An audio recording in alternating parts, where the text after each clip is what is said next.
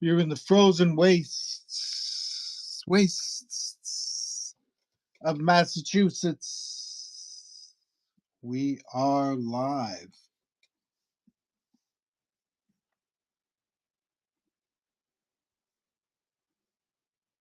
Bear with me a second. I am loading up the bin and the auctions.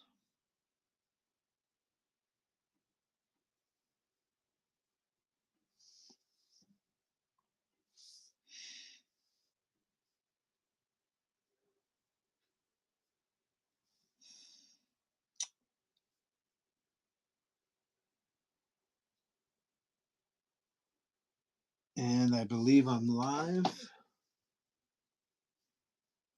I think we're live. Let me try something else.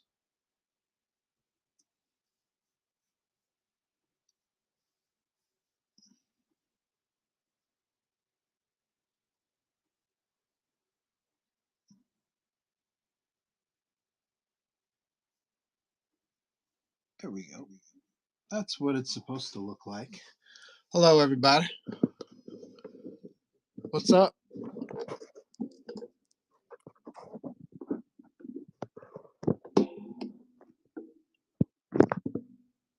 I didn't change yesterday's tabletop. Oh, how unprofessional of me. Yeah, once I left the table yesterday, it was time to move on to other things. So I didn't get a chance to clean up my drawing area. I did notice that I ran out of these, so I went to my storage unit today. I brought back a few.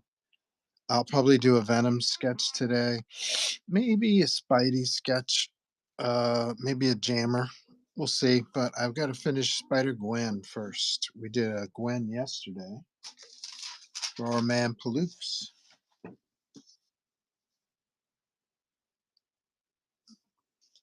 Thank you, Palooks, for the gig. That was fun. And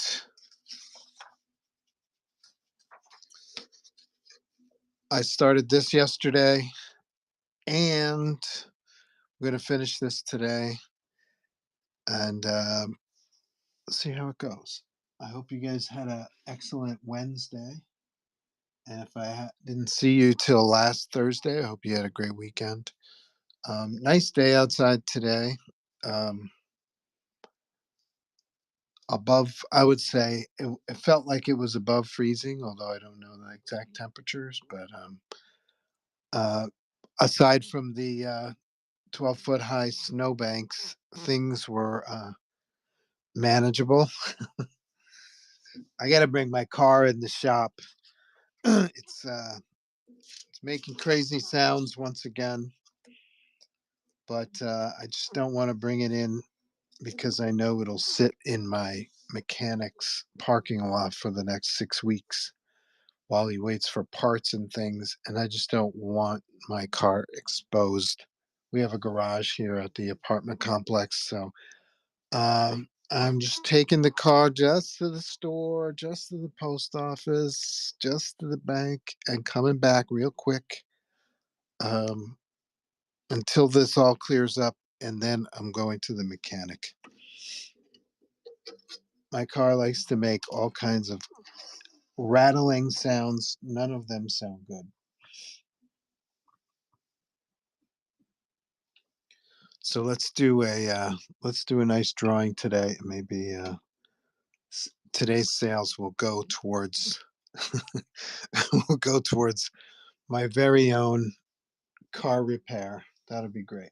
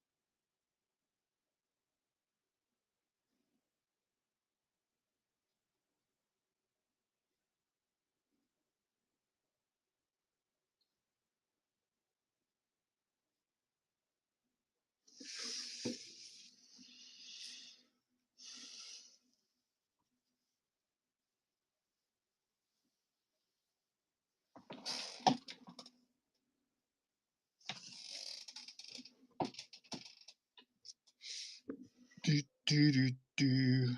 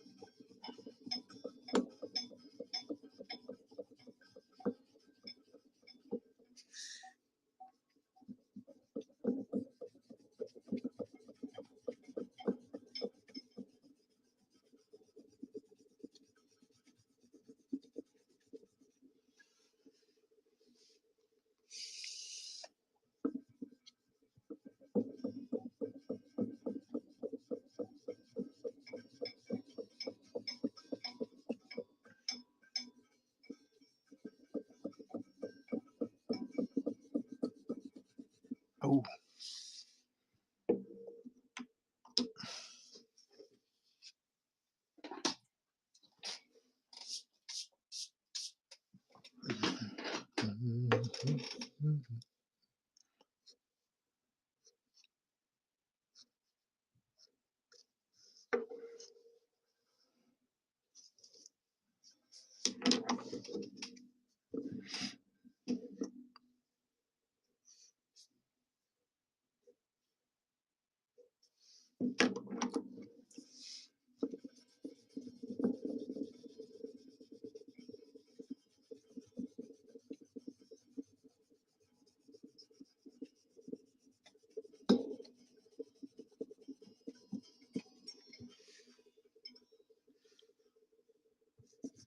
Welcome to the stream.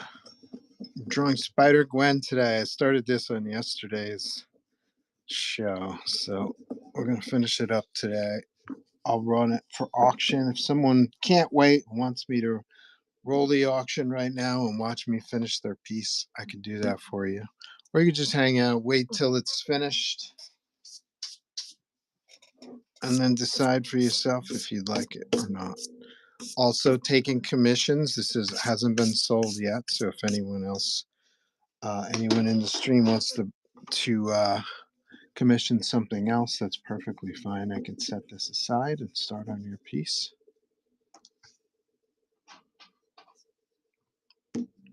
Head to the buy it now. Any of the sketch cover commissions options all begin with the prefix code 100. If you go in the bin, the very first things that you'll see are my creator owned books, my sketchbook, and some of the Marvel graphic novels that have been released recently.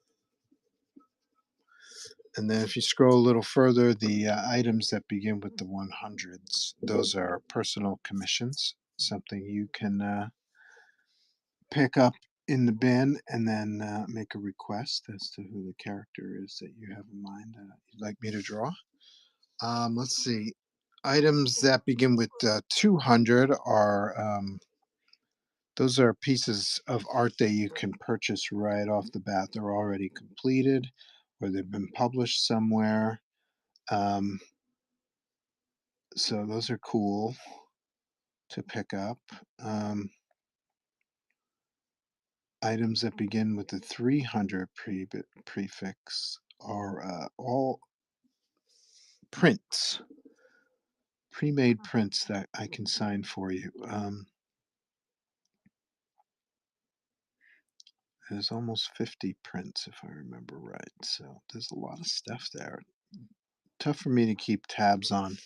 So I tried to group them into sections. The 300 section is for prints, and 200 section is for artwork that's already complete, and the 100 section is personal commission work. And the beginning is for the main reason why I'm here on Whatnot is to sell my own comics. Comics that I wrote, drew myself, published myself. Check them out, especially if you're into indie comics or Marvel comics or DC comics. New Zodiacs is on par with anything on the stands right now. Bold Blood predates Dork. I understand that Dork is kind of very popular now and it's kind of funny. Well, Bold Blood predates Dork by quite a bit, but it's not as funny. It's more violent and yeah, more violent.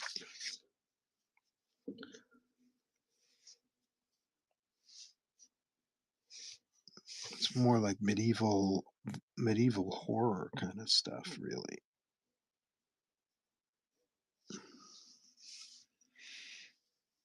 I don't know if horror. So, yeah, some of it is horrific, but it's like people getting bit in half and stuff like that.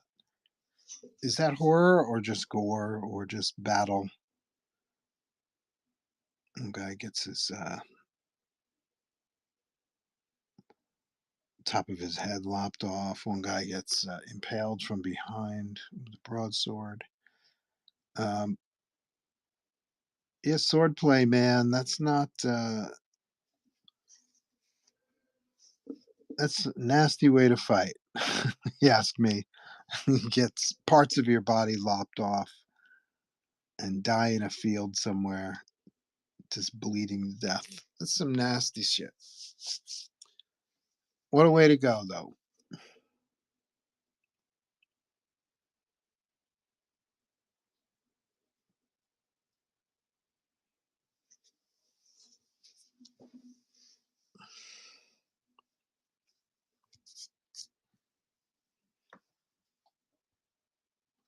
It's Palooks in the house. What's up, man? How are you? Be sending out your piece within the next couple days. Thank you so much. I think you made the right call going to color now that I see it in color. The day after, it's like when you make a soup or a stew or an Italian dish or something like that, and then you look at or you eat some the next day. It tastes so much better. I don't know why that is. The flavors kind of mix or something, but so it is with your Spider Gwen sketch. It looks so much better the next day. Good call with the color. Ange is greeting Palooks. Ange, you weren't here yesterday. What do you think of this one? This one was for Palooks. And then I grabbed some of these from storage today. I got an order from my eBay account and I needed to go to storage. So I noticed that I'm light on Venom blanks. So I brought some home from storage. Let's see. Where's Ainge? Ainge says, did you start your stream later than usual? Because you didn't have anything scheduled. Yeah, I kind of went on at 12:15. I was running late yesterday.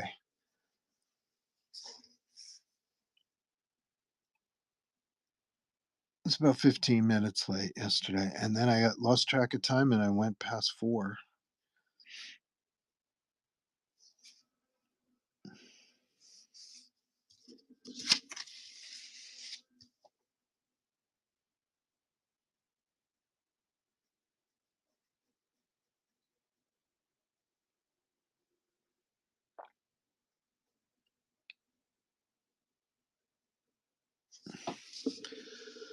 And we're at the end of February, if you can believe it. Holy cow, end of February.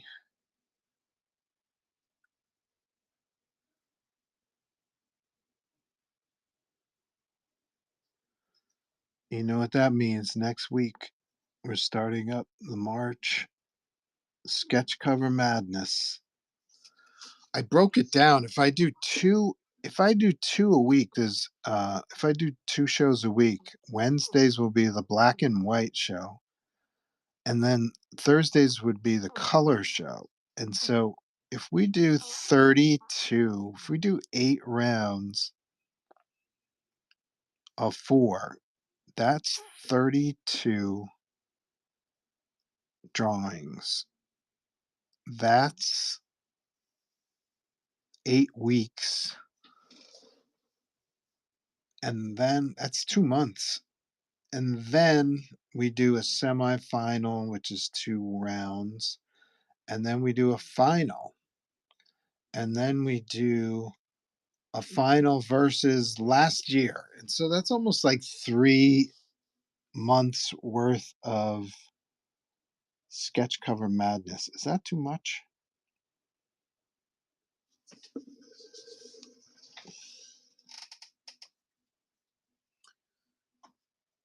Ain says, love me some Spider Gwen. I'll have to watch it on YouTube later on. Pelux says, you should have seen the piece he did for me yesterday. It looked gnarly as heck. Ainge says, Joe did a whole Spider-Verse sketch for me that I had graded. It is my prized possession from Joe. I remember that one. If I remember right, that was a finalist on March Madness, too. Paluk says, oh, no way. I would love to see a pic. Ainge will send it to you. I won't be able to find mine in time, but Ainge will send it. It's pretty good. It's got 2 heads. I think it's Peter Parker, Spider-Man, and Gwen. And then it's got, in the foreground, it's got figures of Spider-Man Noir and Miles and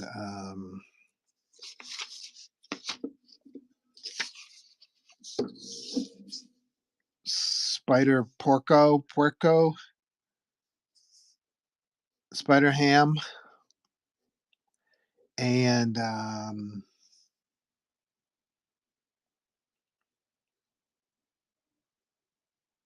think that's it. Did I get them all?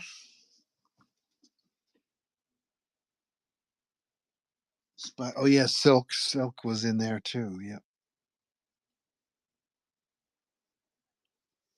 Is Silk still around? I haven't seen much of her lately. Not many people talking about Silk.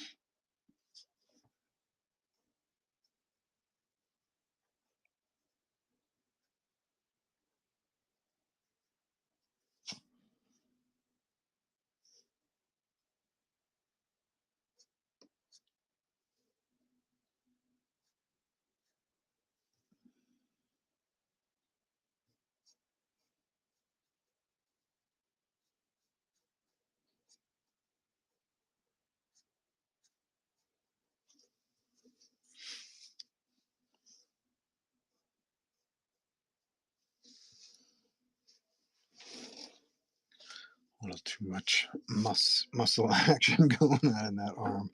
No worries, I'll erase it.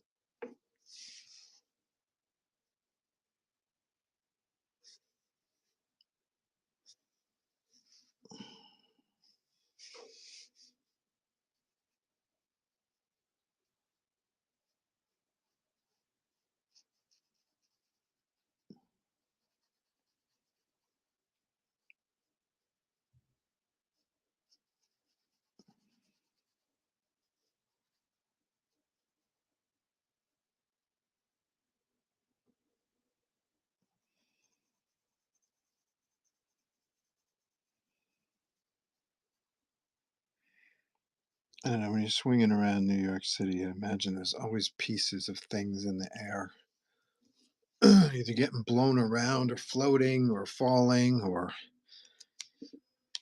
debris from incinerators or something like that. So that's what that is right there. It's a little piece of something. Who knows where it came from? All right, so let's grab my reference. I need some Spider-Gwen reference right here underneath.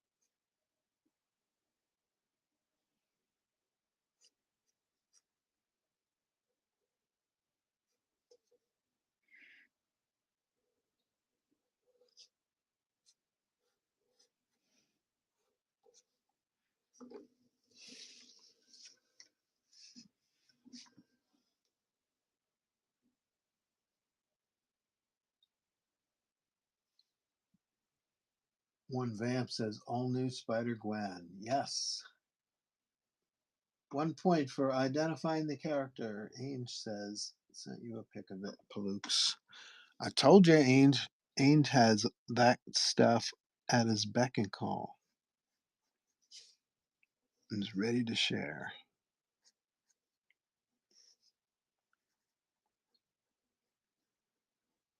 And if I remember right, you got a 9.8 on the grade too, right?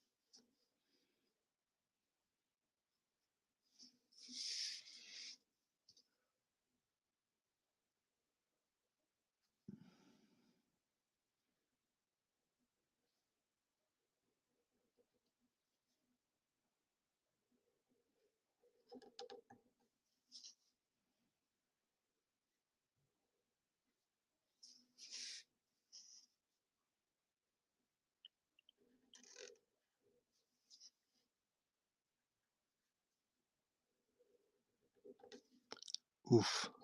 Just a little screw up there. It's okay, we'll fix that. very repairable.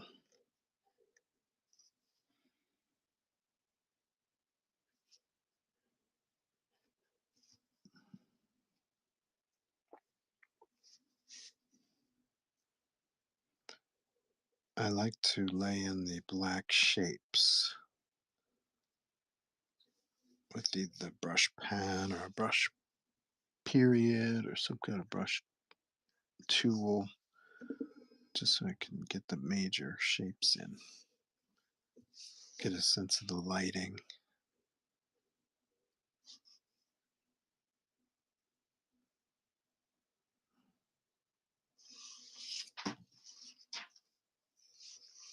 Keep tabs on the lighting that way. Also, she's got quite a bit of black in her costume, so I want to fill all that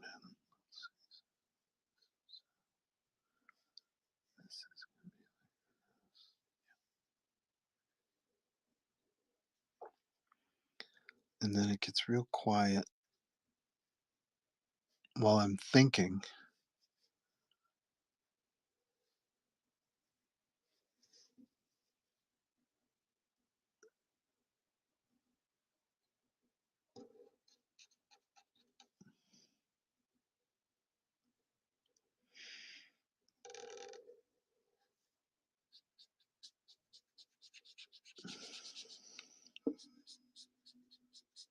Especially when I'm drawing the figure, getting the initial design of the pose down and stuff like that.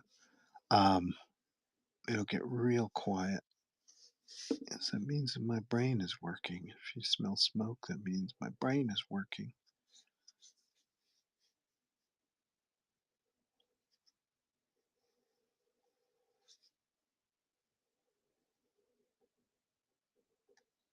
And then we hit a stage in the drawing where it's just like a lot of basic, maybe hatching or simpler, less.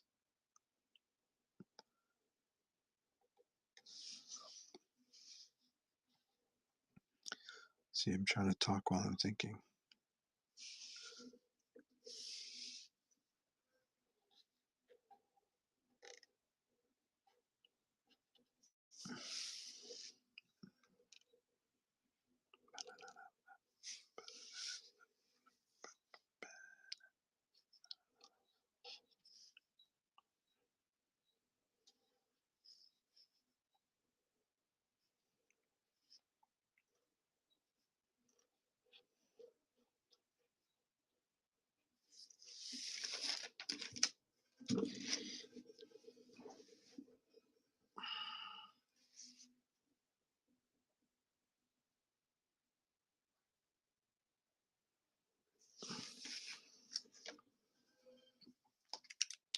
Getting somewhere. I don't like this foot. I'm going to clean this line up quite a bit. No worries.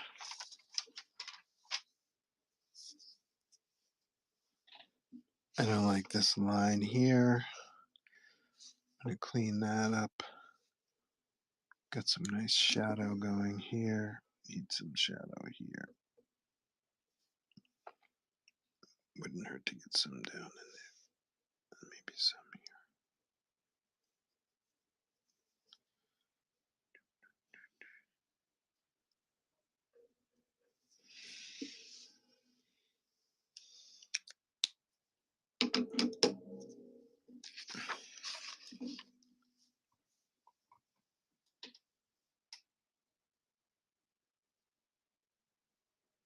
Luke says, I sent you a pic too, says Ange.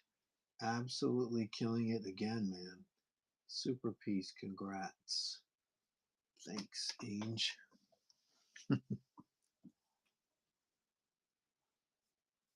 And wait, you'll get to see even more sketches next month. And through the month of April, we're going to have sketch cover madness. We're going to break them out. I think Palooks, you're kind of fresh to the stream, right? So I'm not sure Palooks pieces will be in this year's March Madness, but for sure you'll be in next year's.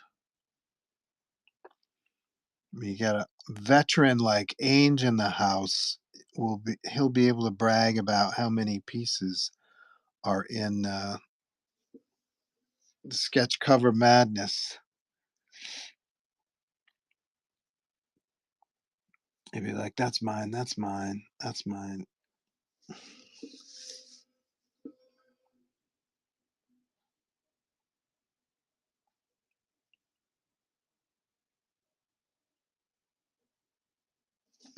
Mm-mm.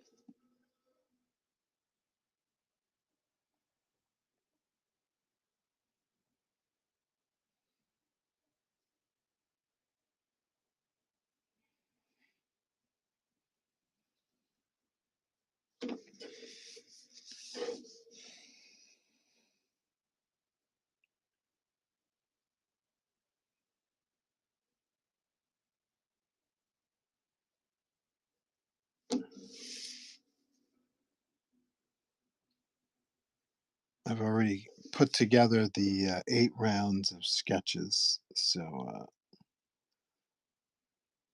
was it last week? I think I did. I made the cut last week. So anything that wasn't done,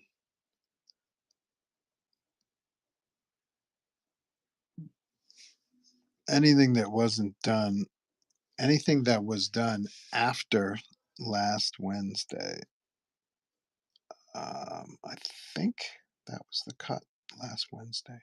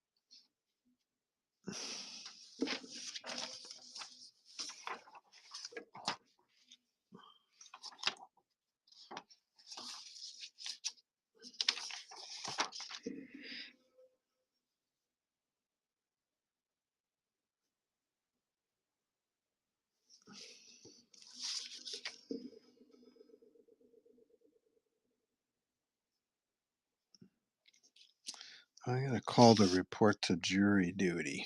Yuck.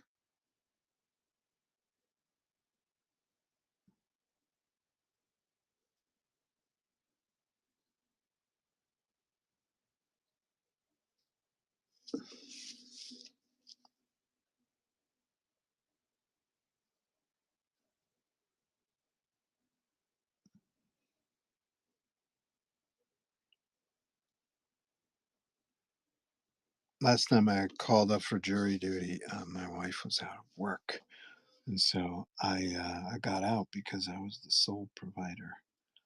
But now we're both working, so I'm not sure I'm going to be able to use that as an excuse. Boop, doo, doo, doo, doo.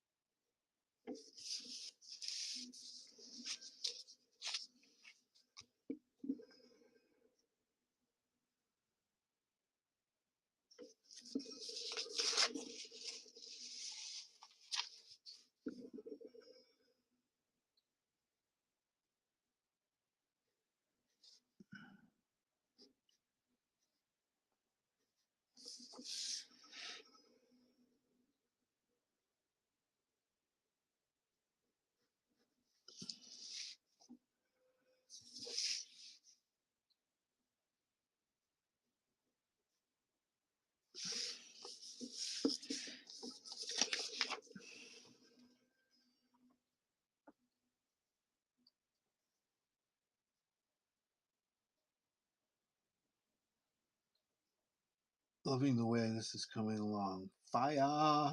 Ooh, jury duty. Spider Gwen has some manly hands in this one. She's a little, yeah, she's some muscular.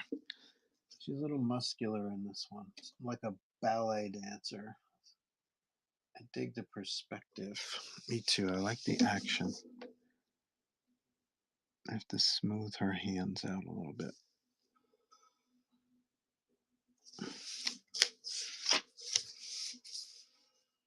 She's kind of like a ballet dancer, you know, on those super tight musculatures. I think I've seen pictures of Gwen where she's wearing ballet slippers as her costume. But the reference I see in this book, she's wearing kind of like slippers.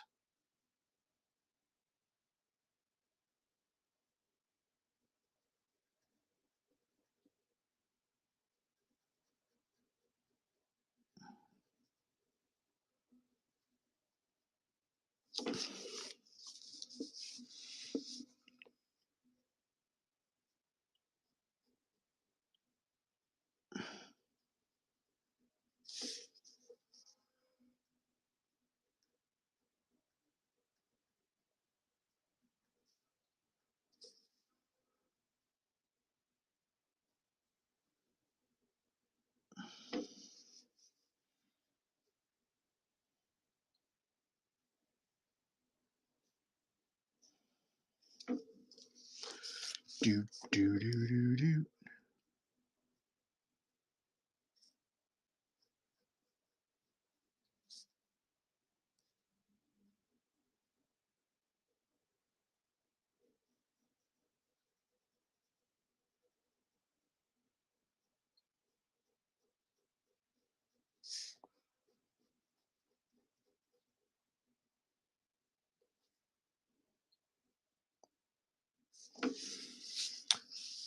I'm trying to push the perspective too, so this hand is extra forward and this knee is extra forward. It's kind of pushing it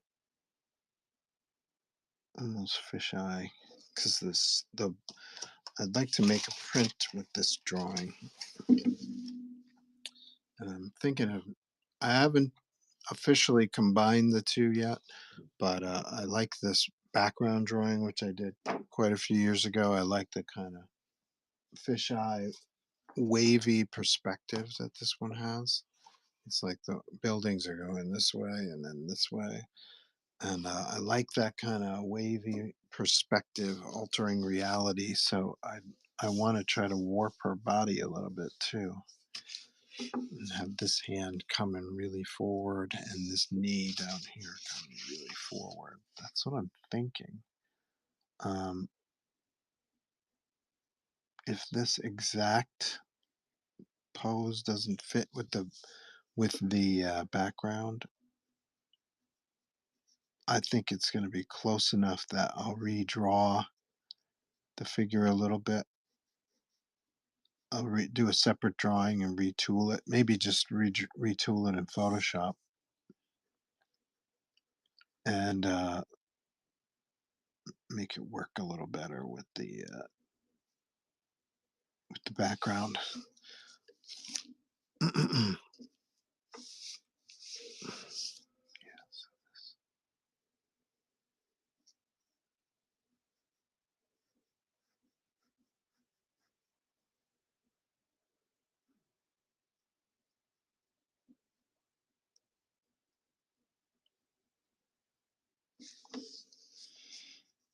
And then this.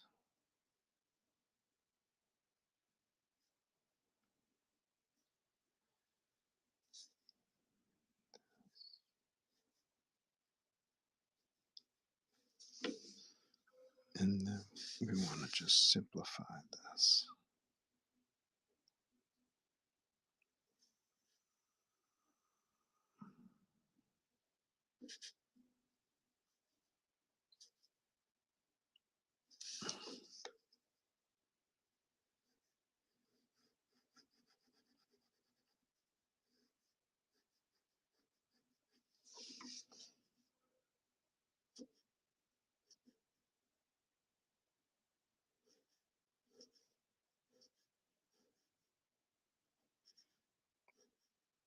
Palooks, I read your review on my account. Thank you so much for that. Appreciate it. Palooks calls me the best artist on Whatnot. You believe that? It's crazy. Thank you so much, buddy.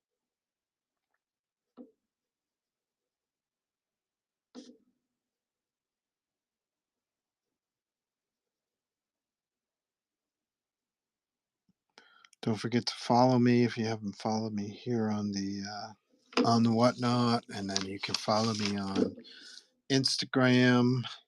And you can follow me on YouTube, and you can watch the videos on YouTube. That's why there's no music today, is I don't want this episode to get flagged. I'm going to be drawing Venom or Spider-Man or somebody today. I want this video to be viewable and not flagged and taken down by some algorithm. I'm also on Blue Sky.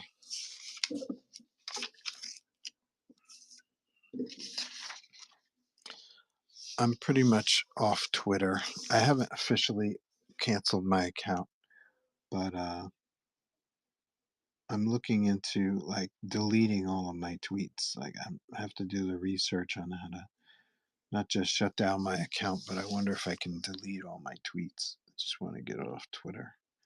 I never got any traction on Twitter ever, even when it was called Twitter. So I got even less now. And I don't really go on Twitter, so but I do go on Blue Sky occasionally. And when we have the March Madness, I'm probably going to post images to the social media and have people vote, like on Facebook and Blue Sky and Instagram. So I'm thinking that might be fun to do. Get people involved. Some low maintenance polls, you know.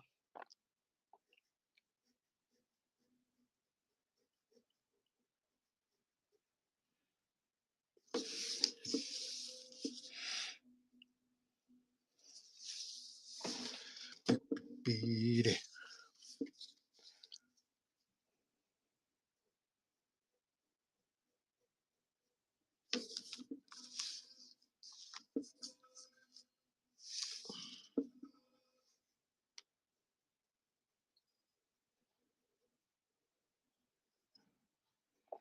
I haven't really gone on social media much at all lately.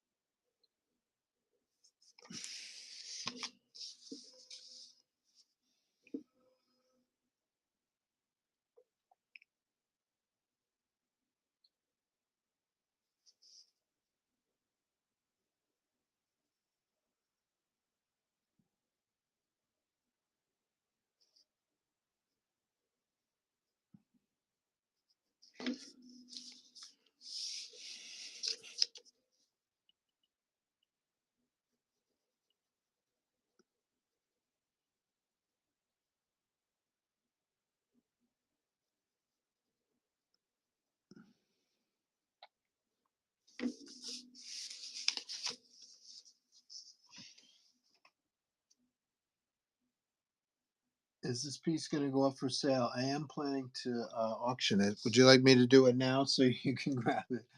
Yes, he will run it for you if you want it. Right now, it's just 150, but if you want the background, that'll be an additional 100. Gotcha. Thanks, man. Palooks, no problems.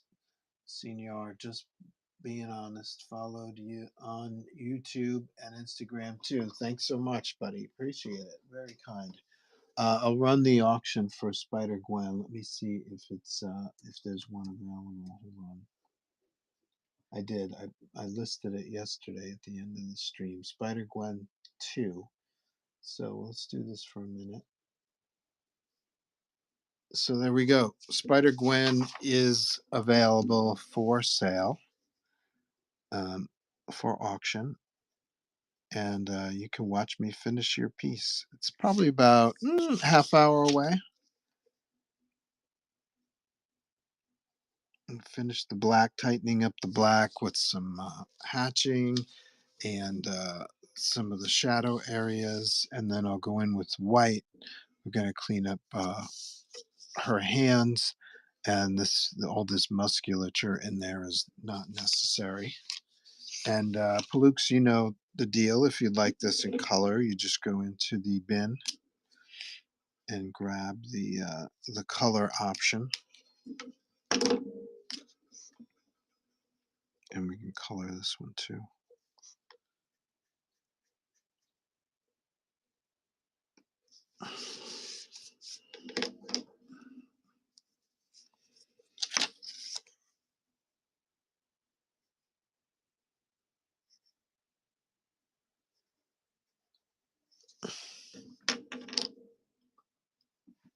Congrats.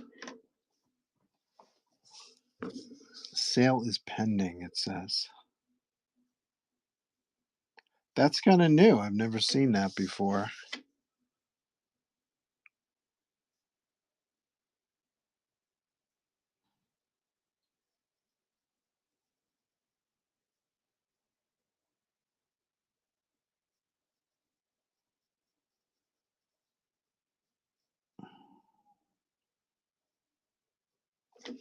On and on we laugh like kids.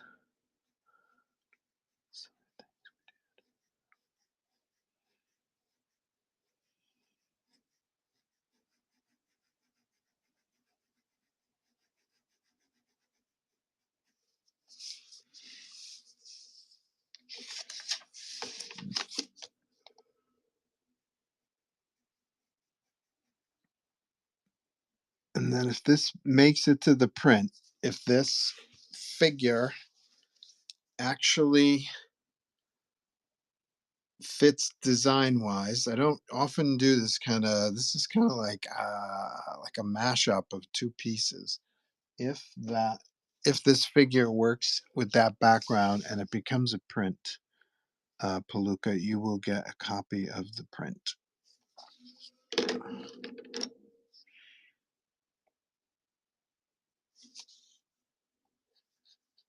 Signed by me, no extra charge, as a thank you for the inspiration. I think it's pretty close. I mean, without actually seeing the two together, that will decide all. But with the experience that I've had doing this kind of thing before, um,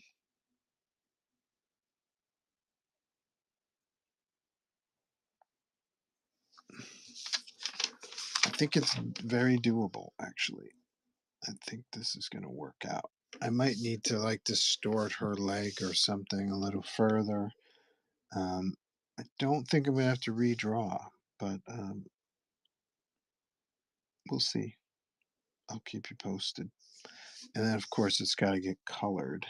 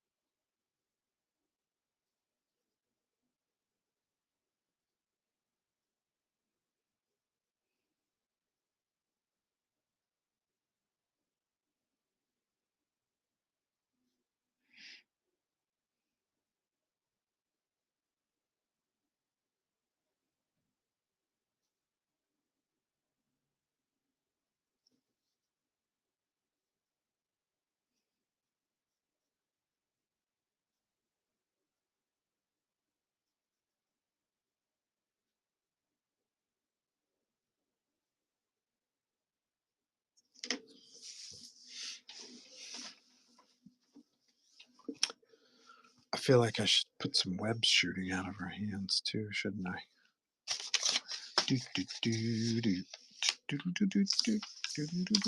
Okay, let's start putting some white out in here.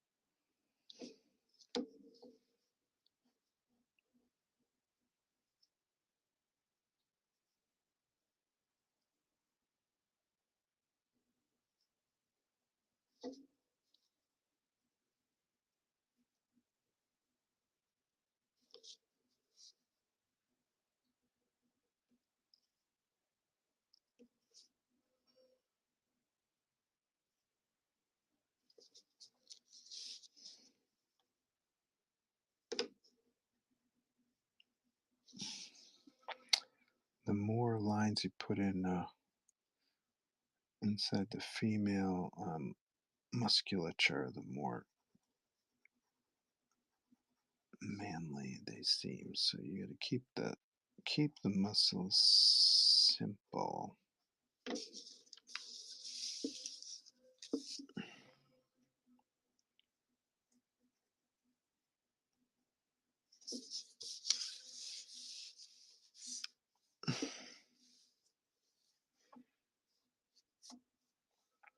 And then she's got that web stuff. I gotta figure that out. And she's got that web pattern in her arms there.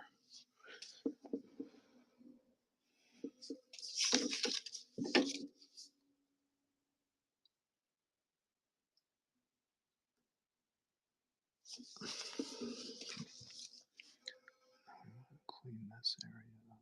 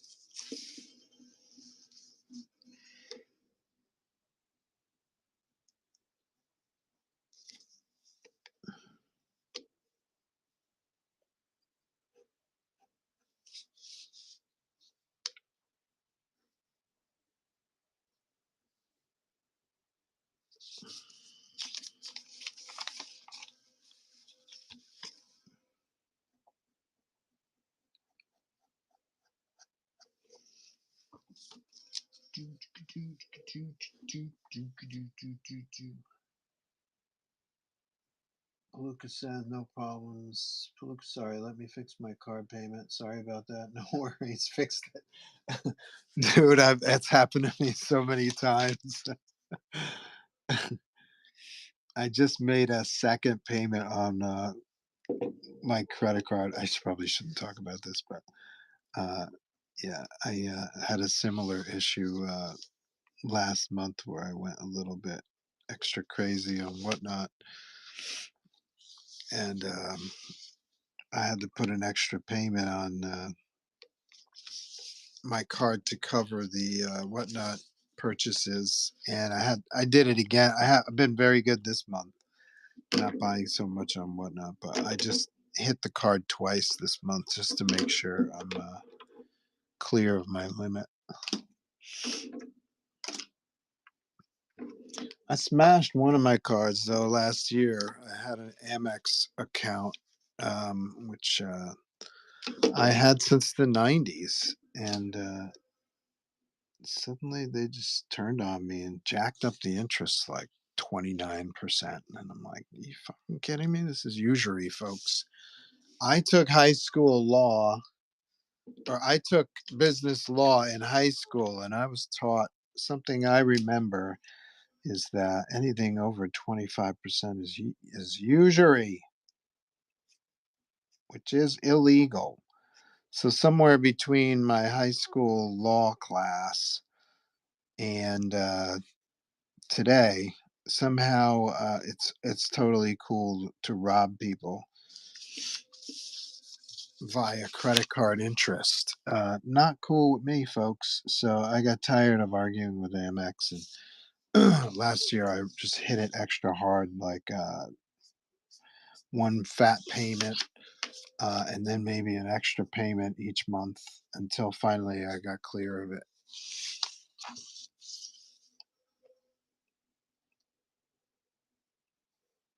So I got to do that with these. I got two cards left. I got a personal card and a business card, and I'm gonna try to pay those off this year. See how it goes. Wish me luck. Although the business card, I mean, even whatnot is technically a business expense for me, um, but I'm gonna have to be doing some printing this year, and so that card's gonna heat up a little bit. I'm doing new Zodiacs. Ideally, that will be out this year. Hopefully by summer. That would be beautiful. I was working on it yesterday, day before yesterday, getting back in the groove. I've got two stories to do.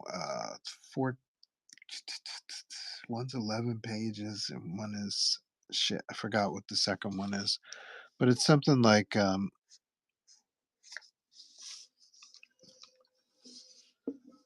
16 more pages to go, and I think that'll take care of business.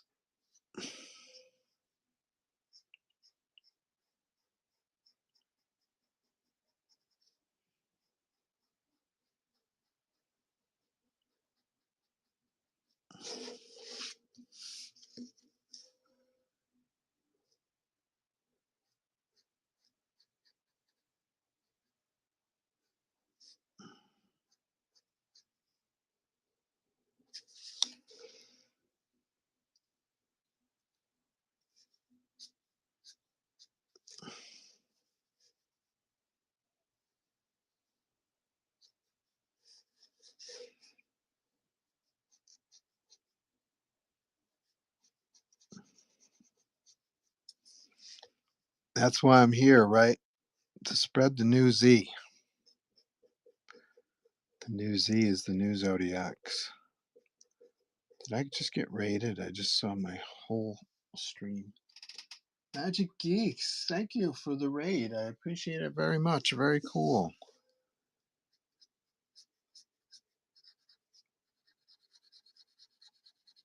You guys check out the bin. I'm talking about my creator owned comics that I make. I'm also the artist of the most #1 issues featuring Spider-Man and or his cast. So I got street cred, and I'm a writer and an artist and a publisher. Check out my bin. I if we can keep people in the room, if I can keep 10 people in the room, I will break out a game called Mental Metal. I'll start giving away up to hundreds of dollars worth of prizes, free stuff. Just ask Ainge. He's a past winner of Mental Metal. Ainge, are you the single largest dollar amount winner of Mental Metal? I think Daytona might have exceeded you because he won 2 games. But I think as far as the single most prizes in one game, I think Ainge is still up at the top.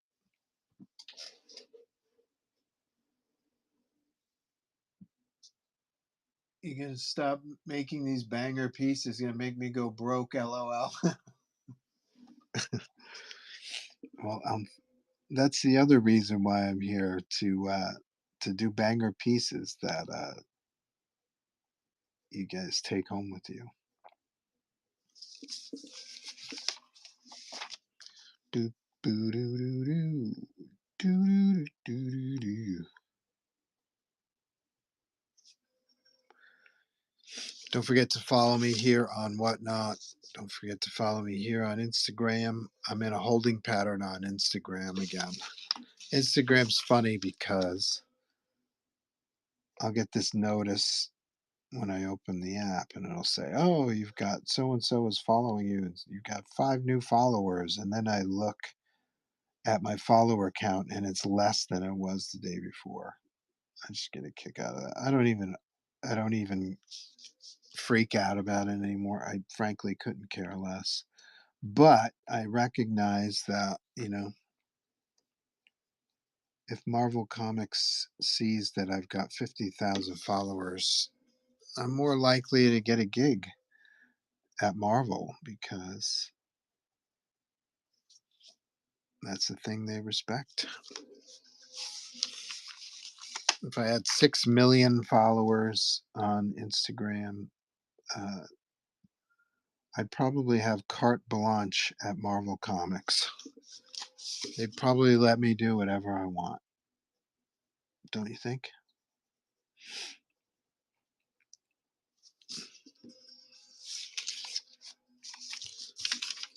Promises, promises. Boo-doo-doo-doo-doo.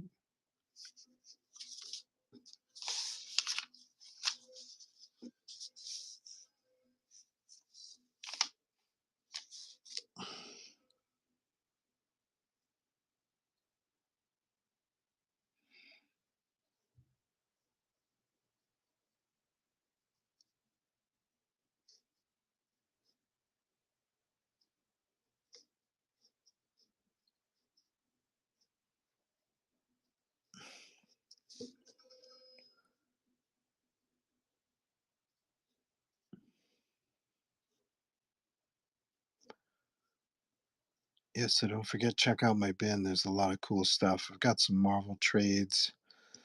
Ever since the very first Venom movie came out, I've seen just about everything I've done for Marvel, which was Spidey and Venom related, has been just reprinted multiple times. So I'll buy a few graphic novels for you Spidey fans out there. But don't forget to check out New Zodiacs and Megahertz and Bold Blood. Those are my babies. Comics that I wrote, drew, produced, published myself. If you guys have any small press indie comics aspirations, you can ask me those questions. I'll try to answer them.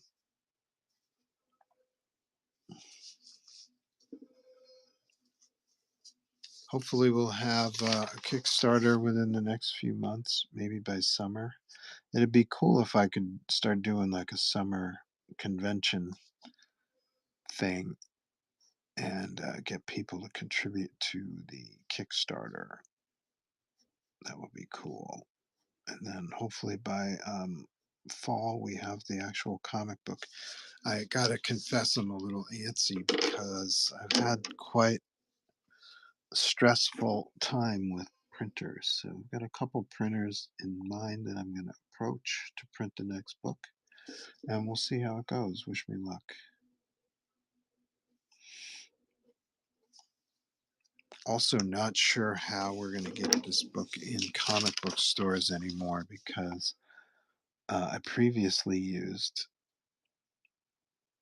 Acclaim, or not Acclaim, Diamond. And Diamond no longer exists, unfortunately. They went bankrupt. It's crazy.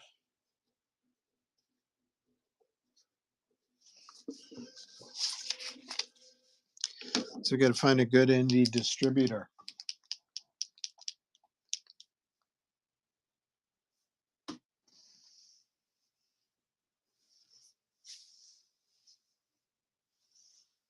Magic Geek says raid. Thank you for the raid. I appreciate it. And everybody's gone. I have an addiction, says you related to George St. Pierre. I am not. And I disappointed at least one person at the Toronto Comic Con a few years ago because they walked up to my table and he was just staring at me. And he's like, "You're not George St. Pierre." And I'm like, "I never said I was, dude. Sorry."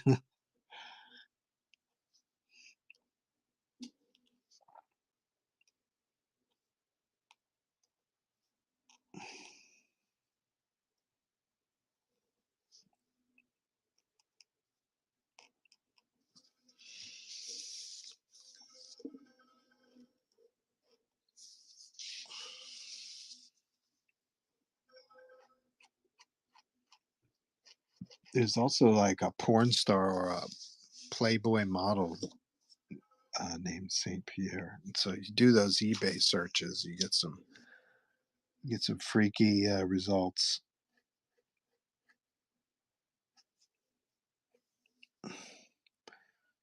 You get nude photos, muscular MMA fighter, and oh yeah, weird drawings of superheroes.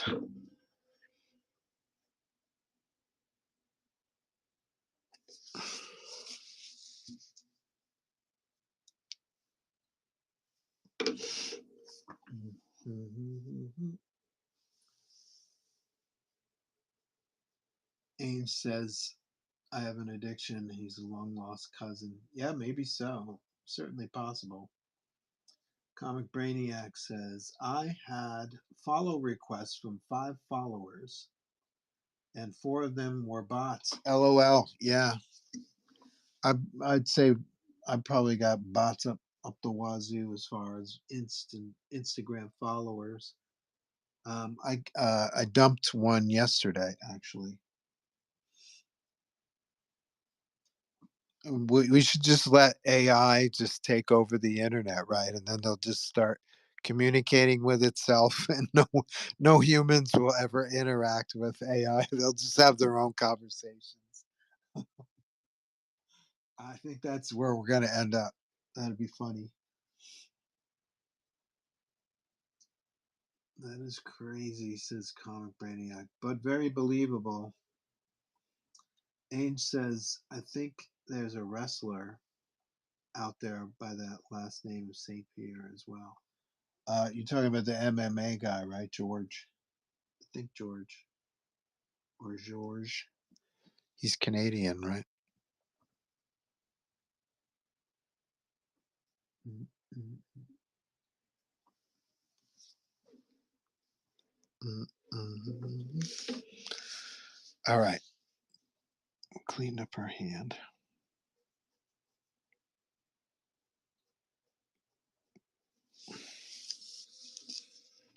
Cleaned up this arm. We've got to add the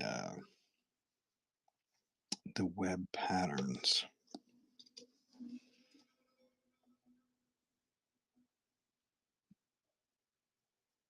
And then we're done. And I'll probably do a Venom sketch after this.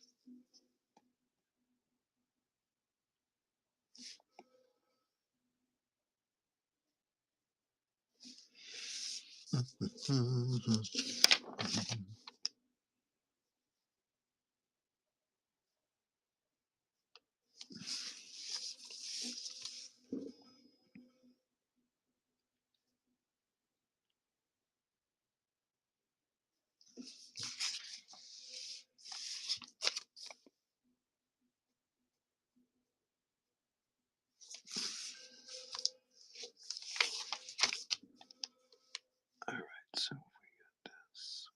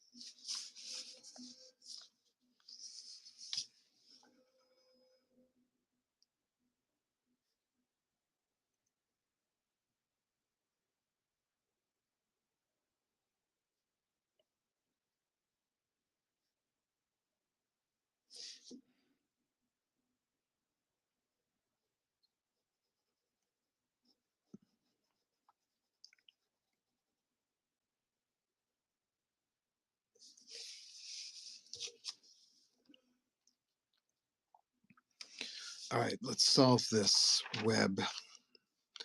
So webs that start up here, don't they? And then they go.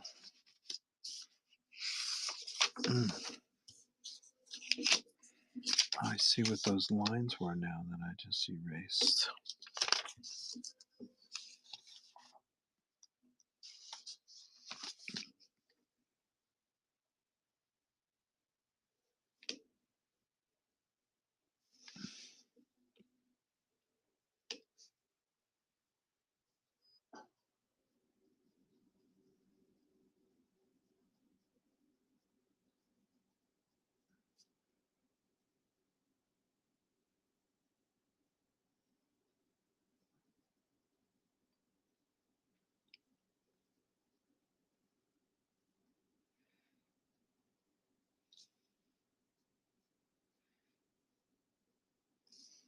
And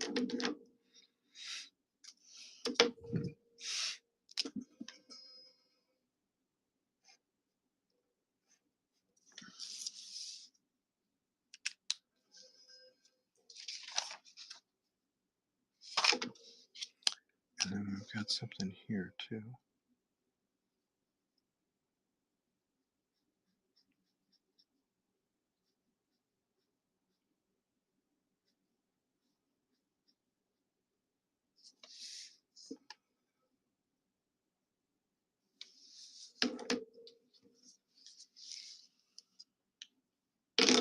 Almost there. Let's just draw these webs.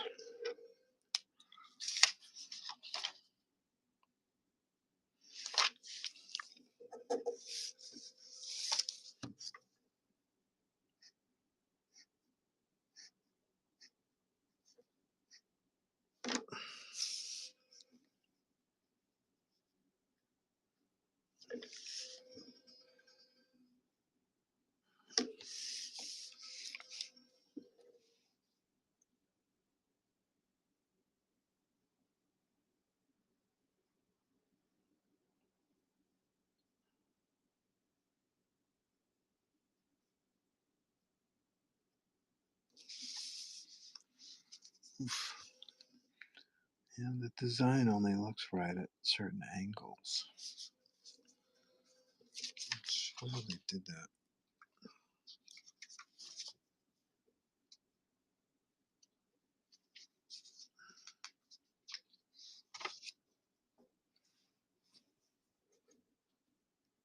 Mm. Mm. Mm. Yeah, I'm gonna.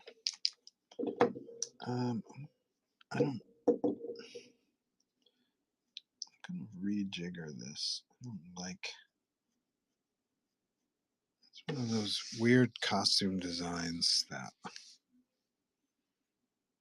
it doesn't look good at every angle.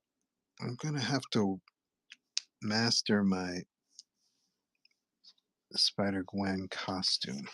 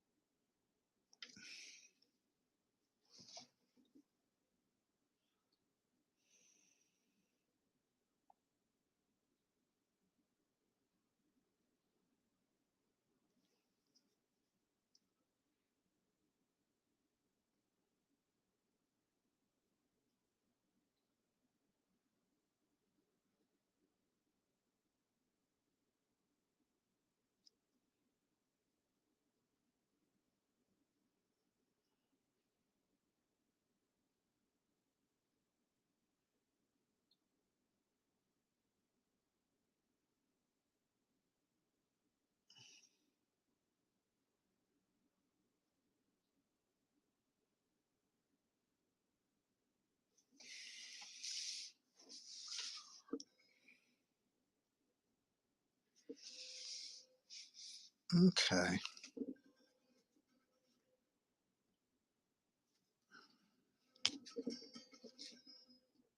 Mm.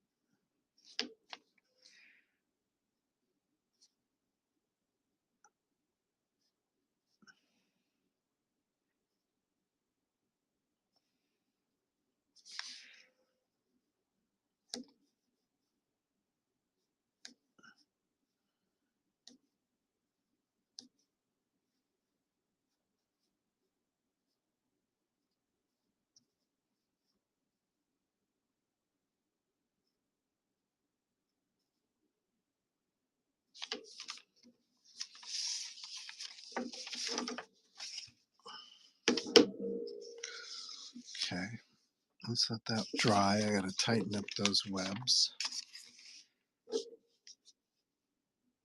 And we tighten up this area.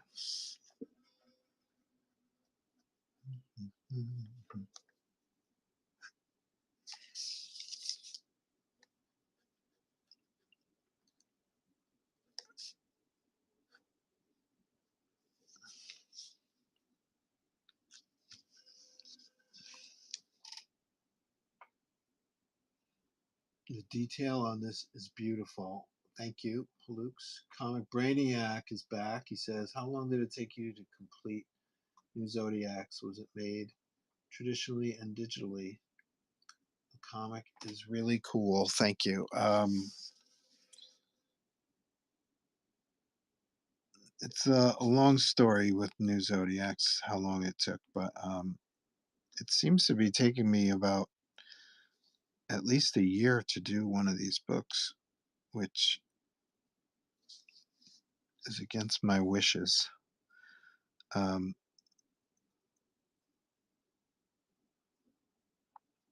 I'll break out some original art because I was just looking through some of the original art over the weekend.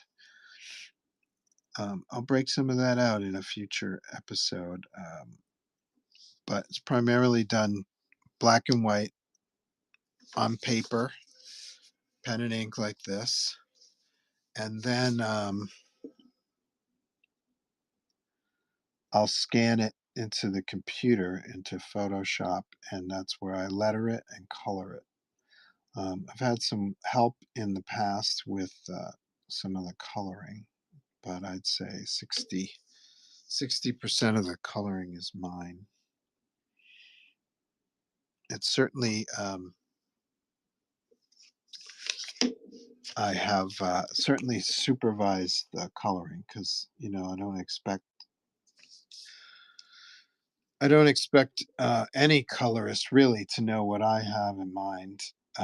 Also, how one story relates to the other. The colorist doesn't have the luxury like I do of seeing, the color palette of one story and the color palette of another story, and how I'd like to make sure that we keep one story distinct from the other.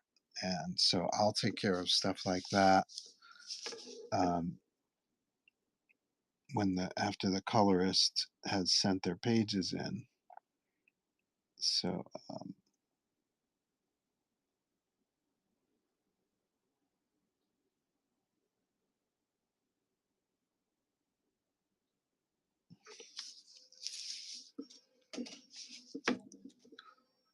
I hope that answers at least part of your question.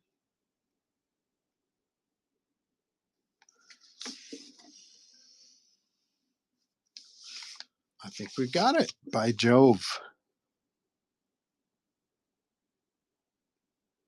By Jove, I think we've done it.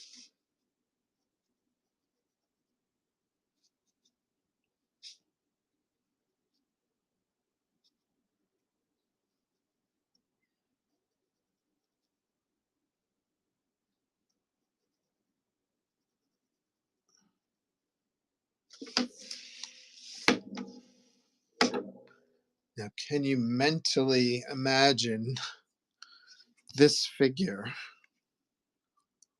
on this background? There's a lot of cool blacks and whites.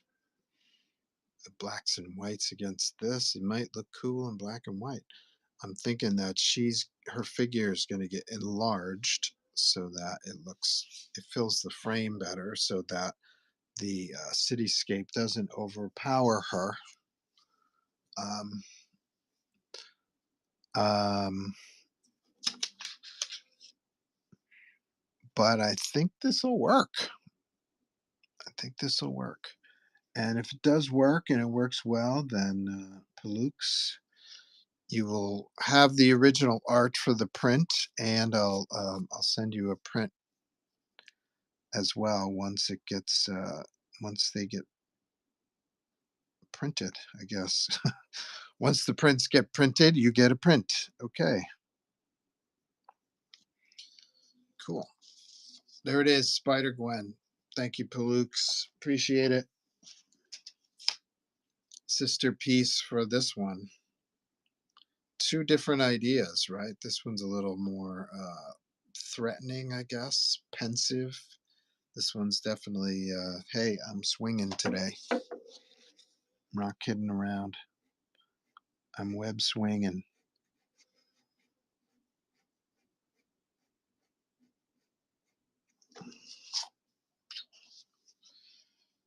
Sweet. Agreed. Zodiacs is so sick. Paloose, did you read your copy that Ange donated to you? Comic Brainiac said, awesome, would love to see those. Freaking A. Fire. Oh, thank you so much, man. No problem. Thank you.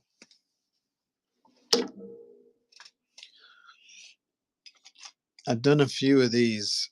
There's actually one on eBay right now where there's a sketch using this. My friend Sam printed this for me, and I think it looks cool. Is my light not on?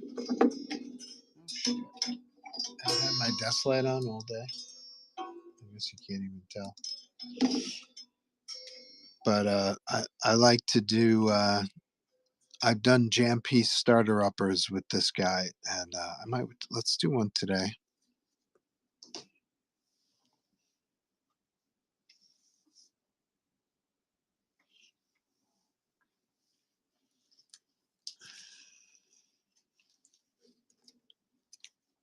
Boo boo doo doo doo. Promises, promises. Don't forget next Wednesday. We're it's gonna be March. It's gonna be March, and we're gonna do March Madness my way. March sketch cover madness, and we're gonna roll out a contest where you get to see at least 64 of the sketches that I did here on Whatnot in the last year or so. And you get to vote on your favorite one. It's kind of a fun, I don't know, I think it's fun to revisit and to evaluate the quality of one over the other. It's sometimes a brutal contest where a person or a piece will win by one vote.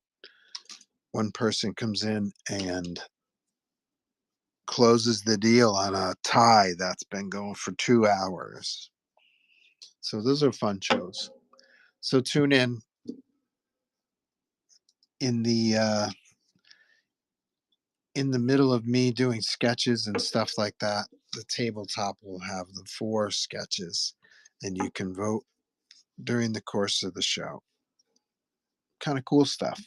I don't know. I think it is. You decide.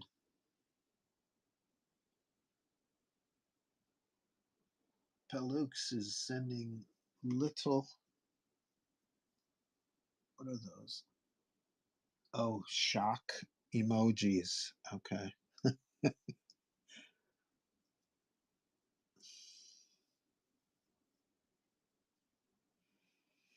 Boop, doo, doo, doo, doo, doo, doo, doo, doo. I just closed my window by mistake. Mm-hmm. Yeah, we'll do an episode of New Zodiac New Zodiac's specials, and I'll show you how the work is done usually, and I'll show you current page in progress, and we'll do stuff like that. It should be neat. That's a cool idea. Thank you, Brainiac, for the idea. So if we're going to do a jam piece with this guy, I don't know. There's so much logo up here that it's hard to do a jam. Start hard to do a jam right. Forgot how I did it before. It must have been with a Spider-Man. Maybe it was with a Spider-Man. Um, sketch cover. Hey, I was on Riverbend.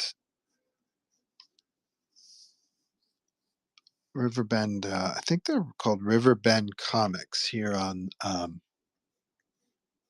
whatnot, and they had for sale sketch covers of The Dark Knight Returns. I thought that's pretty cool because that's one of my favorite comics, especially the first issue. Would anybody be interested in me buying blanks of Dark Knight Returns and maybe doing some sketches of Miller's Batman or Miller's Robin, Carrie Kelly, or the Mutants, or the Joker, or anything like that? I'd be curious what you guys thought. 'Cause I know what I'm thinking. I think that would be kick ass, but I've been wrong many times before. Do you guys have you bought the re-release of Dark Knight Returns? You what now, whippersnappers? You probably even haven't even heard of Dark Knight Returns. That Venom Spidey piece is so awesome. The one in the bin with the drooling, oozing stuff. Maybe this is too much like that. Hmm. You know what? I think it is too much like that.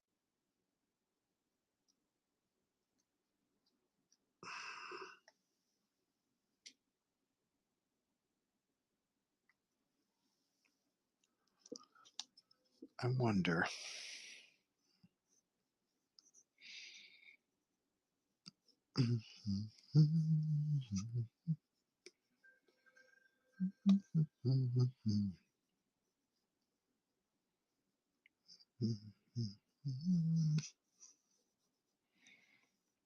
I think you're right. I think it's too much like that. So I'm going to change this fucker. See that? Look at that. Thank you for enlightening me, Palooks.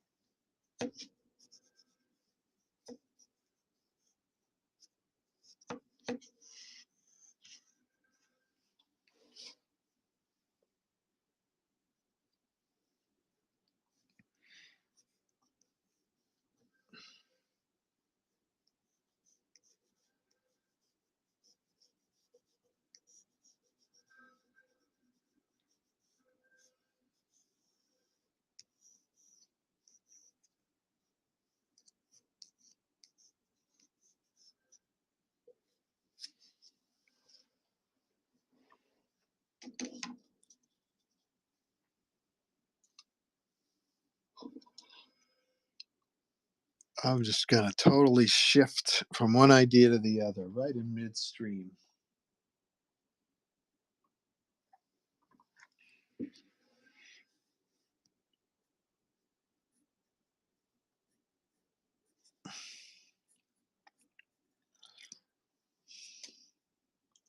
Palooks, I think if you're cool with it, I will combine your Gwen pieces into one package like I did your other one last week. And I'll send you just like an envelope with a sticker in it. I hope that. I wonder if that saved you some money. Do you think it saved you some postage on your end?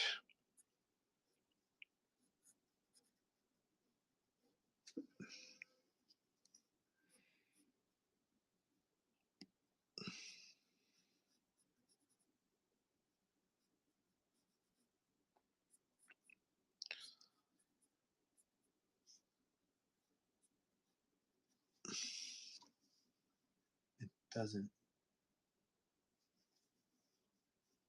It doesn't. You would have to buy both pieces at the same time in order for that to happen. Ugh. So even though I've combined two items into one package and then sent a smaller, like an envelope with a sticker in it for the second package, they still charge you for the full amount. Huh. And you would know. I've probably done it. I've probably done it for you a few times as well.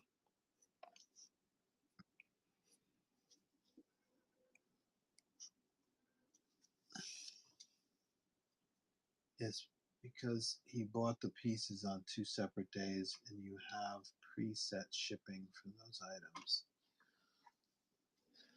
But even with those preset shipping stats, once I put the final package together, I can adjust the weight of the package. But I think what you're saying is that doesn't matter.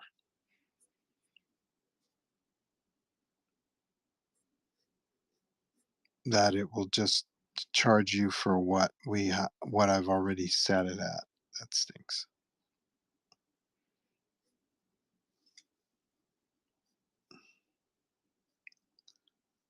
Do, do, do, do.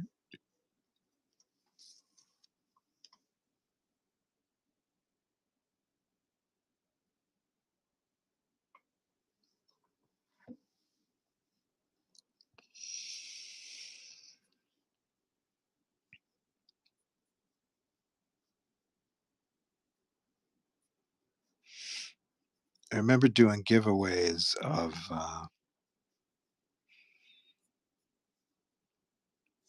stickers, and it was charging me $4 for an envelope with a sticker in it, even though the package weighed less than an ounce. So there may be a minimum charge for postage here on whatnot, huh?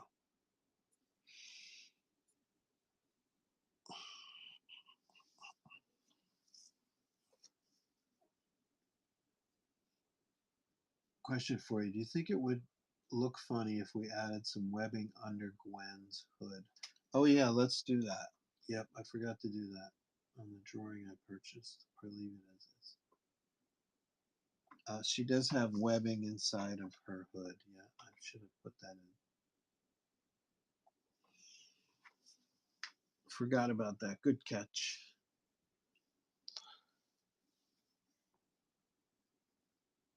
I'll take care of that shortly. Let me just. My brain is drawing teeth right now, so let my brain, let my hand finish the teeth.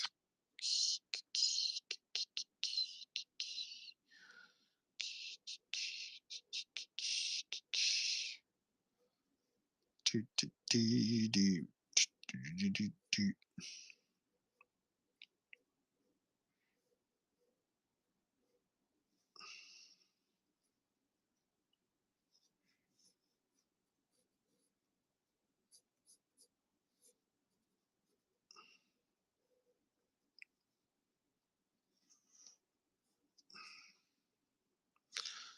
My I'm trying to draw Spider-Man's costume in the middle of his mouth being shredded by teeth.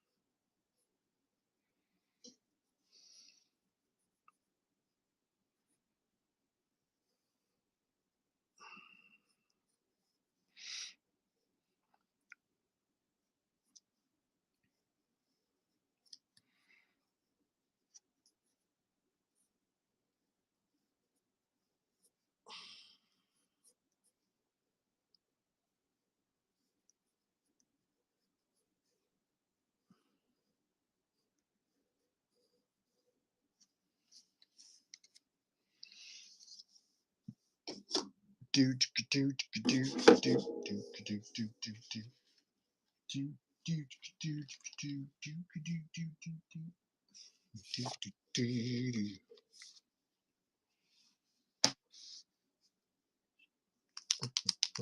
do.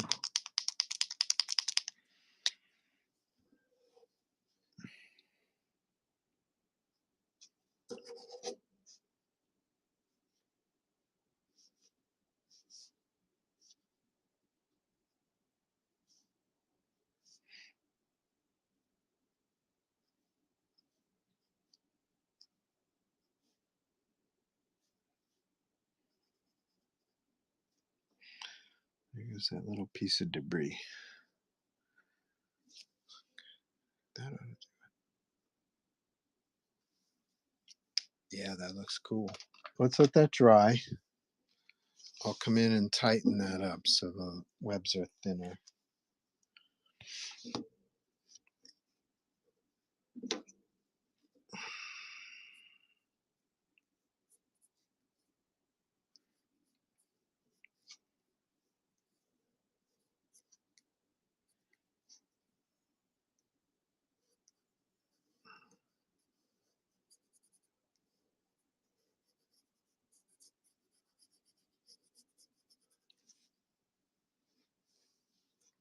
Boop, boop, boop, boop.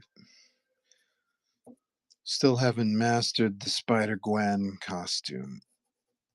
I don't think I've read a single comic with Spider-Gwen in it. Read plenty of Spider-Man comics with Gwen Stacy in it, but not Spider-Gwen. You whatnot whippersnappers probably don't even know that Spider-Gwen was just regular Gwen. What was her first appearance? Was it Spidey 31? Amazing Spider-Man number 31, I think it was.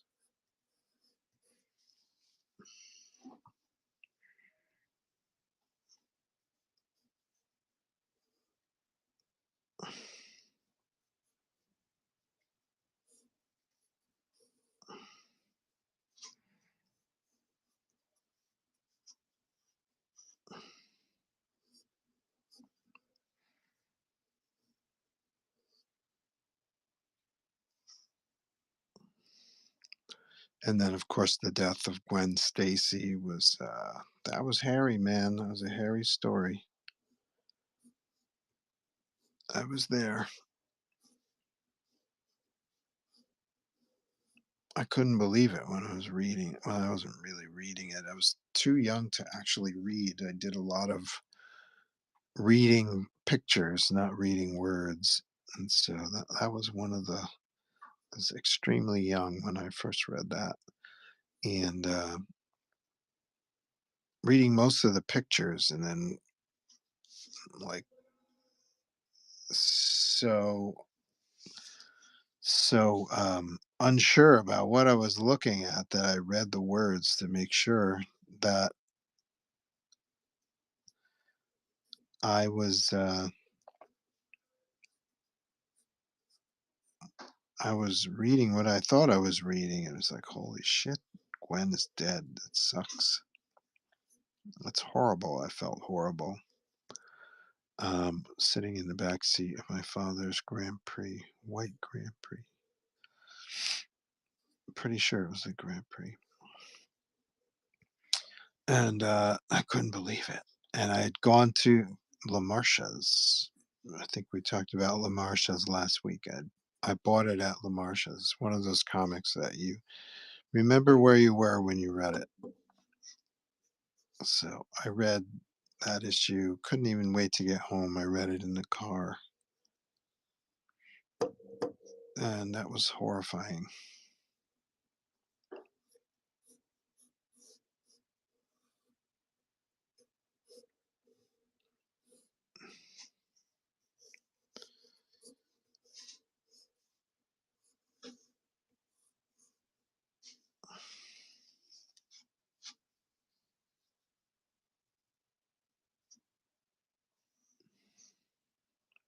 And then she came back. There was a Gwen clone storyline. The very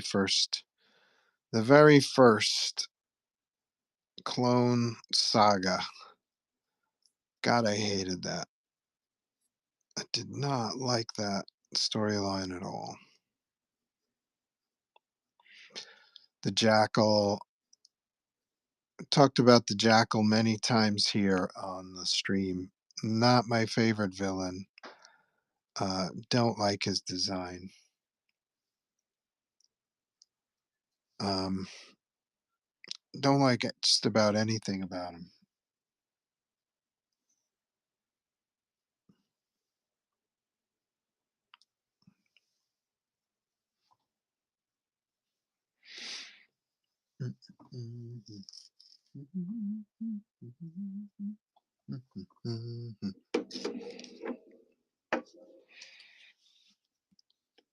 Yeah, the Jackal, not my fave.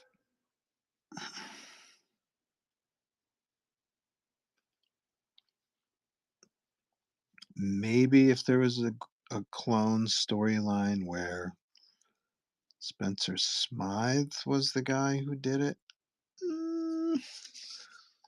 would I like it better? Maybe. Probably not. Maybe. I did not like that they brought Gwen back. Let's put it that way. Even as a child, it felt like a bad idea.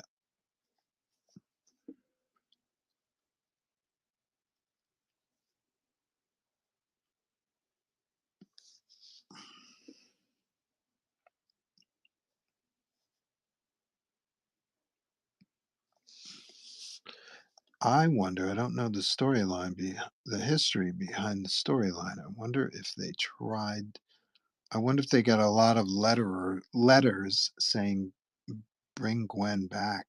I can't believe he killed her. I wonder if that was like a response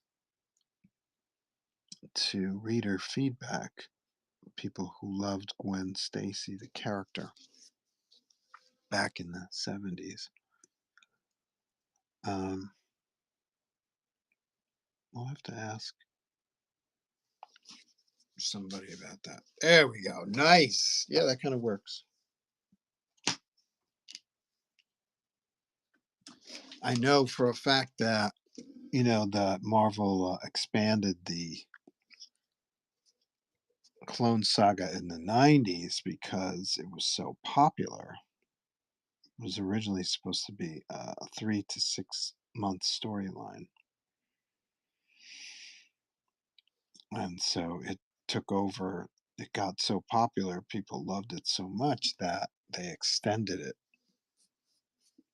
many more months, many more issues of all the Spider-Man series and all the one-shots and the special issues and all that. I got to be a part of that. That was cool. Um,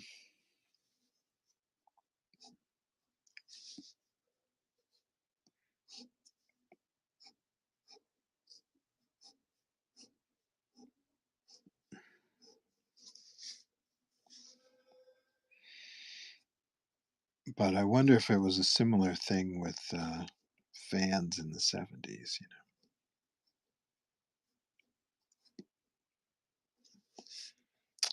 I know Gwen was my first cartoon crush, I guess.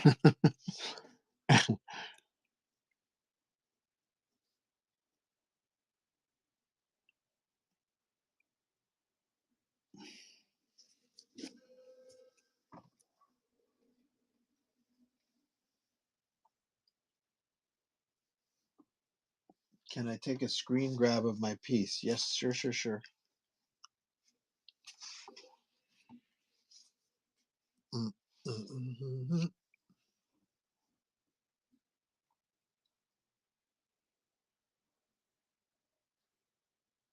It looks so ridiculously awesome. It's so awesome, it's ridiculous. Thank you, Palouse. You're the man. Who was your first female television crush? Ooh.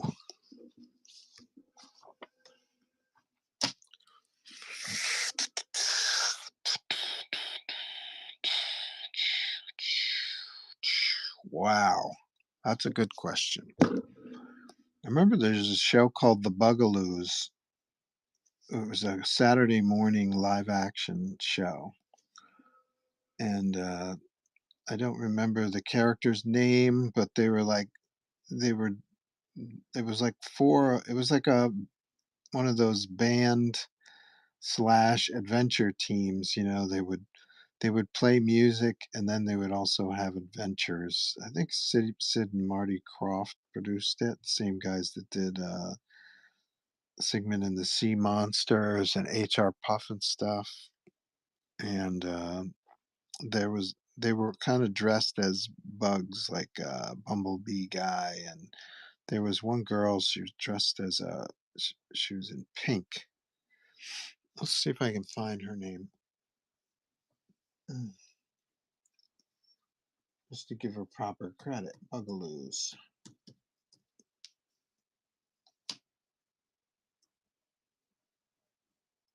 Bugaloos aired from 1970 to 1972. Produced by Sid and Marty Croft. I was right. Show features a musical group composed of four British teenagers in insect theme outfits, constantly beset by the evil machinations of the talent challenged Benita Bazaar. I remember Benita Bazaar as well. Okay, so there's a girl in there. Her name is Joy, portrayed by Carolyn Ellis. She's a butterfly who plays percussion and sings lead and backup vocals.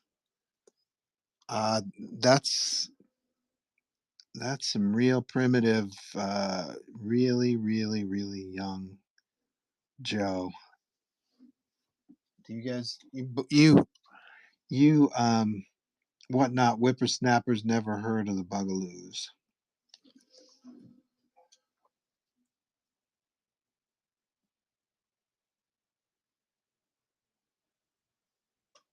So pumped for another great piece to add to the PC.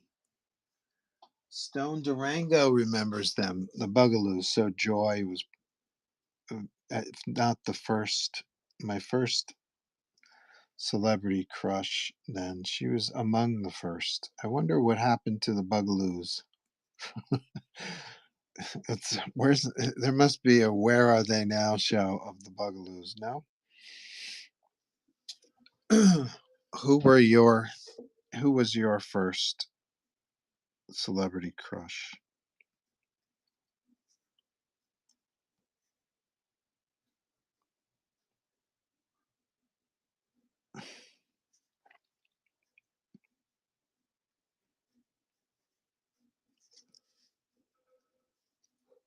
I also remember Shirley Jones in the Partridge Family.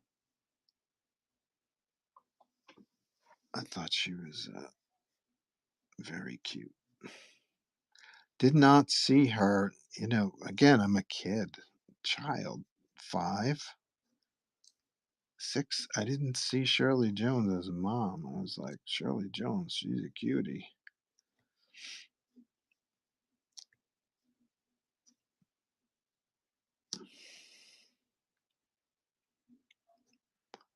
And then you see who she was married to, and you're like, oh man, I got a shot.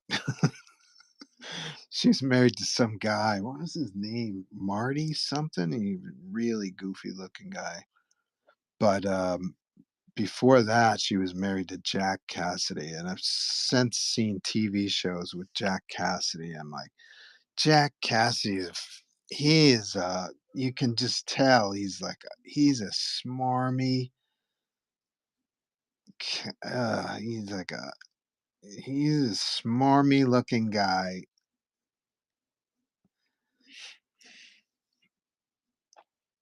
That's the best word I can think to describe him is like he's kind of like oily, like doesn't feel genuine at all. I don't know how women could be attracted to Jack Cassidy. If maybe just physically his looks, maybe he's good looking, but I didn't think so. But on top of that, his air was just like, oof, this guy, look out, keep the lights on.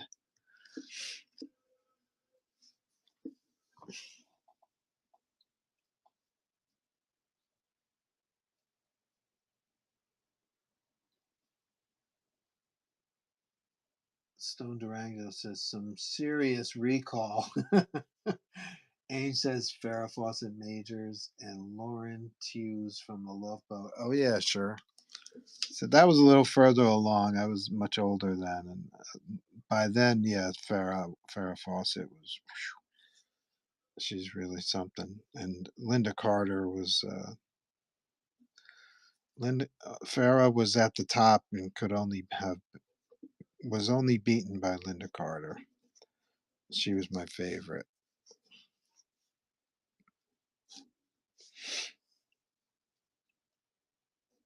Um, and strangely enough, I thought she looked silly in as Wonder Woman. I didn't like her hair, her wig. But she was in a two-part episode of Starsky and Hutch, where the Starsky and Hutch are going to Las Vegas, and she plays a showgirl, and that was my favorite uh, thing that she did.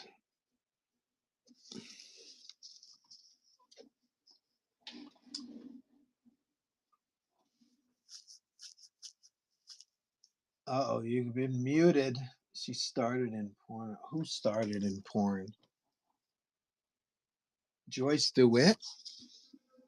Yeah, Joyce DeWitt and Suzanne Summers, they were cuties. And the ones that there were one or two that replaced Suzanne Summers, they were cute also. Um, who started in porn and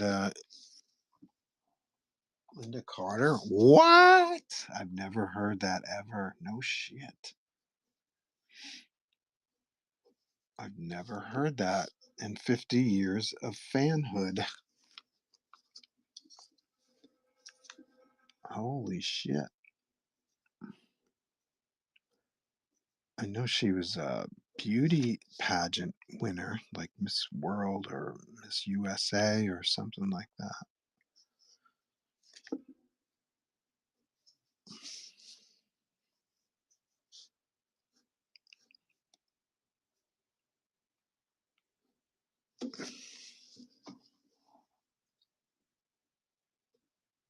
I do used to deliver her mail on occasion when I worked for the post office. No kidding. How'd that go? Did you ever meet her?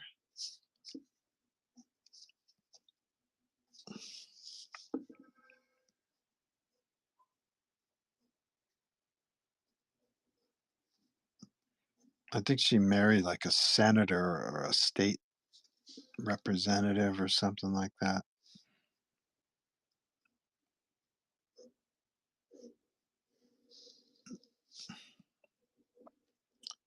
I I read an article that said she brought Hollywood glamour to Washington.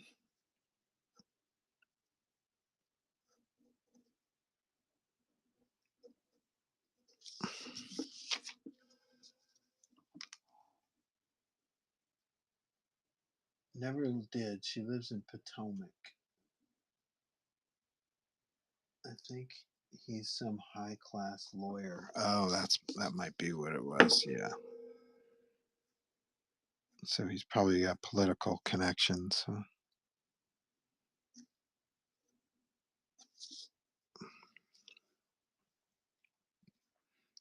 And I know she was an aspiring singer too, but I didn't really care for her voice.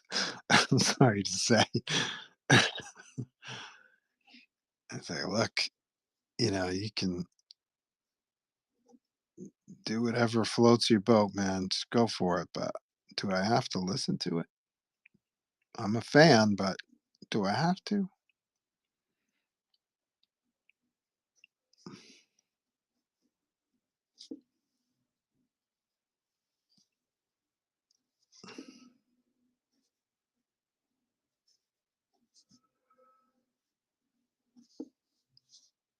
Farah, I recently in the last few years, I recently bought the first season of the $6 Million Man with Lee Majors.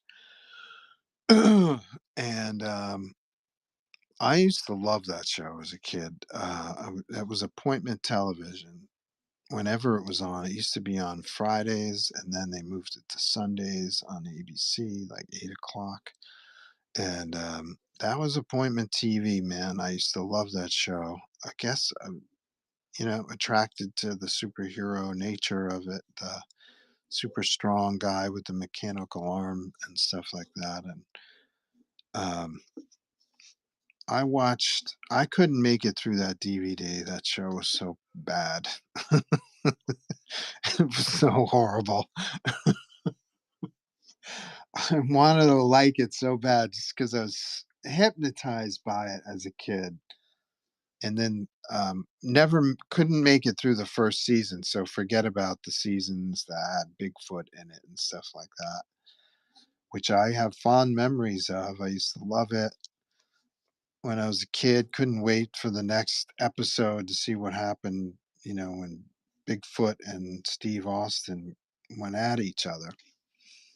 But I could not make it through the first season of $6 Million Man. I thought it was awful. But I did notice that Farrah Fawcett, um, she did a guest appearance in one of the episodes, and I imagine that's how they met. But I had no memory of Farrah Fawcett being in on the $6 Million Man. I think she played an astronaut, I think. Um,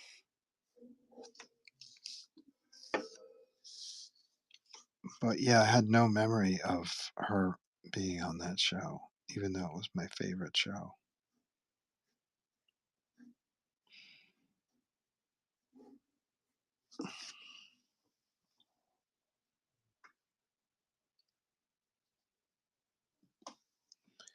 Ainge says me too. What are you saying? Me too. All too.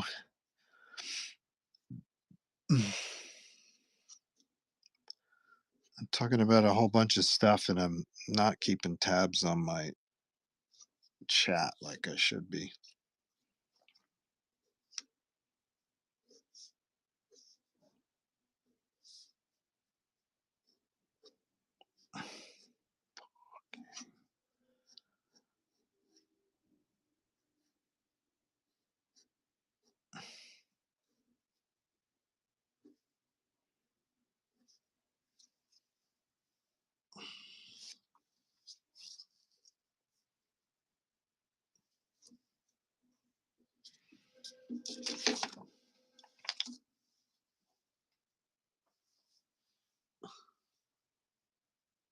Stone Durango says, "Do you remember Electra, Woman, and Dinah Girl?" Yes, I sure do. And those are cuties also. I like them both. Deidre Hall and I like Dinah Girl. I forget her name. What was her name? Give her props. And they alternated or they shared a show with this guy, Dr. Shrinker. He wasn't good looking at all, but Dr. Shrinker.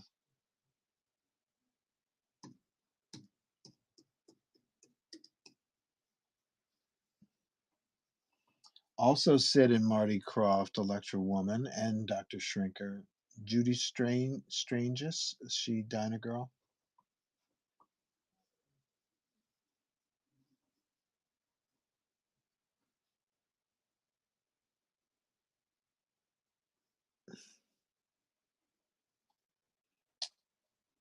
Created, wow, created. Did I read that right?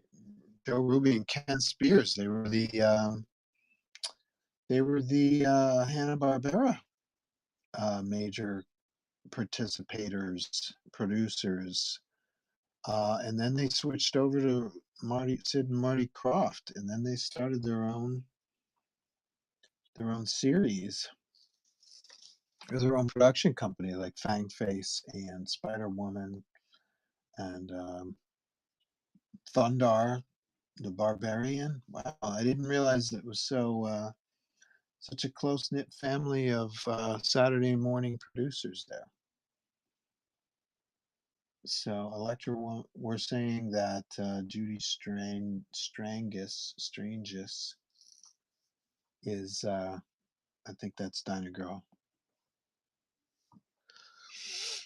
And I liked that show because their villains they were super villains. They weren't just villains like Steve Austin had, just plain clothes villains, or the same with the Spider-Man TV show and the Hulk TV show. The villains were like gangsters or some shit, and so they didn't have superpowers for the most part. And so one of the things I liked about Dinah Girl and Electra Woman was their villains were costume. They were super villains, and I remember liking that. Although I couldn't, I think there was a Spider Woman villain character named Spider Woman, and she kind of black and red. Um,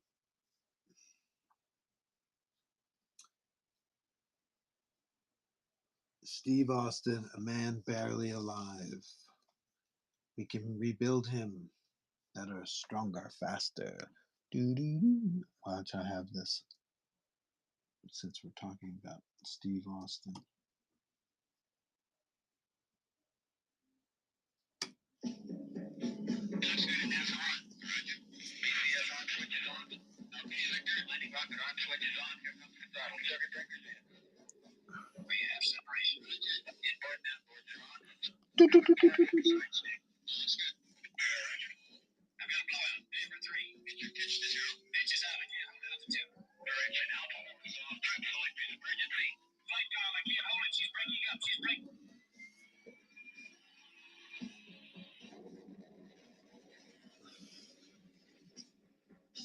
Steve Austin, astronaut, a man barely alive. Gentlemen, we can rebuild him. We have the technology. We have the capability to make the world's first bionic man. Steve Austin will be that man. Better than he was before. Better. Better, stronger, faster.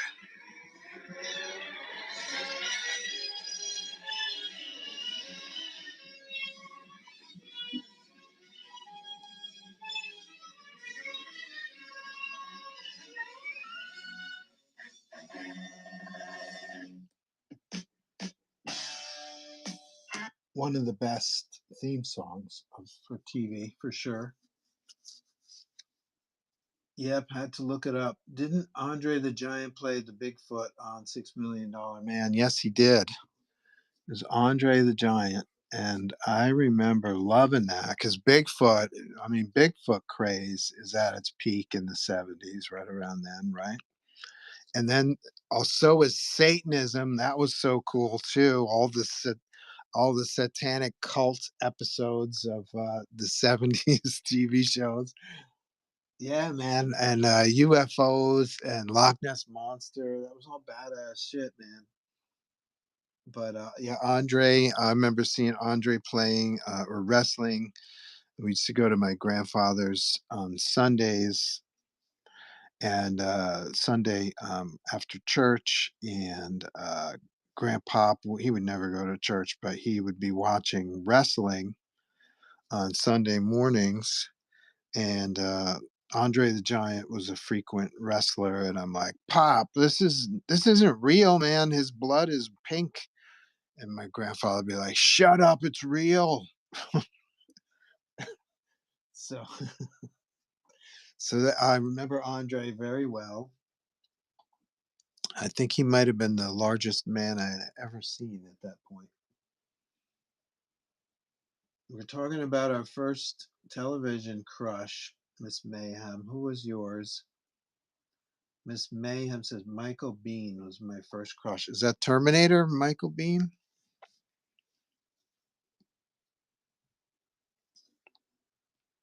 John Connor? Yes. Nice. Miss Mayhem is so young.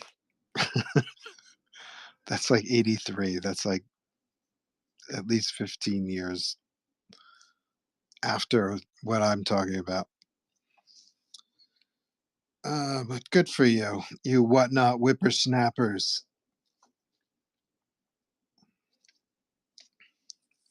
Michael Bean, yeah, he was cool. He was good looking. He was a cool guy. You want to be like Michael Bean if you were a dude. I know it was a movie, but LOL. You got to have a love scene too in yours.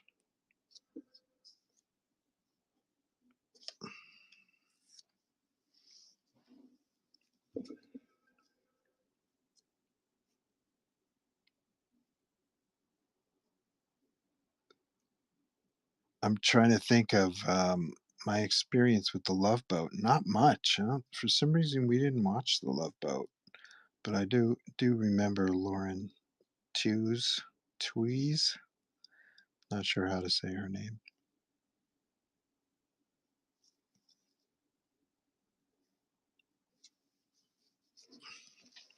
And she had the Dorothy Hamill haircut, right? That kind of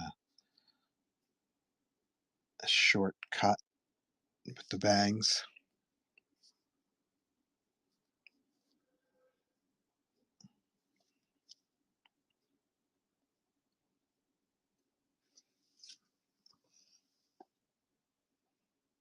I bet you guys it was Linda Carter. That's so funny. We just went on a thing with Linda Carter. You're so right.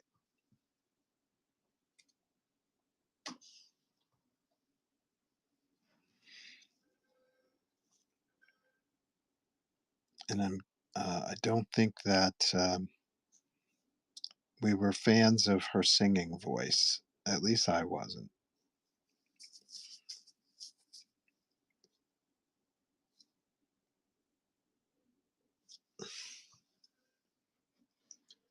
Farrah Fawcett Majors says Ange to Miss Mayhem. And Jacqueline Smith was also a favorite. I remember having, they used to have baseball cards of the Charlie's Angels, and I used to buy those back in the day.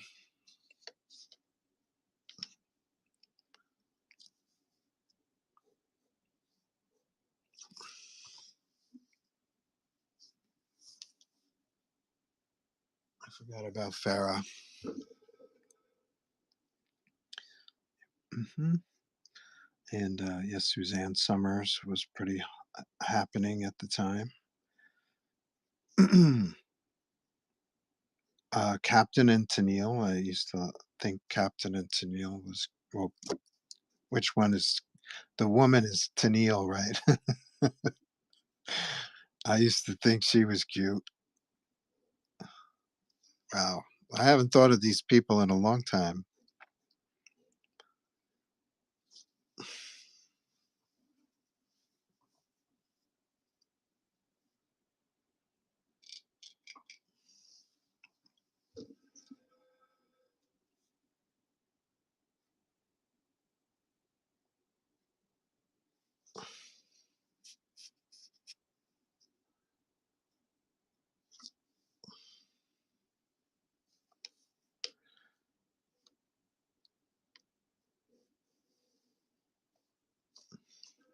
So yeah, I watched the first season of $6 Million Man recently, and I was okay with the early episodes. He was kind of like a James Bond type story storyline where he used his bionic powers to spy on people, um, espionage and stuff like that. I thought that was a cool idea, but that didn't last long at all, and I couldn't make it through the first season. I had to stop. I think I made it 8 episodes in,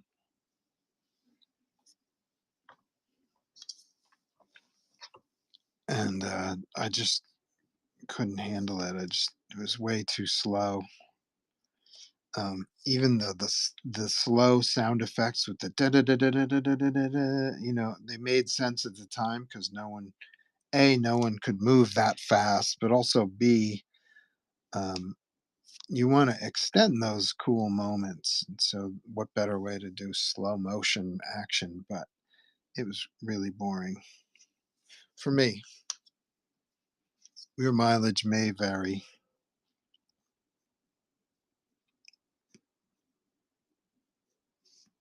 And I was so obsessed with like Satanism and stuff like that. 'Cause I was raised Roman Catholic, so Satan was very prominent in our teachings to the point where I would have dreams where we had an incomplete cellar when I was growing up.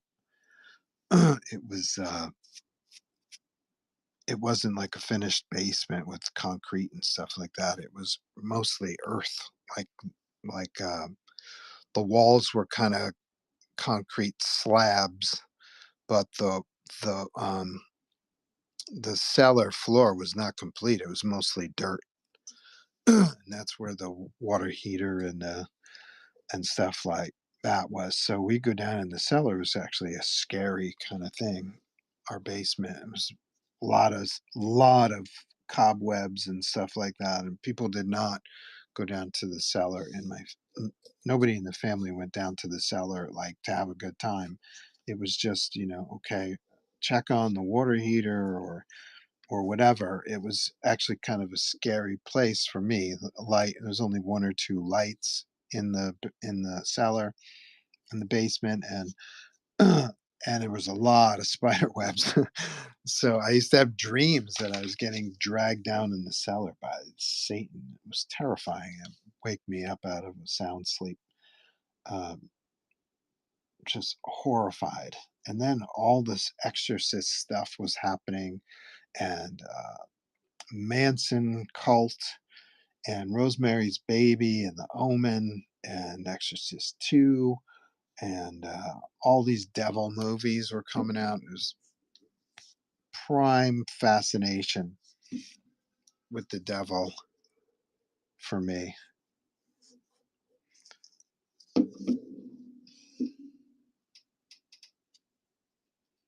Stone says, I can understand why they would upgrade an astronaut, but why a professional tennis player? Yeah, that was Jamie. Jamie Summers. Yeah, speaking of crushes, Lindsay Wagner, very attractive. Yeah, why a tennis player? And then there was a $7 million man. I forget what happened to him. He was insane. I loved that idea. The crazy $7 million man. And why is it the bionic woman but the $6 million man? Why isn't the $6 million woman? I always wondered that too. Yeah, but why would they well, they upgraded her probably to make Steve happy, right? Because they were lovers for a while until she went to NBC. So you got to make your main man happy.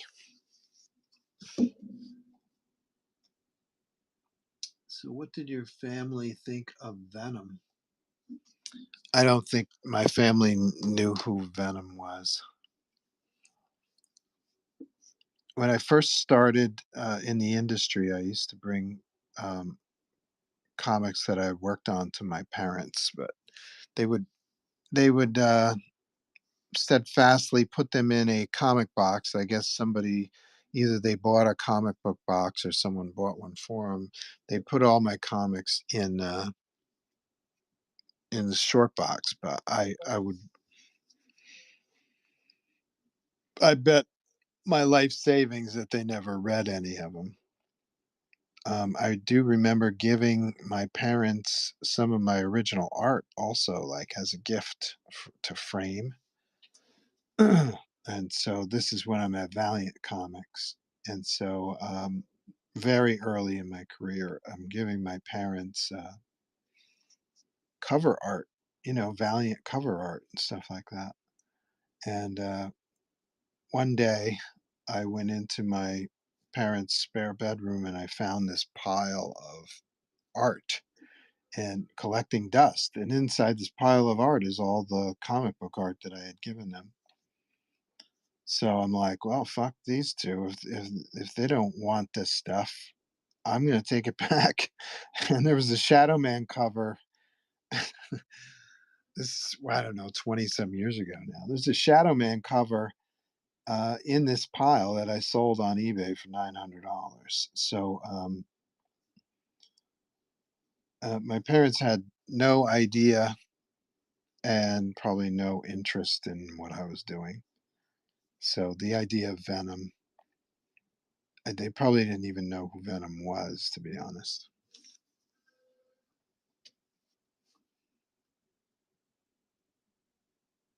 The original Omen was a great horror movie. It sure was. The music was scary as hell too.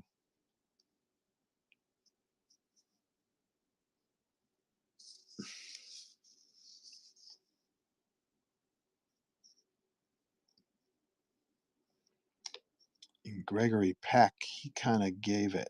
Gregory Peck is like old Hollywood giant, so he kind of gave it extra respect. I think him and Lee Remick being in it gave the material could have come off very kind of B movie ish without them. I think.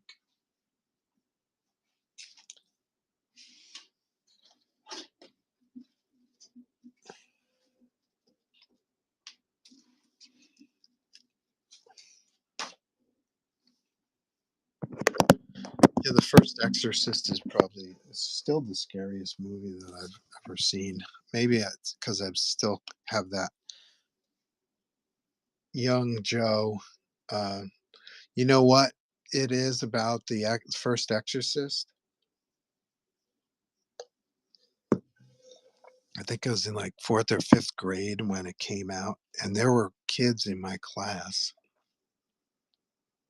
who had actually seen the movie, and so they're telling me about this movie. And hold on a second, my laptop is doing crazy things. Okay, stop doing those things. So the Exorcist comes out in these, and I'm in fifth grade, and these kids are coming up to me, and they're like, "Oh, you got to see this movie." She jams this cross between her legs, and she's screaming this and this and that, and I'm just learning swear words to begin with. And other kids in my class were much further along than I was. Let's put it that way. So they're saying all this shit, and I'm coming from you know fear the devil upbringing, and I'm terrified just listening to these kids talk about this movie. I'm terrified by it. So it took me a long time to actually see The Exorcist. I think I was in college when I actually had a chance to rent it. And I was like, "Oh, this isn't that big of a deal." But it's still great. I think it's extremely well directed. It's crazy good direction.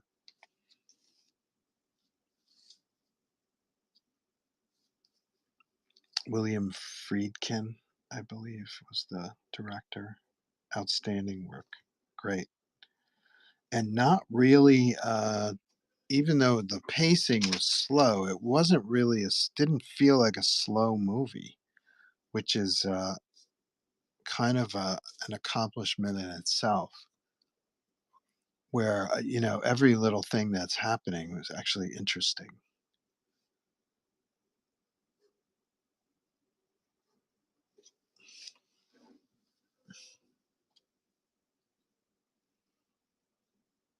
I tell my son now to leave any party if a Ouija board comes out. Yeah, totally. I've I've heard a million stories about Ouija boards.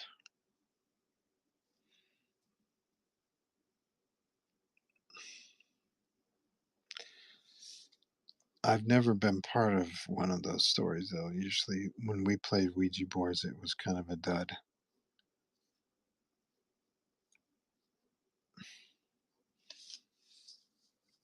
My cousin used to live next door, and he had a finished basement, and he had all kinds of games and stuff down there. And I remember a Ouija board down there.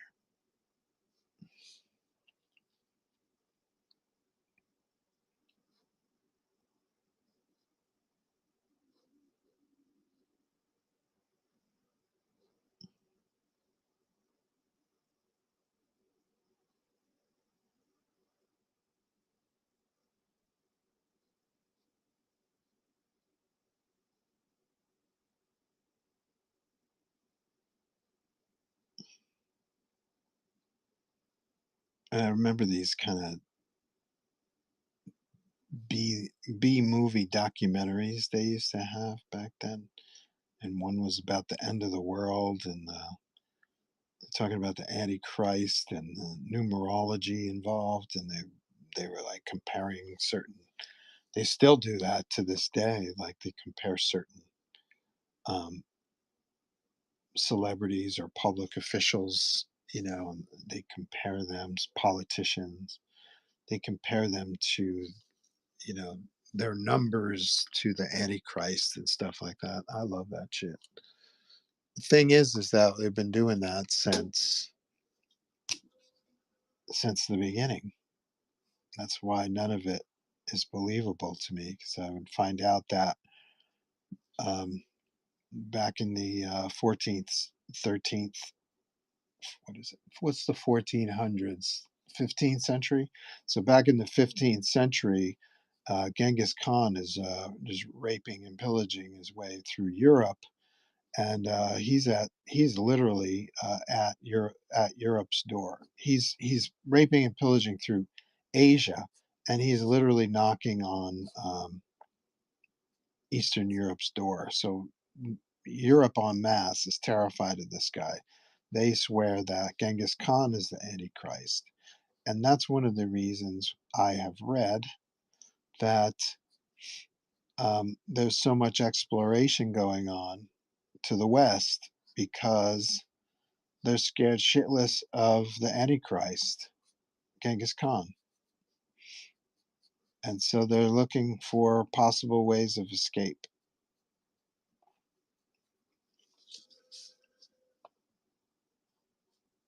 So I find all that very fascinating.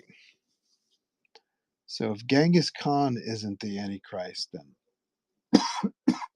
I don't think anybody else is. Excuse me.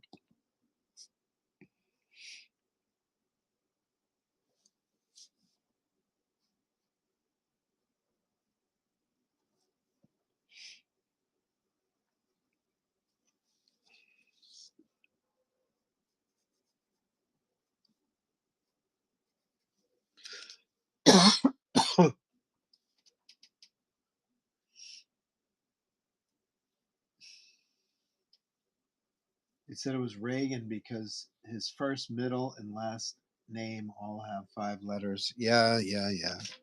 Oh, yeah, for sure. Reagan, I'm sure, was included in the mix. Trying to think of who the first ones that I personally remember were. Um,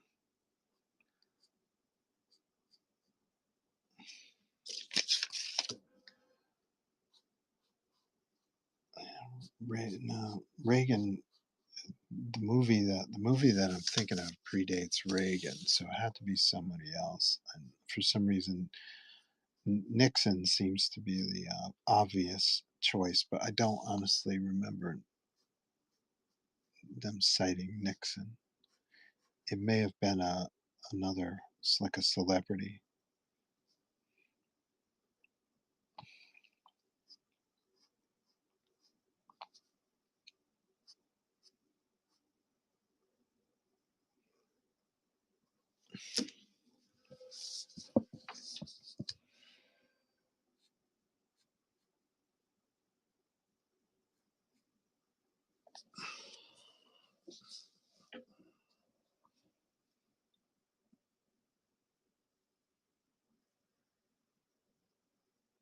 Stone says I have someone in mind now. Yeah, me too.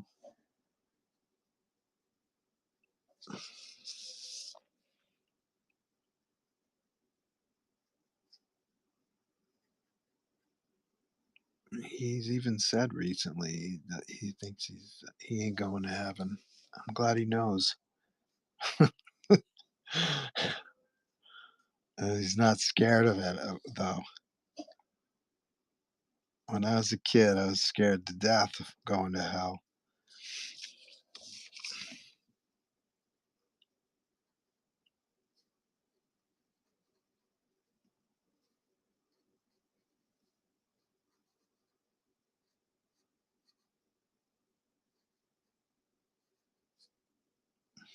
What brought this up? This Angel bringing up this stuff. Oh, he brought up our first crushes, and so that brought me back to the '70s and all the trappings of the '70s, the pop culture trappings. I remember reading in a department store. They had a paperback book section, and they had these kind of Harlequin romance type paperbacks, but they were about the devil, about a woman being seduced by the devil. Holy fuck, man. People loved the devil, man, in the '70s. Black Sabbath, Black Sabbath music. Good shit.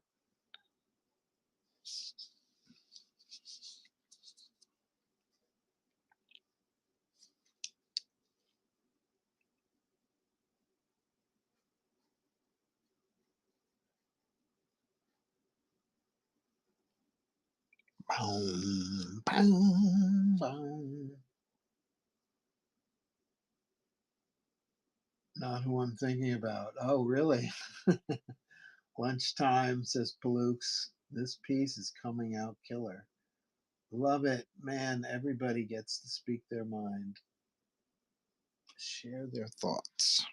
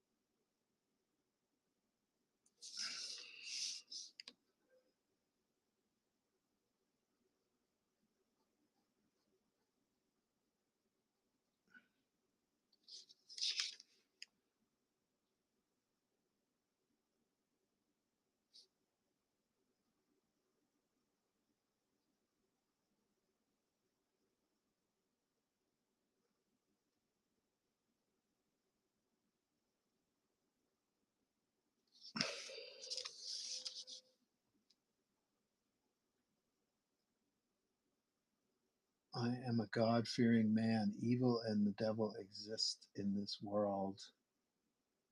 I read they chose Black Sabbath because they saw more people lining up for bloody movies rather than blues concerts. That sounds right. I know they were very influenced by, yeah, the Hammer films that were coming out at the time. I think there was a Hammer film called Black Sabbath, actually, now that I think about it. So totally makes sense.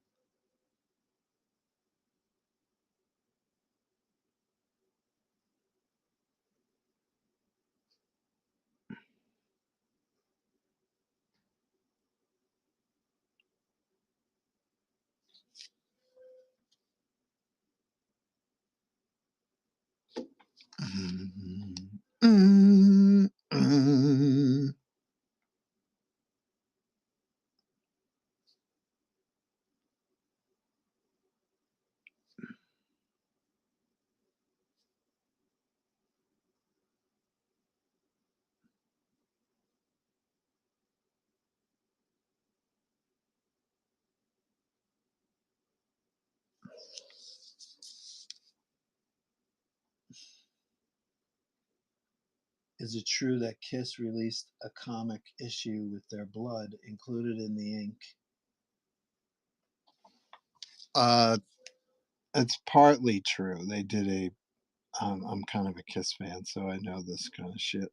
That's another thing in the '70s with the devil and shit. Those Kiss scared a lot of people back in the day. It's kind of weird.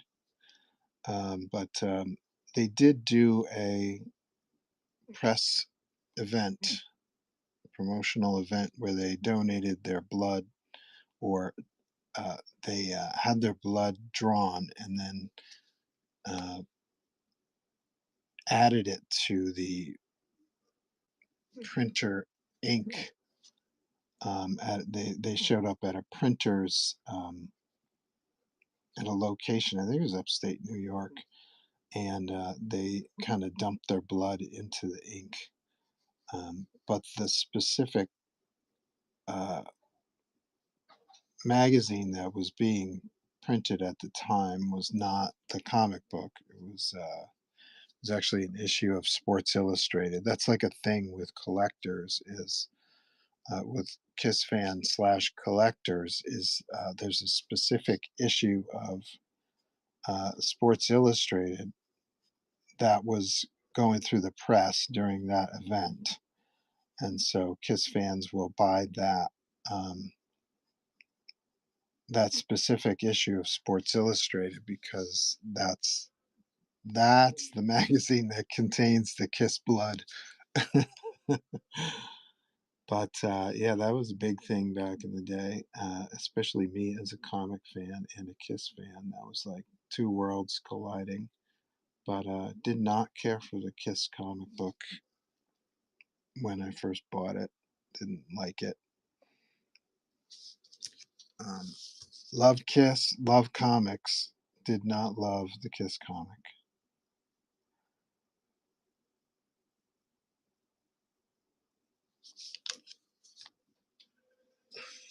But they used to say that KISS was an acronym that stood for Knights or Kings in Satan's Service, and so that was like a hardcore, scary deal for me too. Good times.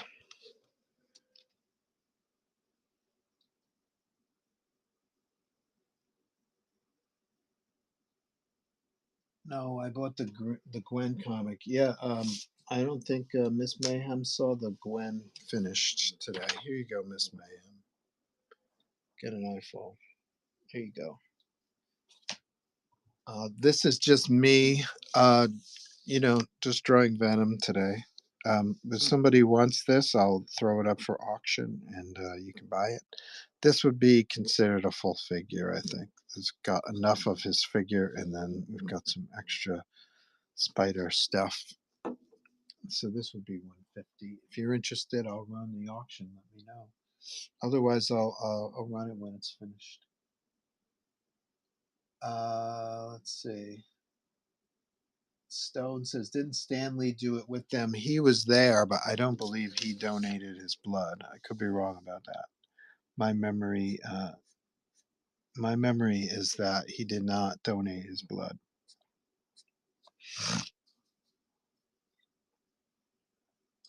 Can you show the Gwen drawing I purchased to Miss Mayhem? Yes, sure, sure, sure.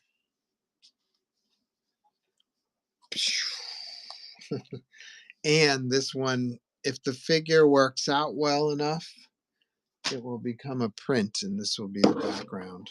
So I like this background very much. I did it for a company. What I think they did projectors, and I like the flow of the cityscape, and I want to retool it. It's like sampling. I want to retool it. So yesterday I spent some time coming up with a pose which I thought would work well with that background. We'll find out in the end. We'll find out how close I came.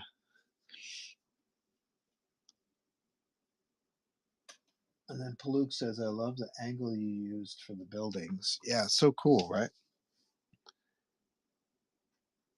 It's just altering reality. It's like kind of bending stone. That's one of the cool things about drawing is your style. You don't have to draw super realistic if you don't want to. You can literally bend reality. So I like that kind of stuff. I like those kind of artists that are really stylized. I wish I could be as stylized as them. Like, say, for instance, we were talking about Saturday morning. The whoever the artists were who designed the Flintstones, the early Hanna Barbera stuff, Yogi Bear and Fred Flintstone and Wilma and those characters. The ones that look like they've got nose, they've got a mouth like this, and then their hair goes like this. What? Who? What? And then they've got this 5 o'clock shadow. What the shit? Who thought of that? I don't know. But these are genius people. Whoever can interpret reality to look like something as simple as that, and people look at the drawing and they don't say anything other than, oh, that's just the dude with the 5 o'clock shadow. That's some brilliant shit right there, and I wish I could think like that. My brain doesn't. Hopefully, before I go to hell, I will be able to interpret reality like this.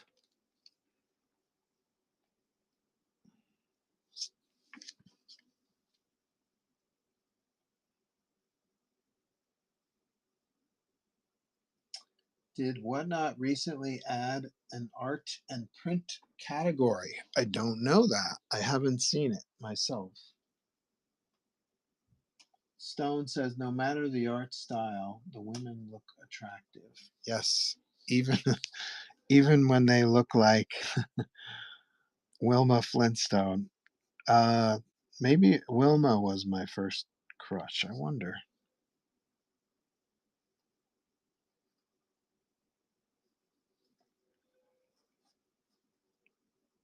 How about Marge Simpson? Is she good looking?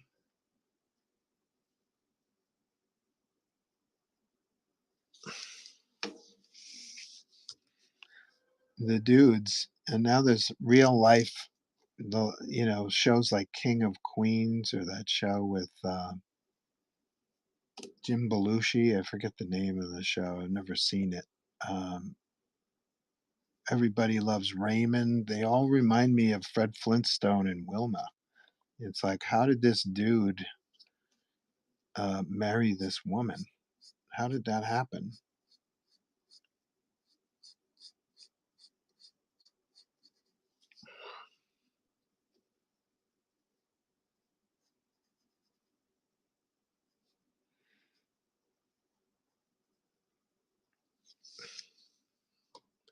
It just it strains credibility.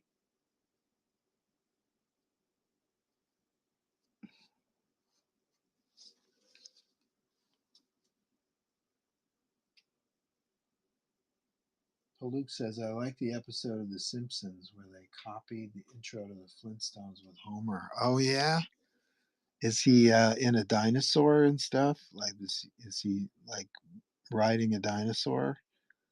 And I would have, I would have said I've seen all the major episodes of The Simpsons, but I don't remember that one.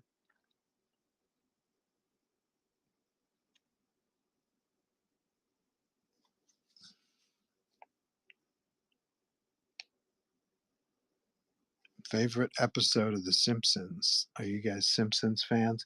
You what not whippersnappers? You probably never even heard of The Simpsons.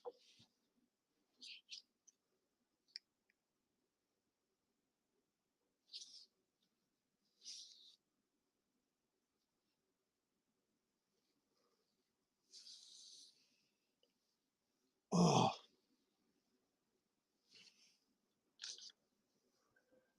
Baloo says he slides down a pipe instead of a dinosaur and crashes through the window of the car while singing in the tune of the Simpsons of the Flintstones. That's funny. So they're recreating the nuclear power plant in the credits instead of the construction site with the dinosaurs. That's pretty funny. Oh, this show is so great. First three seasons of The Simpsons are some of the best television ever made by man or beast.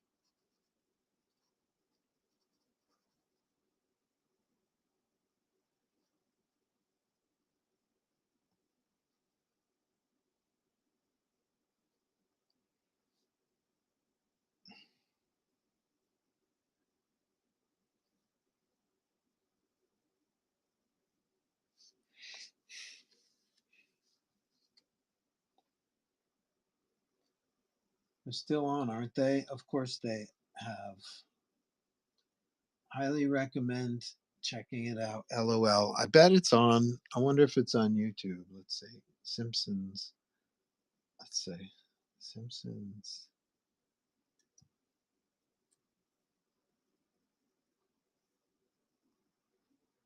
Flintstones opening.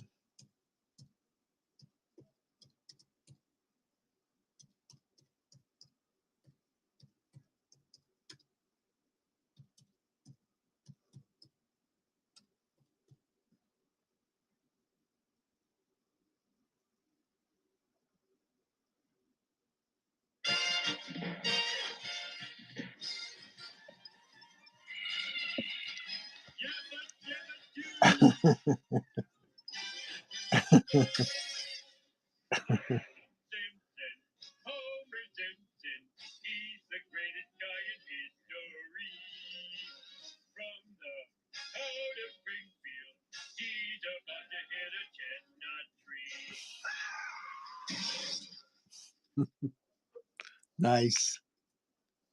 I approve. Very funny.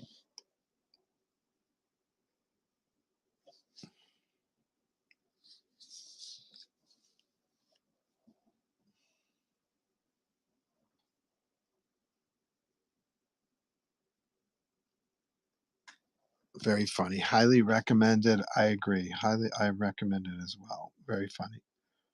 Oh, that show rocks.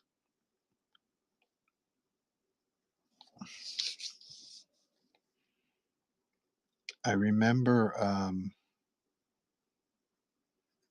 when it first came on, it was like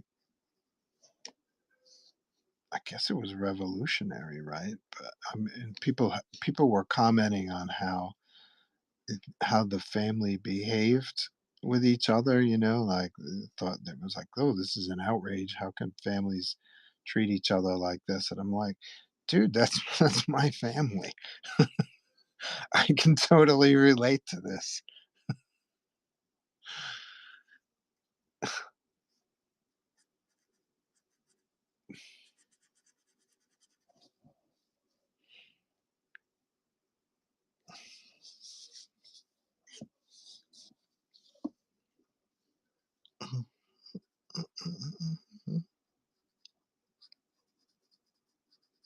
Great theme song too, right?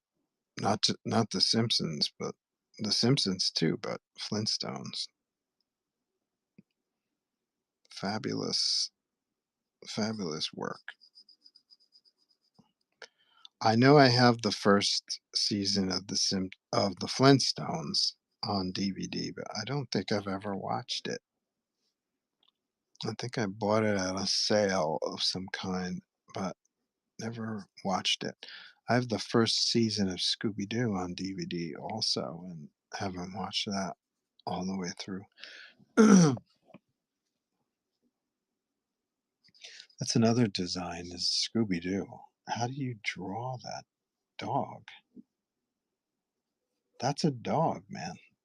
It's no mistaking that it's a dog, but he does look. Dogs don't look like that. How do you draw dogs? I can't draw Scooby Doo to save my life.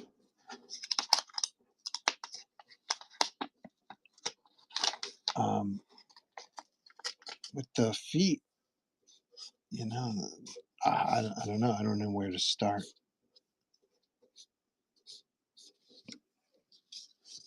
I wish I could draw like that. Is what I'm saying. I'm so impressed. By the way, same with um,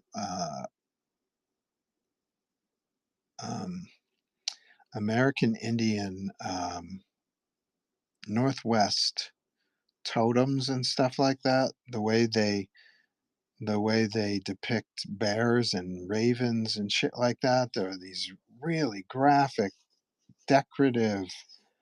It's like, how do you do that? I want to be able to interpret reality in these weird, abstract ways. It's so impressive to me.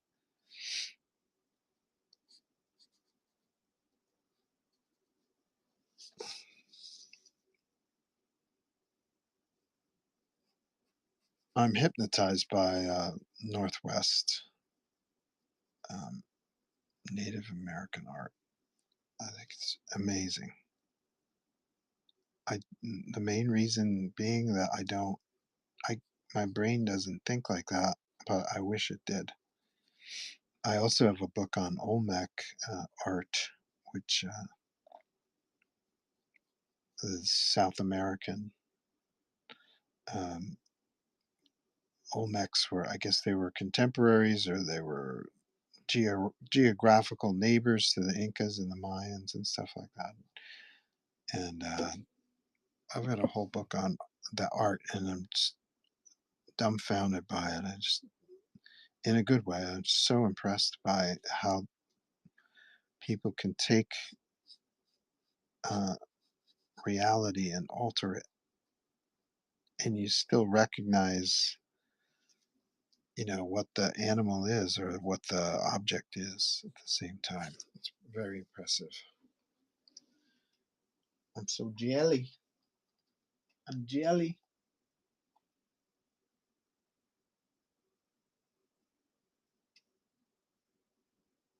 I mean, come on, who comes up with that? Started on the Tracy Ullman show as shorts. Yes, I remember them well.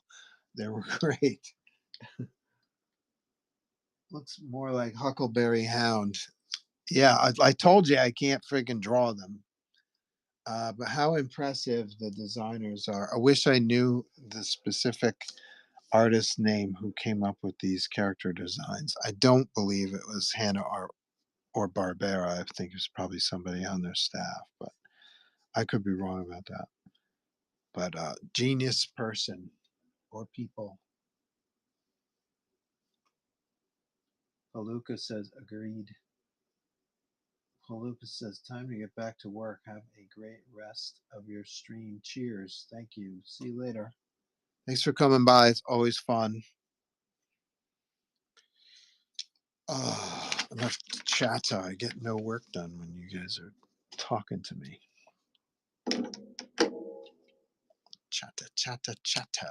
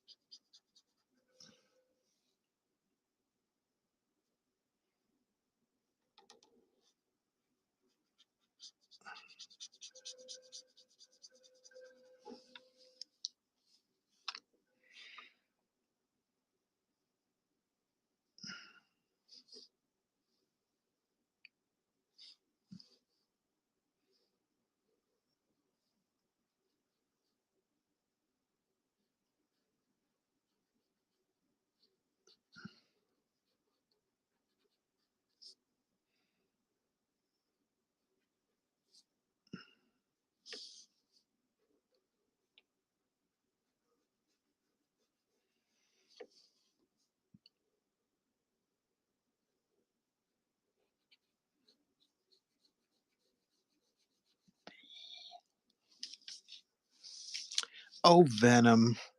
You're so silly.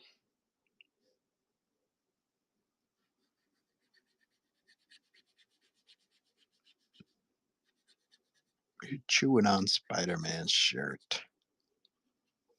What's the matter with you, Venom?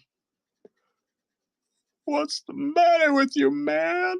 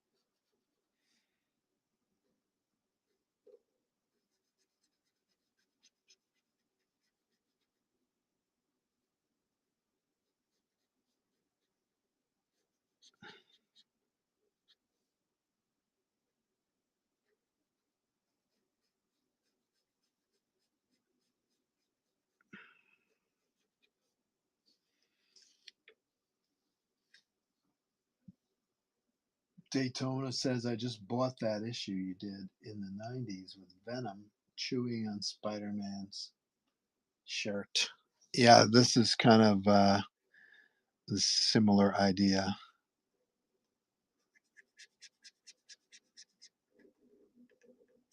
I was definitely riding that wave when I was drawing this. It was going to start as a jam piece with this guy,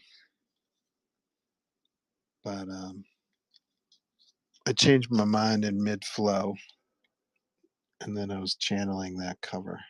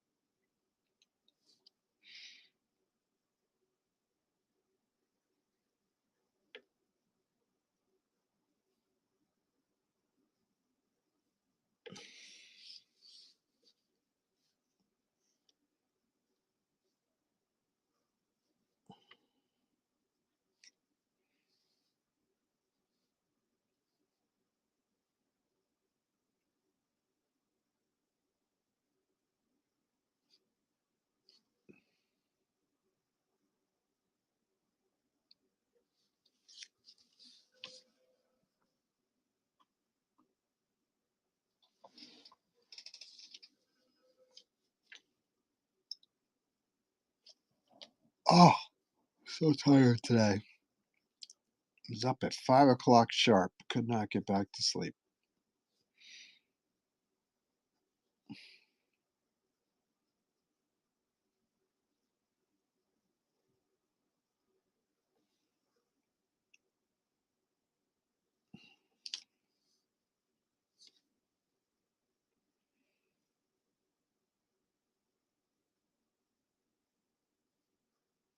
I've also been waking up lately like every hour.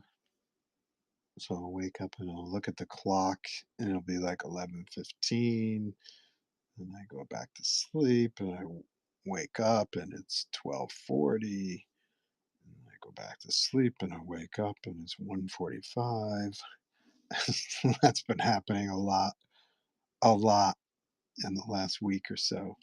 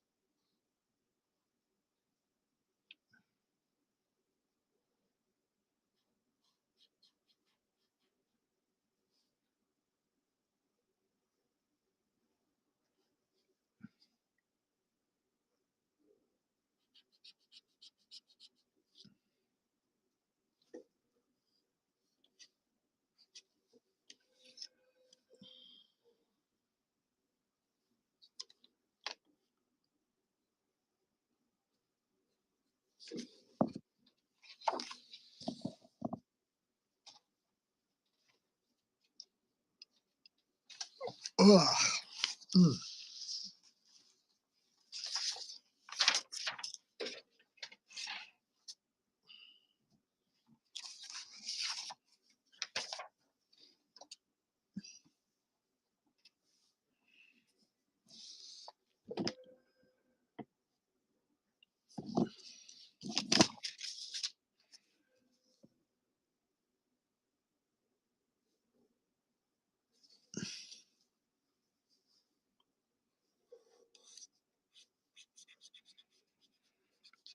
If you're fresh to the stream, please follow me here on the Whatnot. Don't forget to follow me on Instagram and on YouTube and on Blue Sky. At some point, I'm going to do more videos on YouTube. I'm going to have some cool, interesting, fun content that I have planned. It's just really difficult for me schedule wise to get anything done. I wish I could explain it. I've been talking about these videos for since almost the beginning of my Whatnot, which is now 3 years old.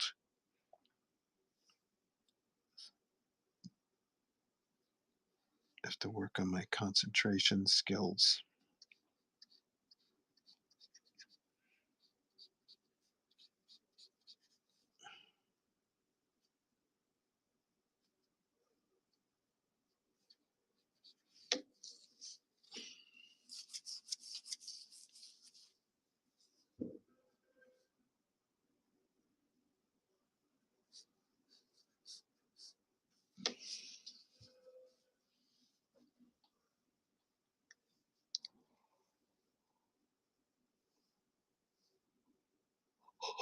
Ugh, damn, tired. Maybe a little some tunes. Maybe a little tunesmith. A little tunesmithing. Maybe this semi-conscious state will help me come up with a cool new style of how to interpret reality.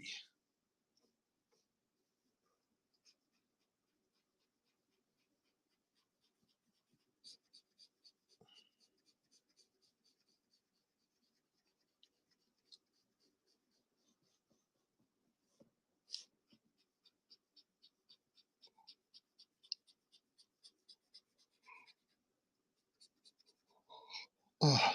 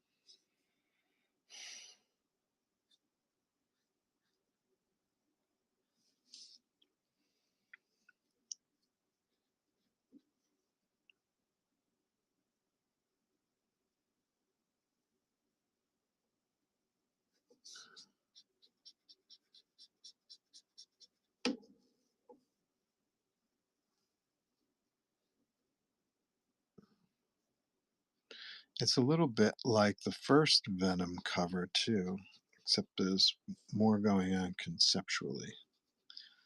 The first Venom cover was basically just Venom standing there, right?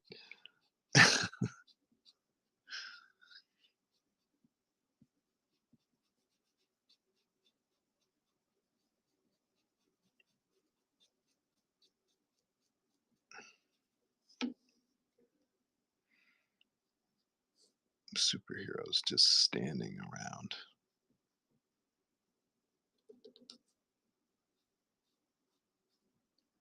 Come on, folks.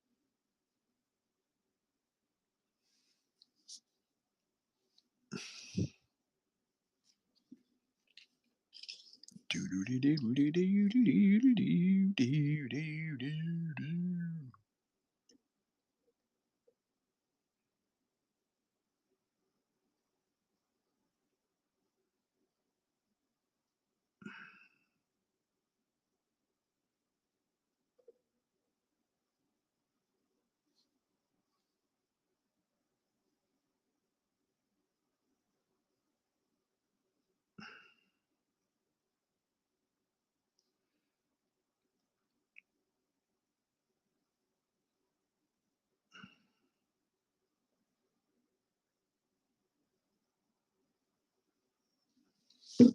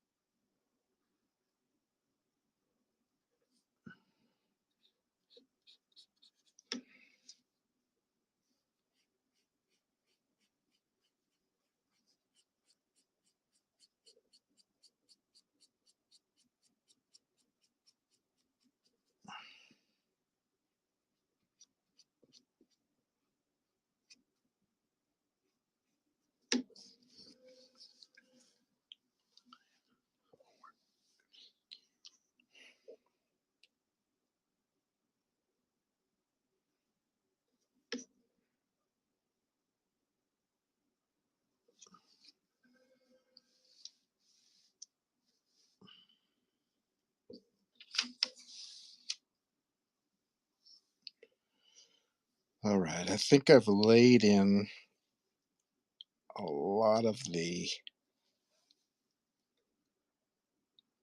black shapes that I have in mind.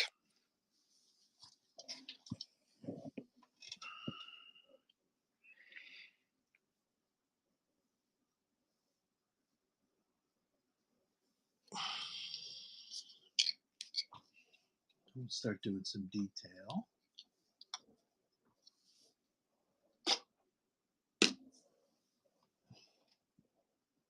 Anything going on in the chat? No, I think we scared everybody away with our Satan and our childhood crushes.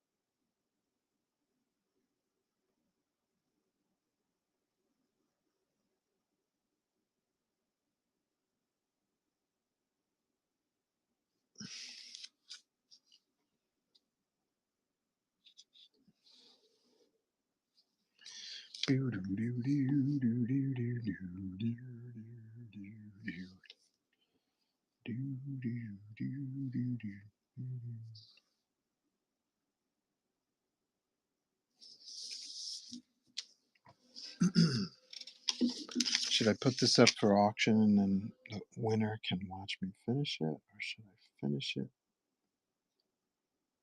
and then put it up for auction? I've done both.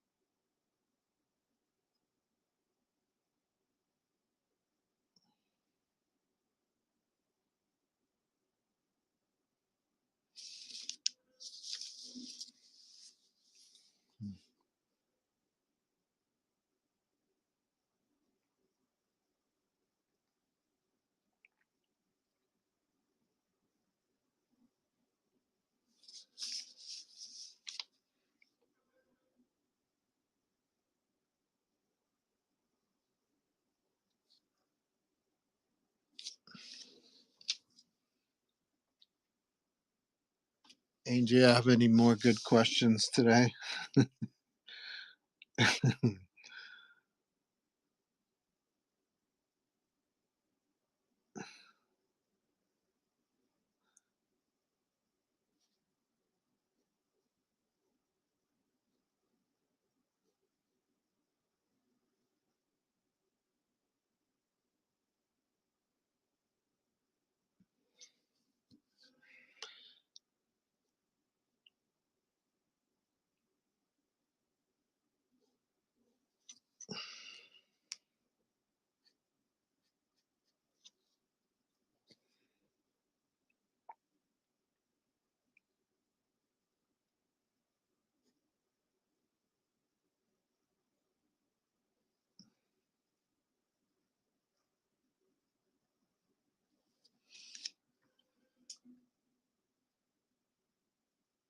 Who is the sexiest comic book character?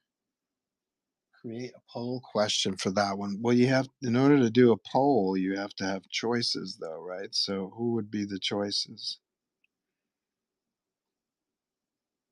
Sexiest comic book character.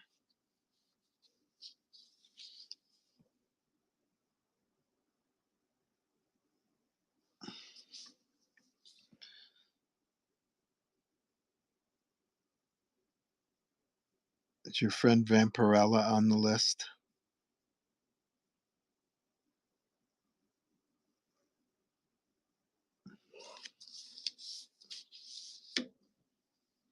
Vampirella's number one.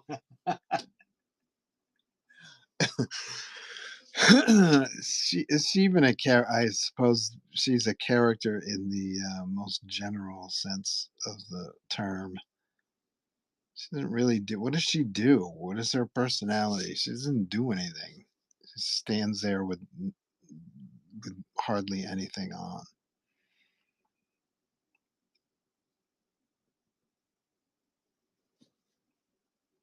There are artists that draw her in a sexy manner, but what makes her sexy other than that?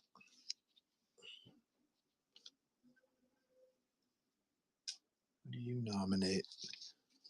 Um, well, the first thing I thought of was the Scarlet Witch, and then the second one I thought of was Emma Frost, but Uh, I'm not a fan of Emma Frost at all. I guess what came to mind is that she runs around with her in her underwear. So I guess that's what made me think of sexy. But that doesn't necessarily make her sexy. I don't like Emma Frost at all as a character. Maybe she was a good villain. She's definitely not a good X man, X person. Uh, There's only one moment in the Grant Morrison run where I thought she was an interesting character, but other than that, she was lame. Um, I guess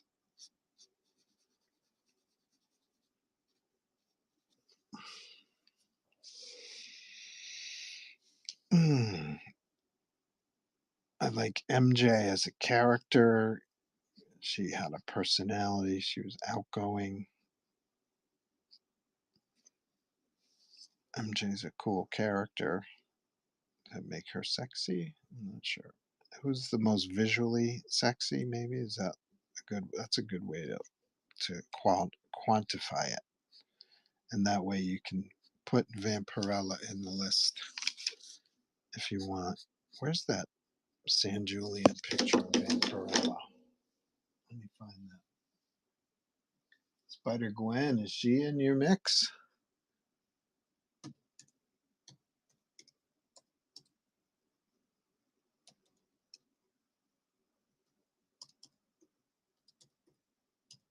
I think the artist's name was San Julian. Let me see if I'm right. Stand by.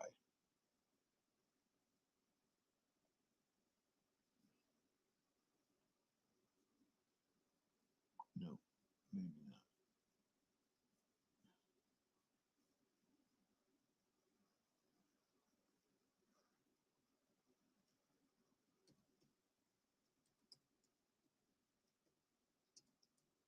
Stand by.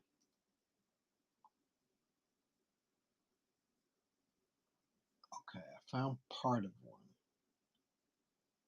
Okay, it's not the best. It's not the best. It's not the best picture of the image.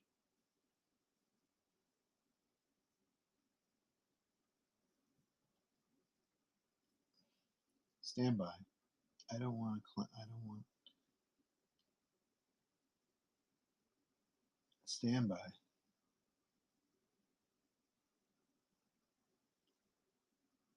Yeah, San Julian is the artist of this particular illustration that I'm thinking of. Stand by. I find a good. I see. They used it as a wall poster, and in the 70s, and I can see it here as a stand up, but the photo is of the stand up is at a bad angle. Looks like they made a looks like they made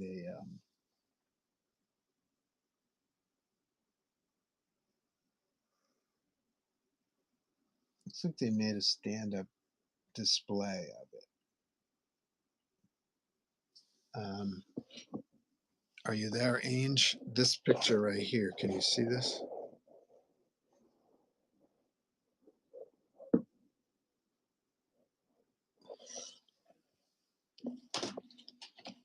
That's just about like that's just about the best picture of Vampirella ever made.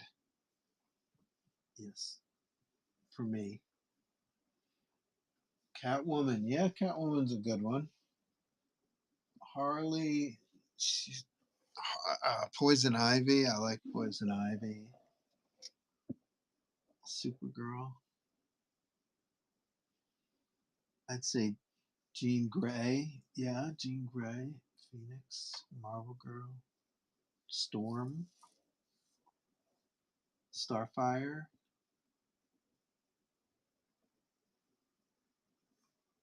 Um,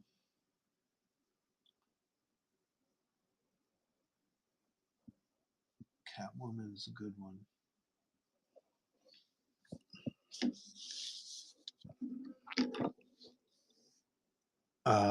Let's see.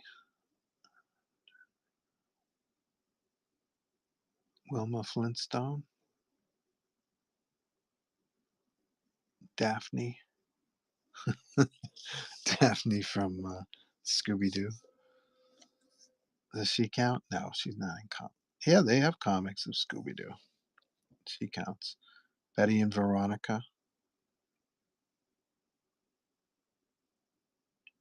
Gwen Stacy, as drawn by John Romita Sr.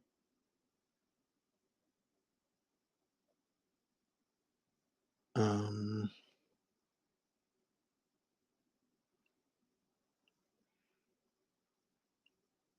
Black Widow, as drawn by Gene Colan. Um, yeah, I like Catwoman.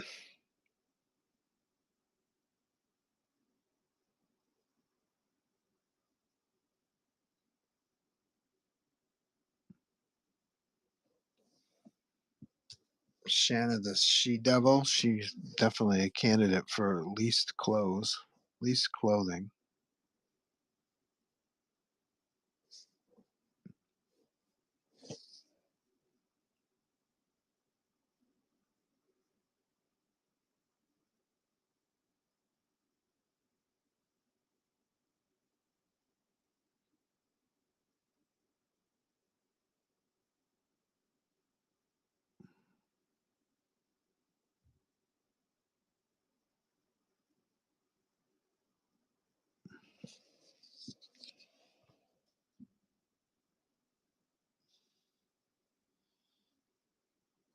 I like the Halle Berry Catwoman. You know, I've never even seen that movie. Is that worth watching?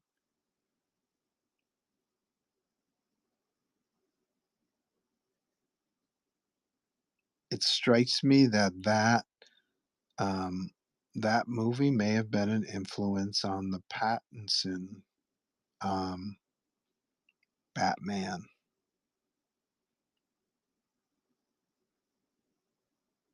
but I've never seen the movie, so I can't know if I'm right or wrong. Yes, sir.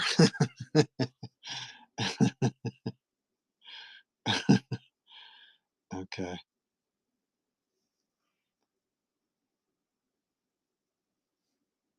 So don't watch that with the wife, then, is what you're saying. Let's see. How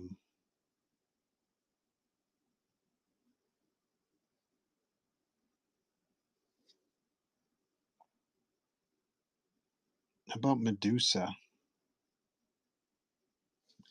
You whatnot whippersnappers, do you know who Medusa is? She used to have a costume. She used to be in the Fantastic Four. She replaced Susan when uh, when she was having marital difficulties with Reed, because Reed was a sexist pig. And Medusa joined the Fantastic Four for a while, and I liked that costume that she would wear when she was in the FF. That was very revealing. How about Black Canary? Does she count? Do fishnets count?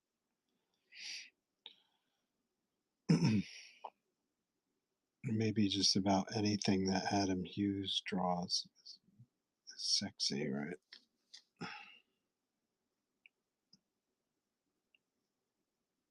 Even his Lois Lane looks good.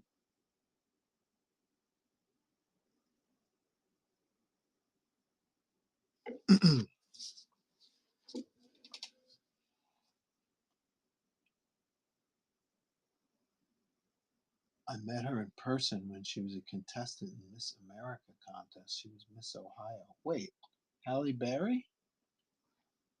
No kidding. What?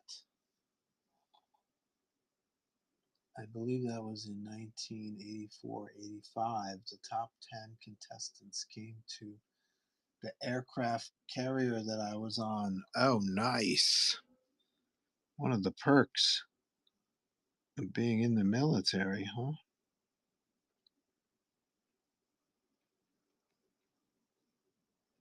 Did you guys take a liking to each other and she invited you to her hotel and you were like, no, I'm on duty, duty to my country?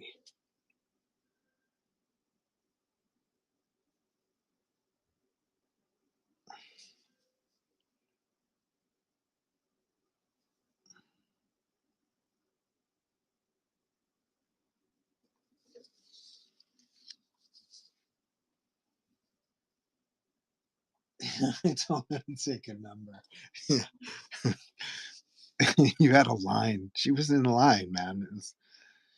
It wasn't just the contestants.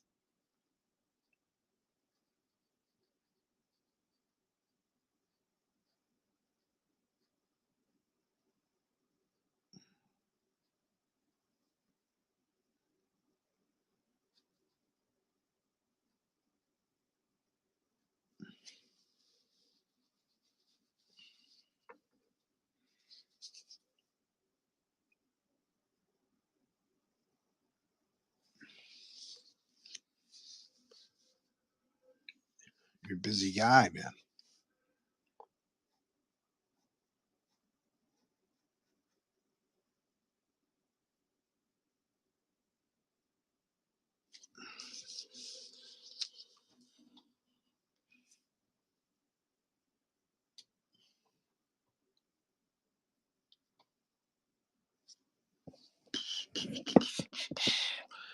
Let's try to have this done by 4. Maybe we'll sell it. That'd be nice.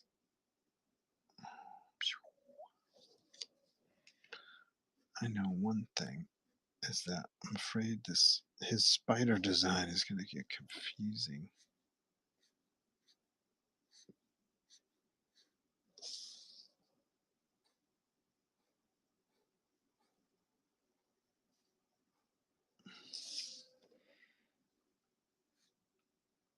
How did you like, Halle Berry as Storm? I forgot she was also she crosses the streams. She's DC and Marvel actor. Um, Storm and Catwoman.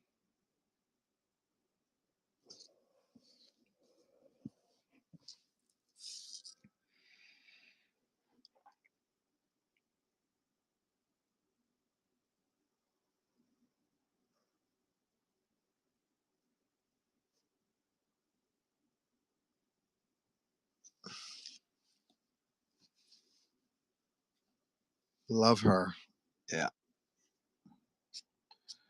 You must have loved her as Jinx in, was it World Is Not Enough? Speaking of James Bond action, I thought she was good in that. There's a scene that's very much like Ursula Andress and Dr. No coming out of the beach, you know?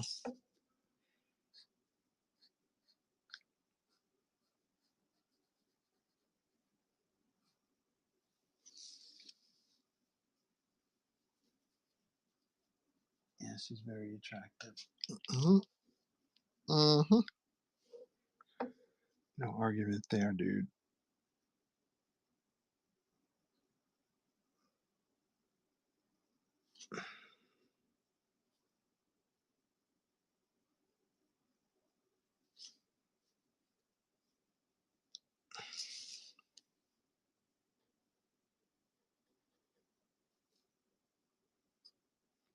Ainge, have you had a live stream lately selling Vampirella comics or Spider-Man comics?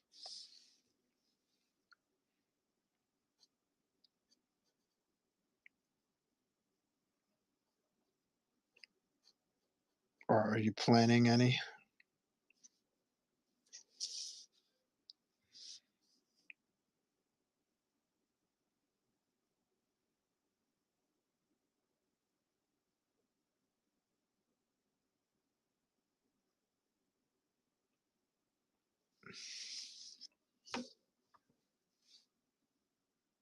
No, not lately, but yes, this weekend I was planning on having a show. I'll let you know so that you can buy my collection of Vampirella comics. Dude, I had a decent collection of the 70s magazines. I think I said this on the stream in the past that I went through a phase in the early 2000s where I was single and had a little cash, so I would go bananas on Heritage. Heritage auctions would have they would have a comic book auction like every weekend or every other weekend, and I would just go crazy, blow 500, $600 a week on comics. And me and my buddy Greg would do that, and we'd call each other up like little girls and talk about, what we had scored at the auction that week and stuff like that. And that went on for quite a while. I bought a lot of original art and CGC comics, and then stuff like Vampirella. They had one of the lots in a particular auction was like a lot of 15 or 20 Vampirella comics from the 70s. So I'm like, all right, let's see what the big deal is about Vampirella. So I actually scored the lot. And I think I collected maybe about 30 issues. It went well beyond that. I think it went 100 plus issues in the 70s and early 80s.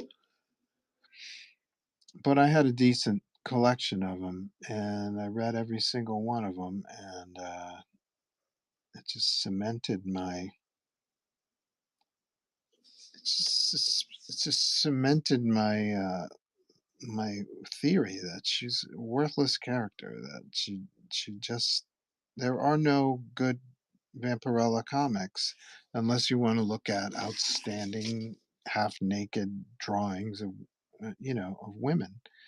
And there's nothing wrong with that. That's totally cool. You can do that, but um, I read comics, and I want to read good comics, and I've never read a good Vampirella comic. That's just all there is to it. And I think people who are Vampirella fans don't give a shit about comics. They just want to read or look at, half naked women, which is cool. It's your right. You can do whatever you want. But I just didn't get it. And anything that came out of Dynamite, I mean, aside from a few covers, I don't know what to say. But that's me. Dynamite offered me a Vampirella gig after I finished Captain Victory, and I turned it down. And that, ladies and gentlemen, is why I don't get any work from Dynamite anymore.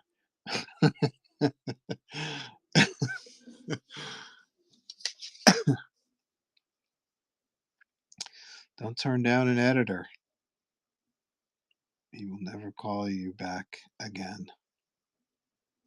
Unless you're like the Arnold Schwarzenegger of comics or the Tom Cruise of comics, and then you can abuse them all you like, and they'll come back for more.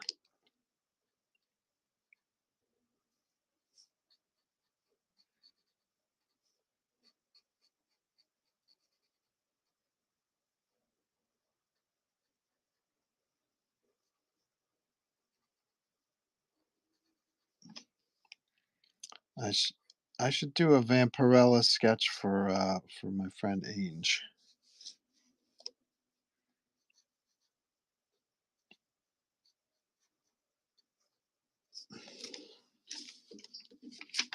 I should I should make the effort to come up with a pose and an image of Vampirella that competes with that San Julian thing. That San Julian illustration I show you is straight up masterpiece.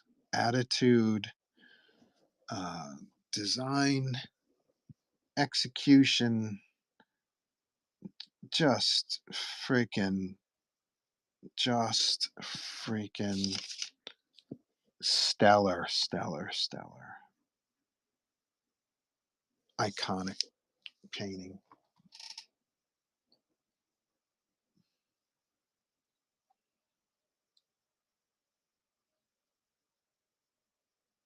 I read comics too. I read the covers. Exactly. You could have been a millionaire by now. Why? I would love that. I bet you would love that. Why could I have, how could I have been a millionaire? What did I miss?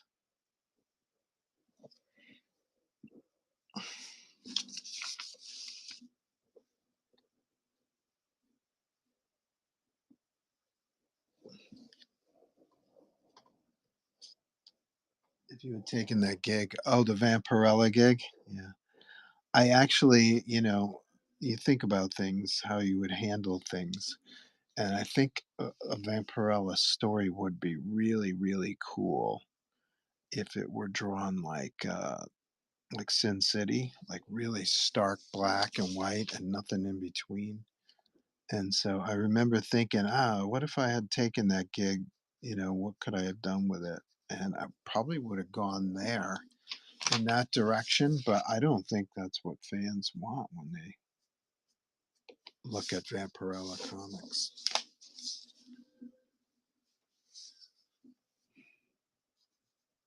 I think they just want to see nipples and bush.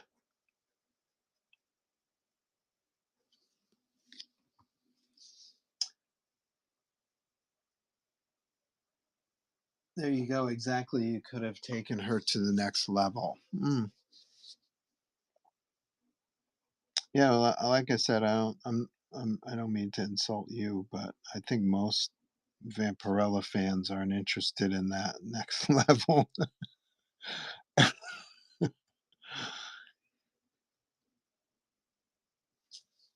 Did you ever see the cosplay covers that Dynamite did of Vampirella?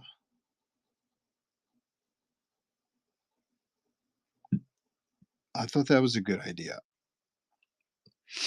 I have seen a few Vampirella cosplayers in my travels. Very gutsy move on their part.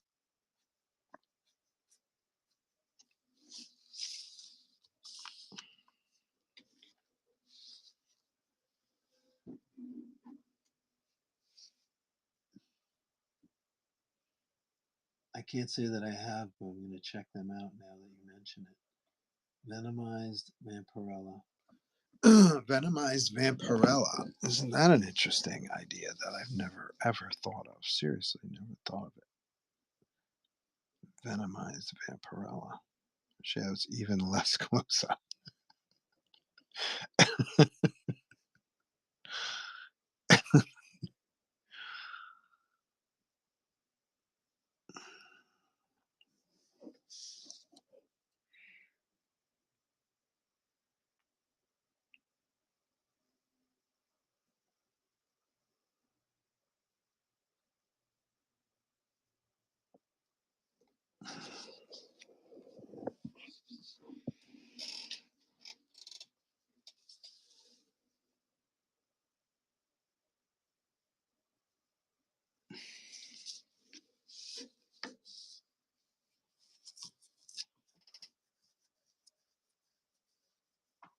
I think I told you the other day somebody had Vampirellas and they were selling for the $8 a pop. Really? Dynamite or the magazines? The Warren magazines?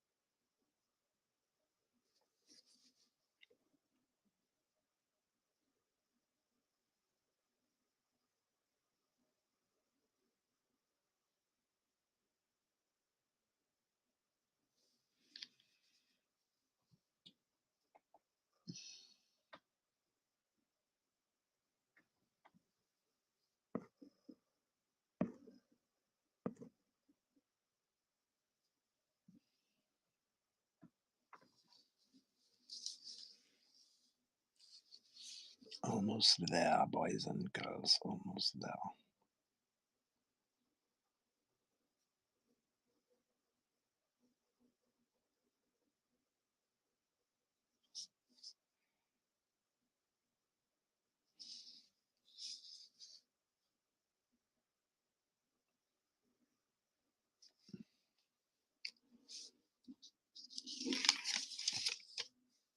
Unholy.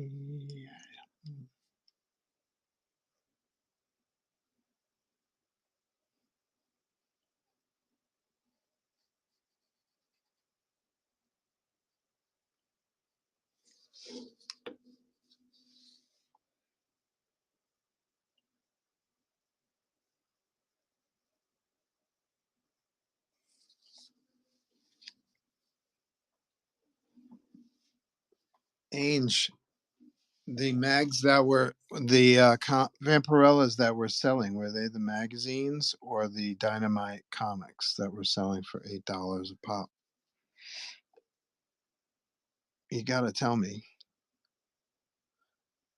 Also, you got to tell me if you bought any. The Dynamite comics. No shit. Really? Did you buy any? Really? What do I know, folks? What do I know?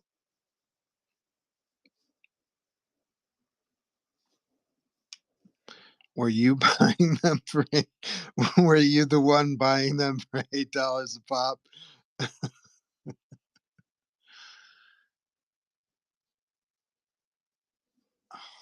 nice. No, I don't buy any because I have a lot of them already. Very funny. No, they were selling for $8 a pop because I was the one buying them.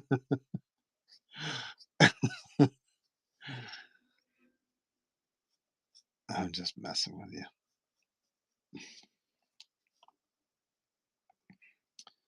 Who else is a lame character that everyone loves? I'm just gonna piss everybody off today. I'm just talking about the devil. I'm talking about the devil and what were we talking about?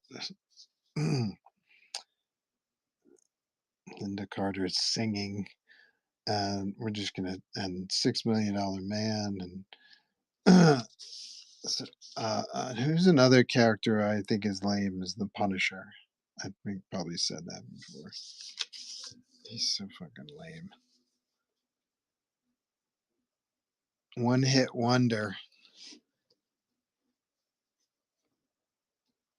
Never read a Punisher comic that I liked. Oh, there was one Daredevil issue, 183, 184. That one was okay. There was a I think there was a B story that was happening in Daredevil where the Punisher was in prison and people wouldn't go near him. I thought that was cool. Like people in the prison, fellow prisoners wouldn't go near him because he's such a badass. I thought that was a cool treatment, but never read a Punisher comic that I thought was great. Who else? Miss Mayhem would say Spider Man.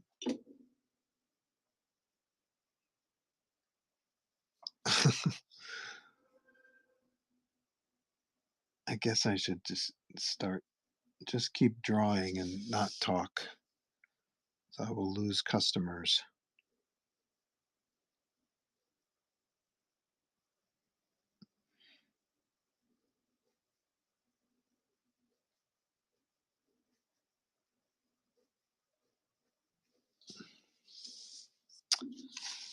Some characters who I love that don't get any play. The Thing from the Fantastic Four. Um, Submariner. Namor the Submariner. Love him. Love him. Uh, how about Vampirella? Lame characters who get too much attention. Vampirella, Punisher, Deadpool. Deadpool, lame fucking character.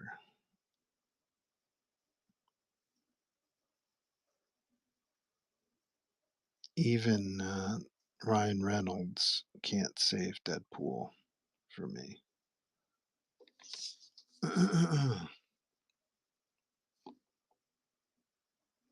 Okay, there go all my followers. Look, my whatnot followers just went down to 0.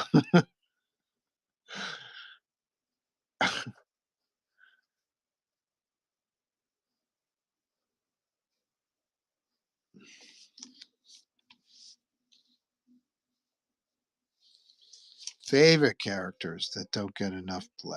Cyclops.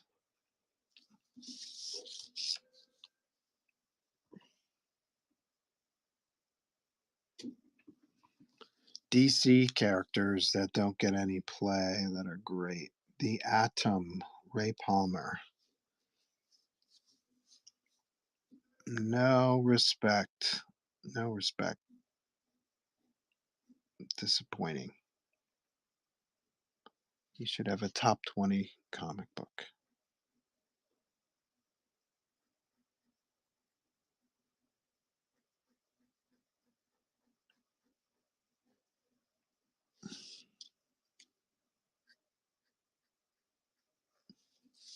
I know that Hawkman and the Atom are frequently referred to as best friends and stuff like that, but I honestly don't see that. I'll have to read more comics with the two of them in it. I understand that, both series were suffering, so they combined them in the Silver Age. I'm not sure if they were partners like Power Man and Iron Fist, but they shared a comic book, that's for sure. Um, but I don't see how the two of them. I'd have to do quite a bit of work as a fan, as a writer, to understand why they're buddies.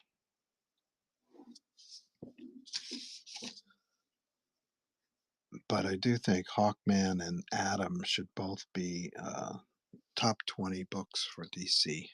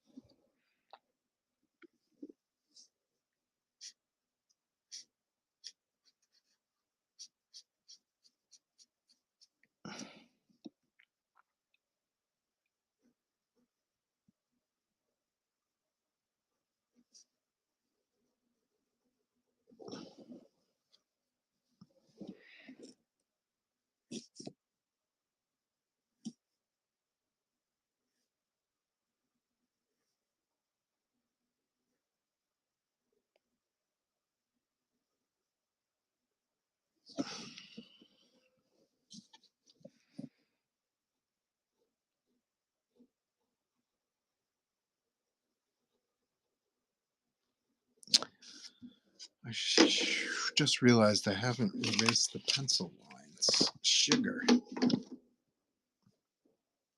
I have to gently do this and see if I can gently erase pencil lines without erasing the ink, pulling the ink up. Here we go. Let's give it a shot. Cross your fingers. We're going in.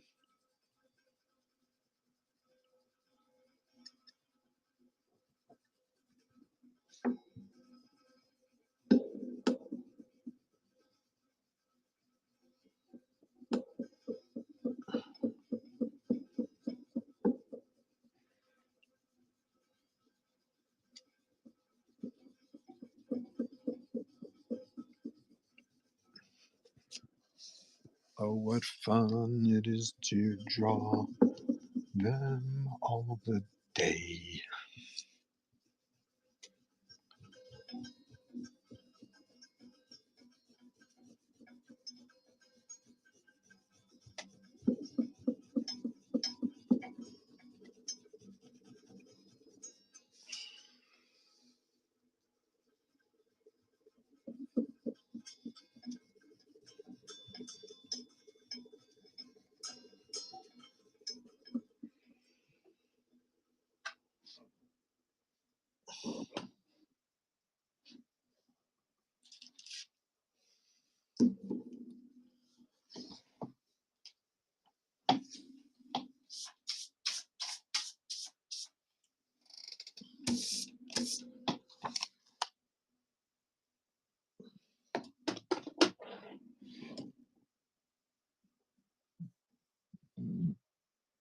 All right. Let's see, we got about 10 minutes left to this drawing. What do you think?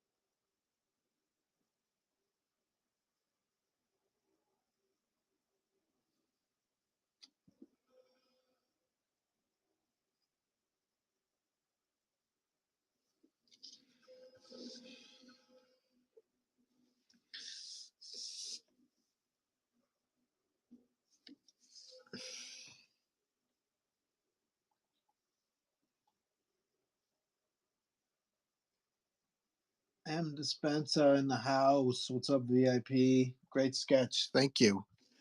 This can be yours. It's available. Let me know. I can run it as an auction. Or in 10 minutes, I'll probably run it as an auction. Anyway, you can wait till I've officially finished it. But welcome to the stream. Good to see you again. As always.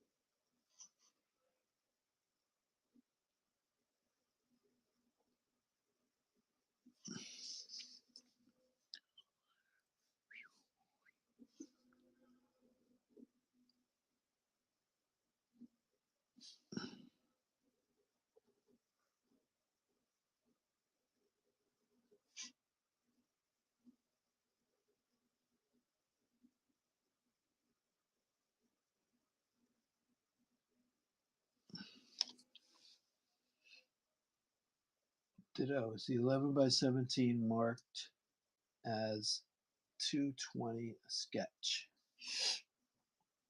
Let me read that again. Is the 11 by 17 marked as 226? Is the 11th marked as 226 sketch? Do you mean item 226 in the bin? Let me check.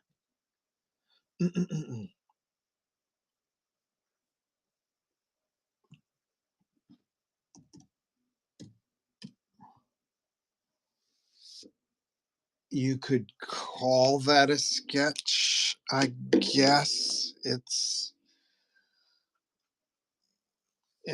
pretty tight, but all my sketches are tight. So if it's this level, I mean, it's this level of drawing.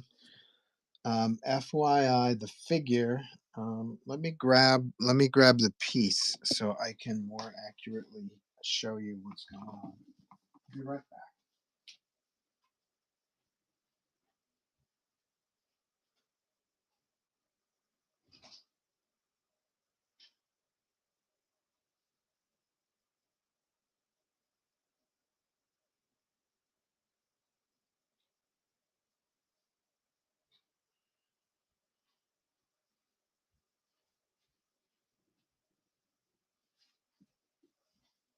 1 second. Take this out of the portfolio.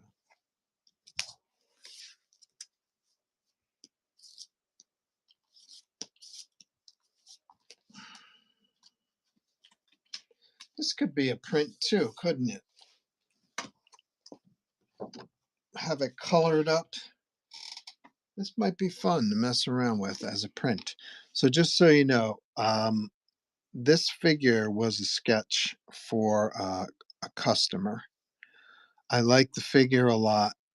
It was originally had his daughter riding on his back. So I like the Venom figure. And so I kind of messed around with it in Photoshop. And then I printed it out on this paper. So the figure of Venom is not an actual drawing. However, I did go on top of the printed figure and I added webs and I added hatching in his abdomen area. I added more veins and stuff, so he looks all kind of juiced up and stuff. So I did alter the original printed sketch. And then I added this background. I just experimented with a bunch of stuff like I'll show you this thing right here, which is just, I don't know what it's supposed to be, a doily or something, but I like the the possible texture it could create. And so some of this is this kind of in the background, and some of it is a window screen in the background. And then I went on top of that and whited with a whiteout pen or with a white ink drawing pen. I drew webs. So that's the story behind this particular piece. I hope that helps. So would I call it a sketch? I call it a sketch for how do I say this? I I I call it a sketch for because a lot of people call these sketch covers. You know what I mean? So I call it a sketch. But I mean, do you call this a sketch? It's pretty freaking tight. This is like I do with a lot of my drawings. I make prints out of them. This is Marvel Comics cover level drawing, if you ask me. Um, but most people call these sketches, sketch covers, etc. So I call them a sketch. So I don't know if that, that makes things more confusing. Um, but if you have any more questions, feel free to ask. Very cool. Thank you. No problem. If that's something you're interested in and you would like to make an offer, I would entertain offers on that piece because it is so different than usual.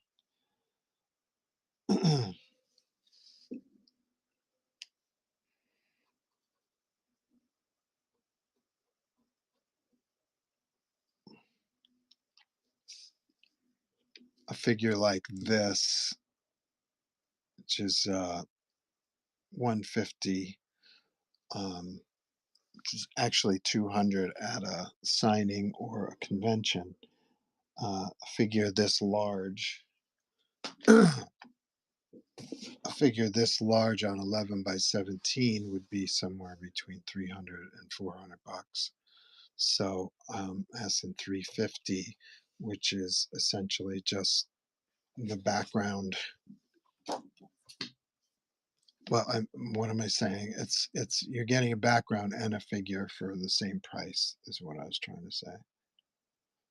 But I'm willing to entertain offers on that.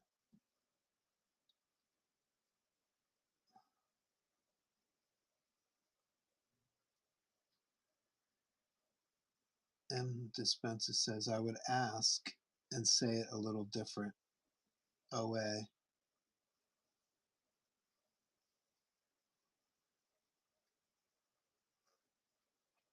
Would be all original art, and the 11 by 17 I would call a print with sketch overlay, maybe.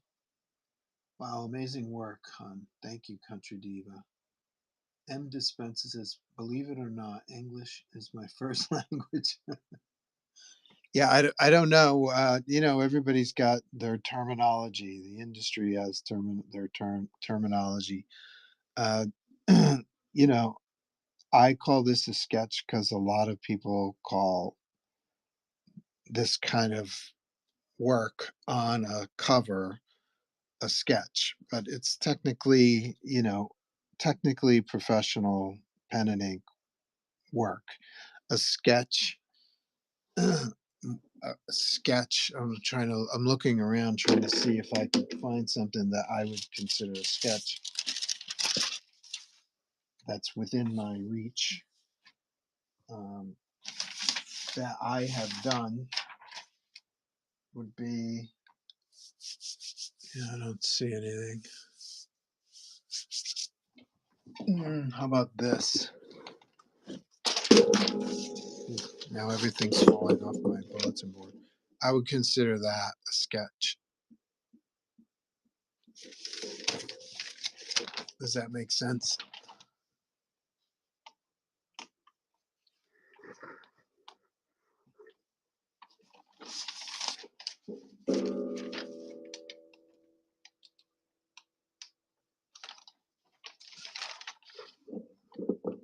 Sorry, everything's falling off my. Suddenly, everything's falling off my bulletin board, which is in front of the table. Stand by. Okay, so let's talk more.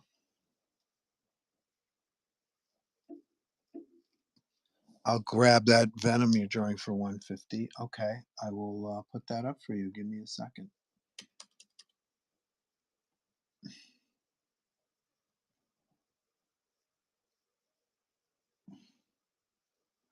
Please stand by.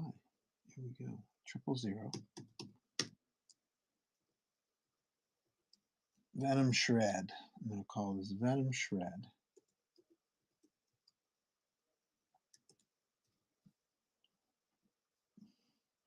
Don't forget to tune in next week. We're going to have March Sketch Cover Madness, which will revisit a lot of the pieces that I've done here on Whatnot, and we'll vote on which is the best of them all.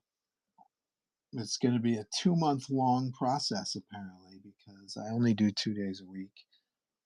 Let's see, Venom Shred. Here we go.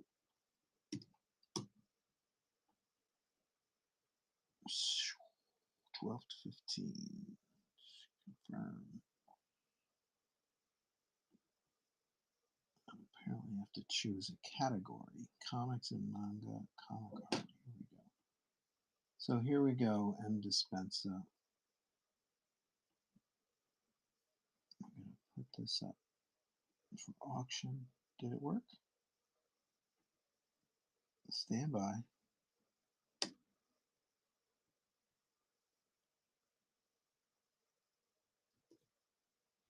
There he is.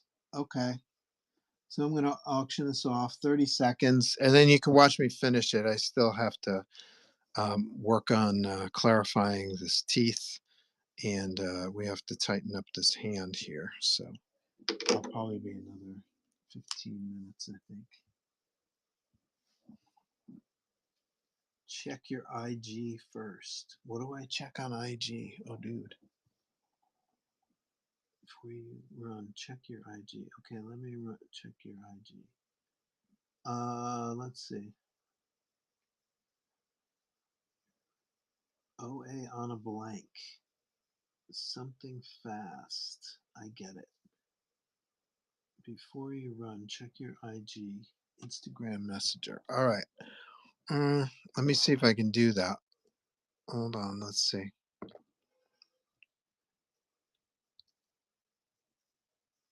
Am I still live? Yeah, I don't think so. I'm not sure I can do that.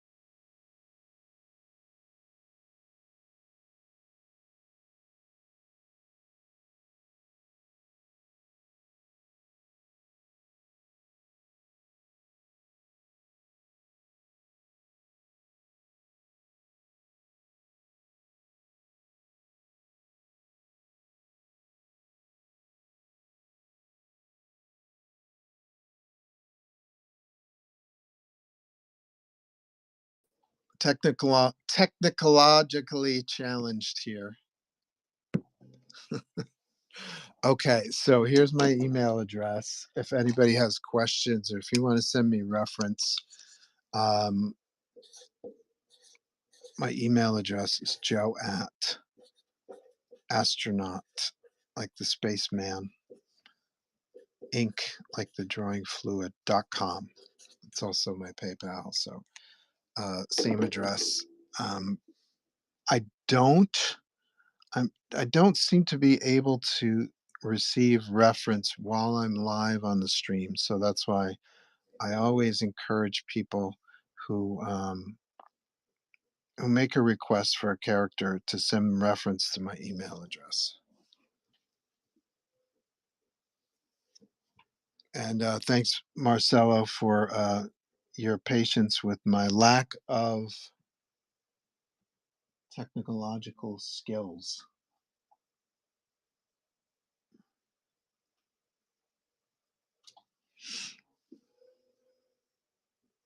I didn't even know you could phone someone through Instagram, and yet I can do it.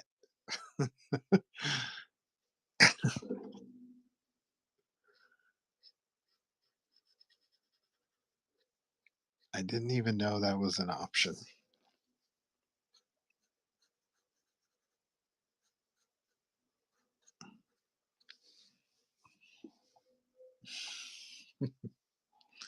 Thank you for your consideration too. I appreciate your suggestion, buddy. Appreciate it very much.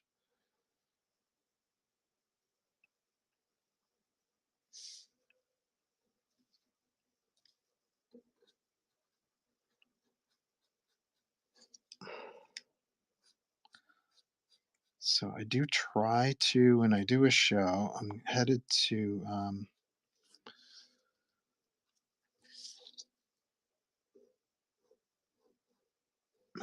Northeast Comic Con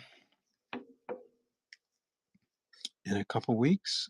Actually, it'll be here soon, sooner than you think. And so will spring. So all the snow will be gone. And you'll be like, remember that snow we had? And then you'll be like, no, I don't remember. We had snow? I'll be like, yeah, shit. Yeah, we had a whole shit ton of snow. It was only 2 weeks ago. Um, so I like to, when I go to shows, I like to bring sketches, and especially sketches of Spider-Man, Venom, and Wolverine, because the impulse buyers will just snatch that shit right up. It's pretty cool. If you're game for it, I may ask you to pencil a black Spidey and have Beatty ink it if you want. I'm doing it with him and Miller now. No kidding. Wait, you're doing Frank Miller and John Beatty inking Frank Miller? That's pretty cool. Mike Miller. Oh, okay. Yeah, that would be an honor, actually, to have John Beatty ink one of my pieces. Love his work. Love him on Kelly Jones on Batman, right? Mike Zeck on Captain America. He's a favorite. And he's on Whatnot, right? I sat in on one of his shows and watched him make so much more money than I do.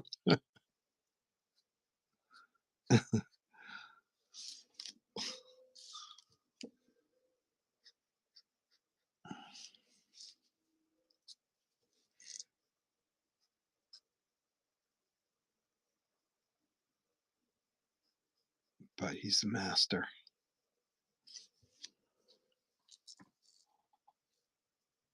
I was on with you the other night. I do. I recall that. Yes, I grabbed his two. You grabbed them both. The half Spider-Man, half Venom. It was that night, right? Oh no shit. That was you. Oh wow. It's cool to make the connections. Good job, bud. That yeah, the half Spidey, half Venom. That was great. And he did something else too. I remember it, but I'm forgetting it right now.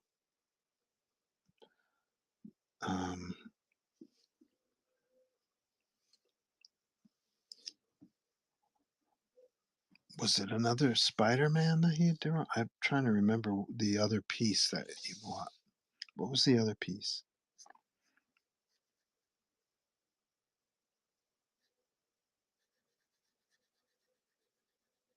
I think he inked the Mike Zeck on the Punisher too. That was good stuff, boy. Oh boy, that was good stuff. I think John Beatty is going to be at the Little Giant convention in New Hampshire in April also. So that'll be fun. If I have time, I'd like to go over and chat with him a little bit. Another Spidey in the rain, right? Yep. Yeah, you can't lose. That's what I was talking about earlier. Getting distracted today. We're talking about a lot of weird shit today. But I tend to try to bring a Spidey drawing, a Venom drawing, and maybe that's what we should just call this, a drawing instead of a sketch, right? It's a drawing. Uh, and same with John Beatty. The stuff that you would call what John Beatty did a sketch, it was super tight. What the hell? That's not a sketch, really, right? Um, I try to bring a Venom, a Spider-Man, and a Wolverine for the impulse buyers out there who may not be familiar with the sketch world or the idea of getting a drawing from an artist. And so when they see these kind of things on the table, they might be more inclined to ask or just purchase. So I had a guy at New York Comic Con walked up to my table. How much is that? It's a Cyclops drawing. I told him. He bought it and then walked away. it was like it was that easy or that fast. Nobody's talking to anybody. Nobody's looking around. No, he's not shopping. He's not looking at my table, looking at other things, and he just saw a Cyclops drawing. He walked up to my table, he bought it, and then he left. So that's with that in mind. I like to have at least a Spidey, a Venom, and a Wolverine for those kind of guys. And problem is you guys here on Whatnot are buying all my Wolverine, Spidey, and Venom drawings, which I'm not complaining about. I like it.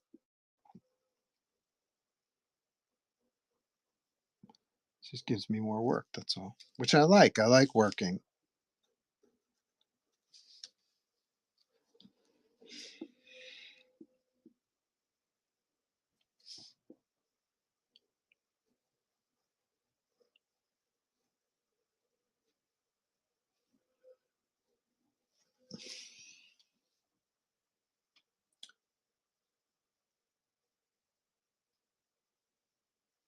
Drawing with a Pyman sketch. Lemon sketch. Pencil sketch. Just not on Zodiac's prelim sketch.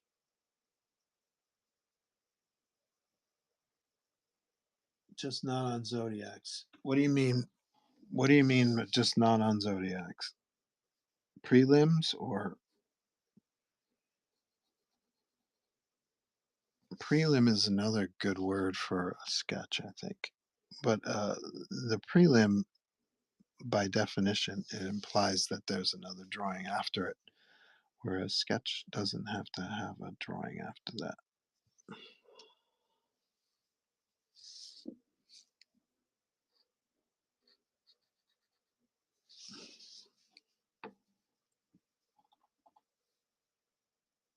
Gotta drop. Thanks for the book. See you soon. Thank you, bud. Appreciate it. He pops in, he pops out. Maybe he was the guy who bought my Cyclops and I didn't recognize his face.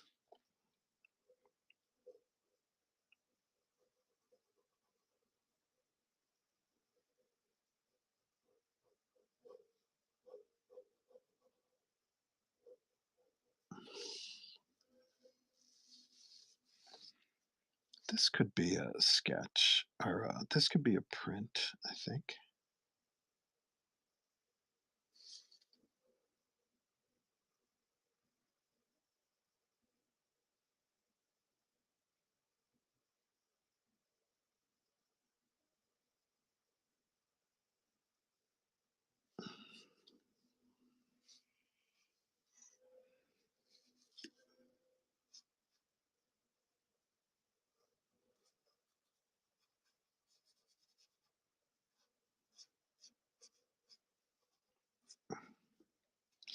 Don't forget to tune in next Wednesday and Thursday.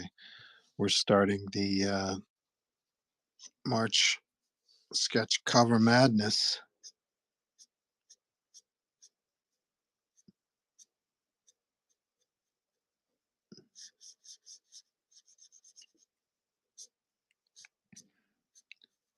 You get to sample a few of the pieces I've done in the last year or so and vote on your favorite one. And we'll do 8 rounds of black and white, and we'll do 8 rounds of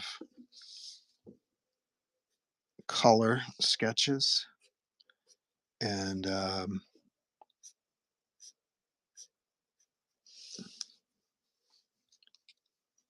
you'll vote on your favorite.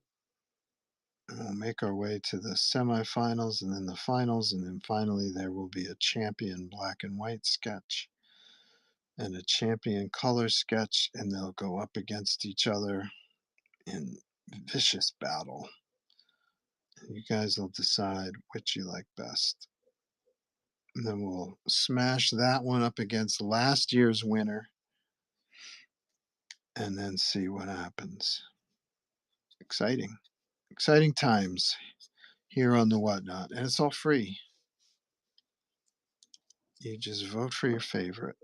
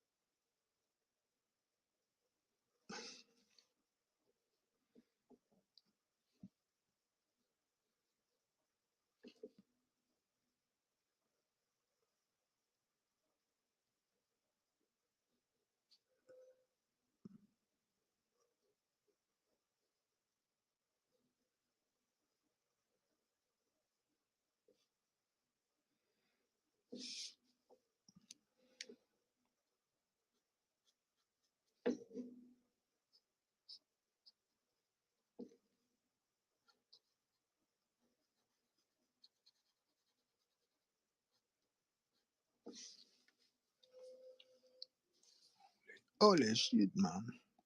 Almost there, almost there. Every time I think I'm almost done, I see an area that I forgot to hit. We gotta hit that hand on the right.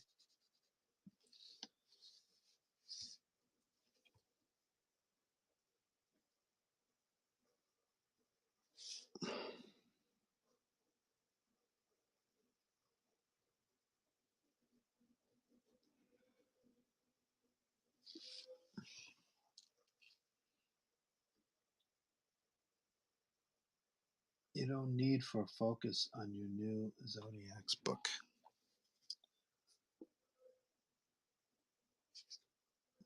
I do need to focus on my new Zodiac's book. What are you talking about? I definitely need to focus.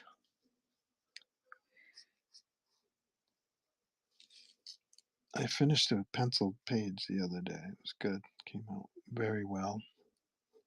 On the next page, on to the next page. I think I got 16 pages left.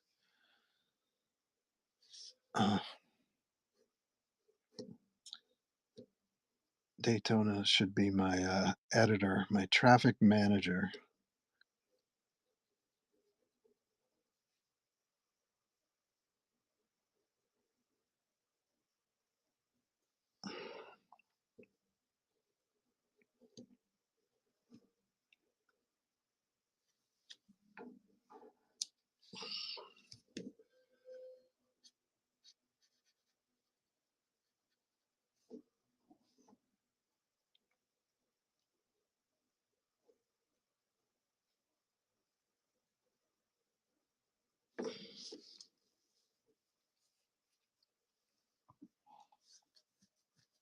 have to do that at work. See, you're a natural because that's what you do at work. You'd be a natural for it.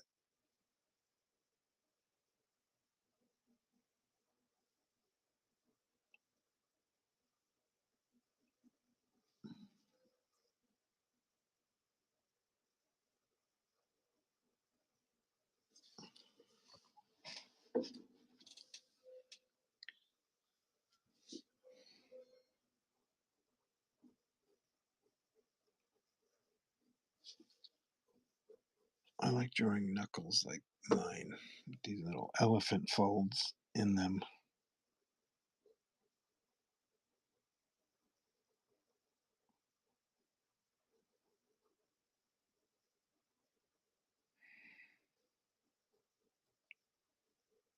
I like Kirby's knuckles too. Kirby would draw knuckles.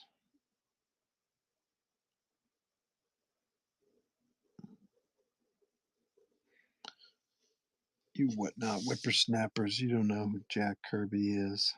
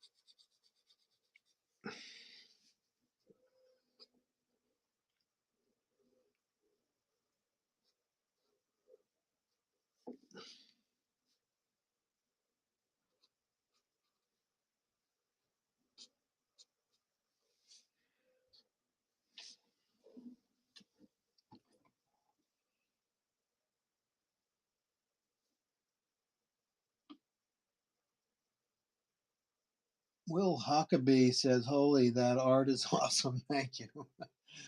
Will Huckabee says, "I wish I could find more people that do art like this on here." Well, you found me.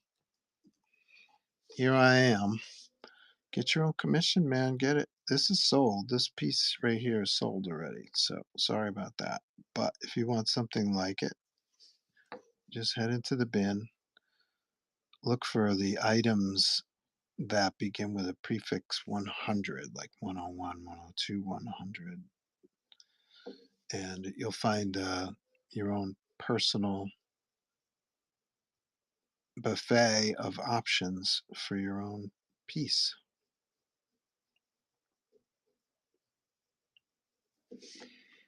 And I can even start it here on the stream. I'll probably sign off around 5-ish, but I could certainly start the drawing here and you can watch me work on it.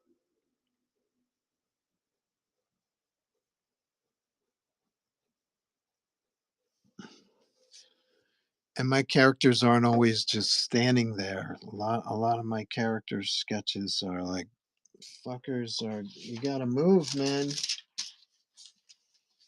I like my superhero characters in motion, you know what I mean? This guy, he's standing there. Yeah, he's squatting, but he's also ripping the shit out of Spidey's costume, right? So he's active. All superhero drawings, they should be active, kinetic energy.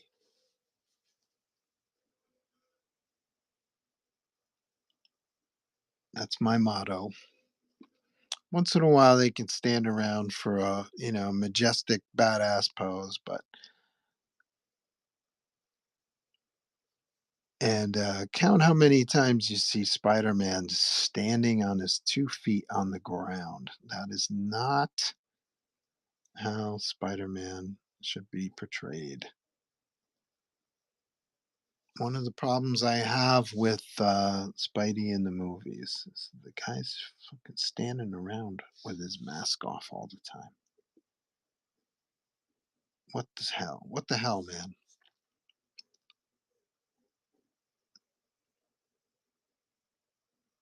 Spider-Man should be relaxed, hanging on the ceiling,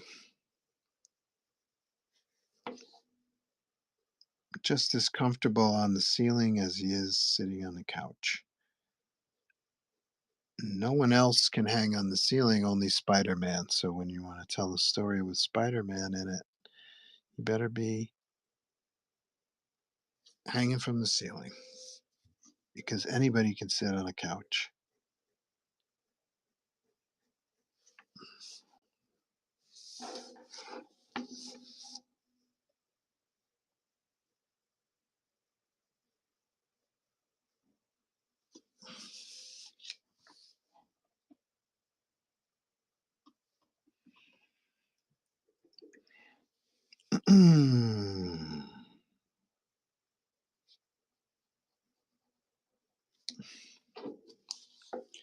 Almost there.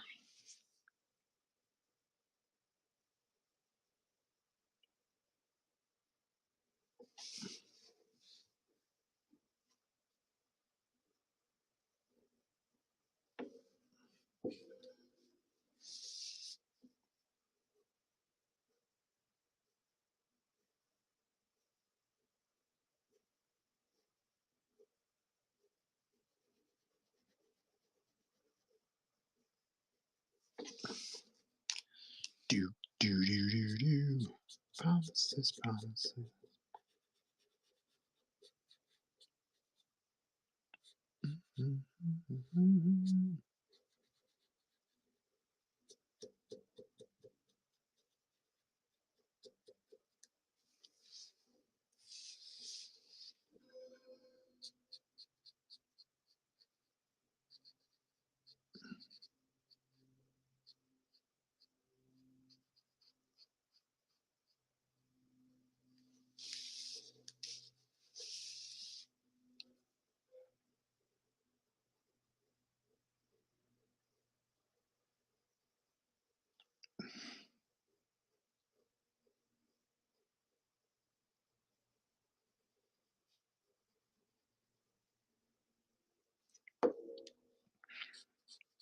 I think that's what I might do. If I if I can get it to sink in my brain, I'll stop calling these sketches. I will call these drawings. How's that? It's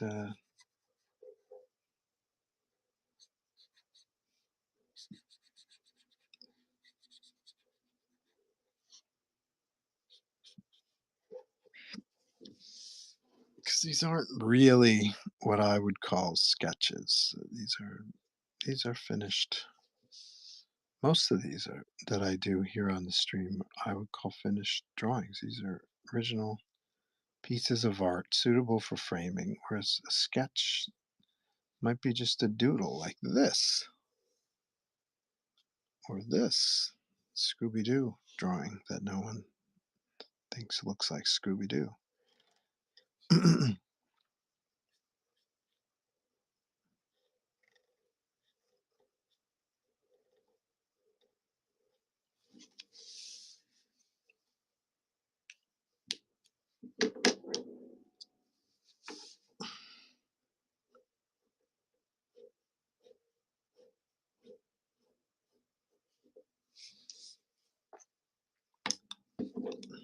little too much attention on the junk. Okay, yeah, that's a plain change there, but do we really need to bring all of our attention to it? Cool, looking good, looking good. I like it. I think we're done.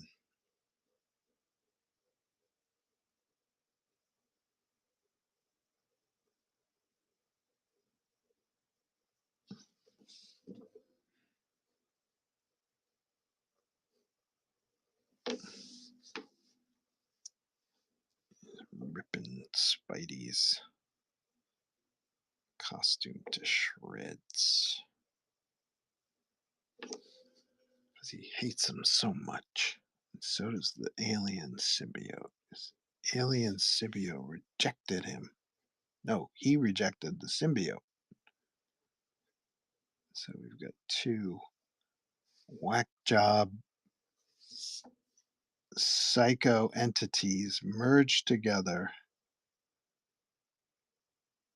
to form a Spider-Man hate machine, an evil doppelganger to Spider-Man named Venom. Oh, we gotta clean this area up here too. Can't have the letters running right across his head like that.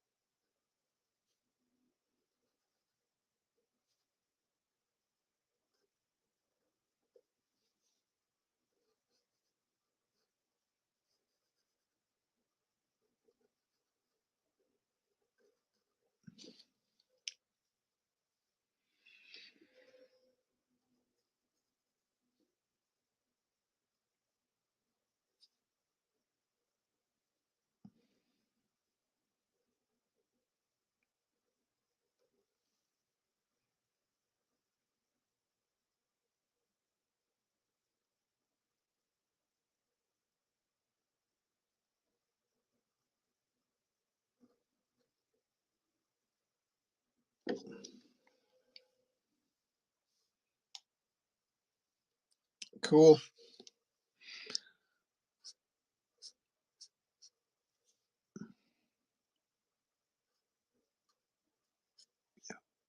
Good.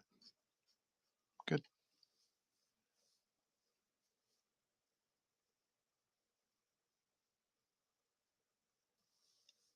I think I'm gonna call it.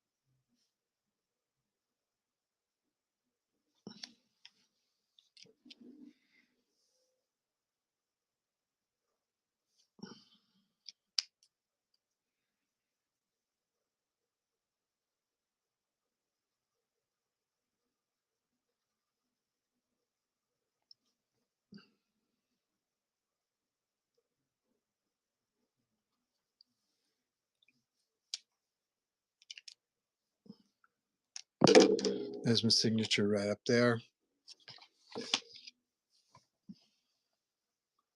Thanks, M. Dispenza, for buying this. Appreciate it very much. Let me just make sure that everything went smoothly. Boop, boop, boop. Promises, promises. Boom, boom.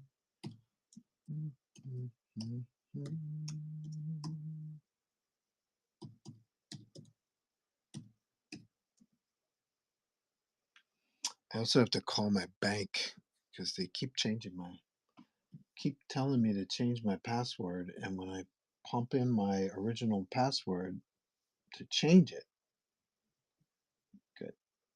Thank you, sir. Appreciate it. Looks good. When they keep asking me to change my password, I have to type in my original password before I change the password. And I type in the original password, and it's telling me that's not the right password. I'm like, I know what my password is. Okay. So okay.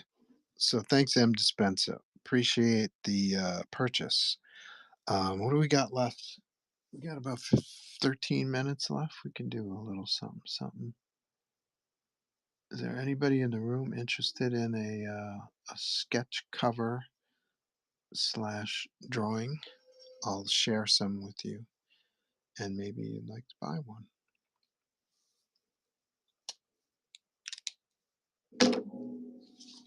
Bling, done today. Bling, done today.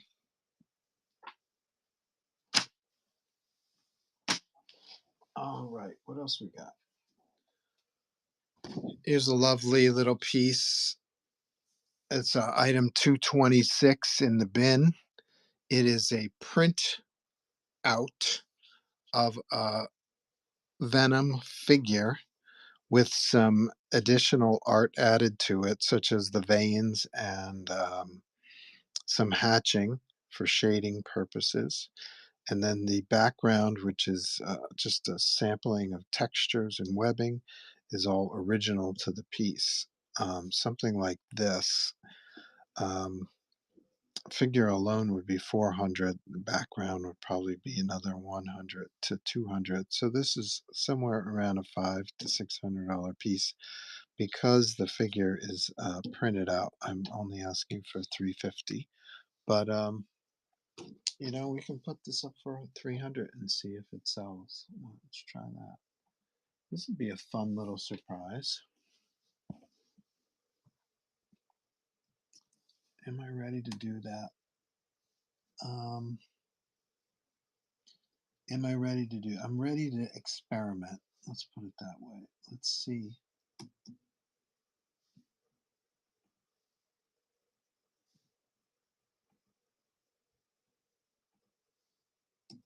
You know what? I'm not ready to do that because if this was on this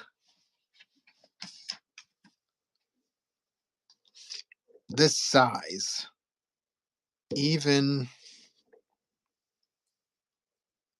even if this figure were printed on, this would still be a $200 piece. So I gotta say this is somewhere around 400 bucks. So I'm gonna stick with the asking price in the bin, item 226, 350.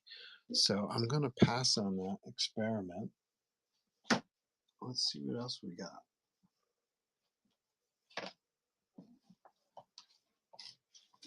Do, do, do, promises. Do, do, do,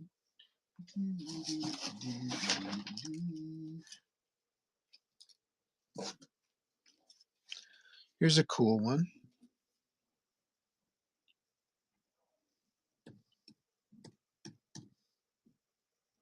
Venom head sketch with background. Usually a complete background is $100. This is a simpler half background, so I chopped 50 bucks off. So if you were to buy this at Northeast Comic Con in a couple weekends, it's going to cost you 200 bucks. But here on Whatnot, in the comfort of my own studio, this is 150 bucks. Here we go. Let's do 20 seconds for this. Get your own original Venom sketch with textured, weird horror background for 150 bucks today.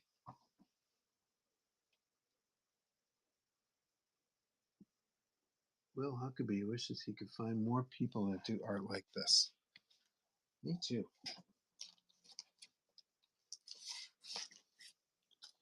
X-Men 2099 comic book, which I did not had nothing to do with except that I did draw Spider-Man 2099 for Marvel Comics. Here's proof. There's proof right there. Blow up your screen. Do a screen grab. Let's see. Yeah, that's the only 2099 piece there. That's on there. I did draw Spider-Man 2099, so I saw the theme X-Men 2099. Let's throw Spidey remark on there. Let's run this auction. 20 seconds. $60 for a remark, full color remark like this. And you get the comic for free. Promises, promises.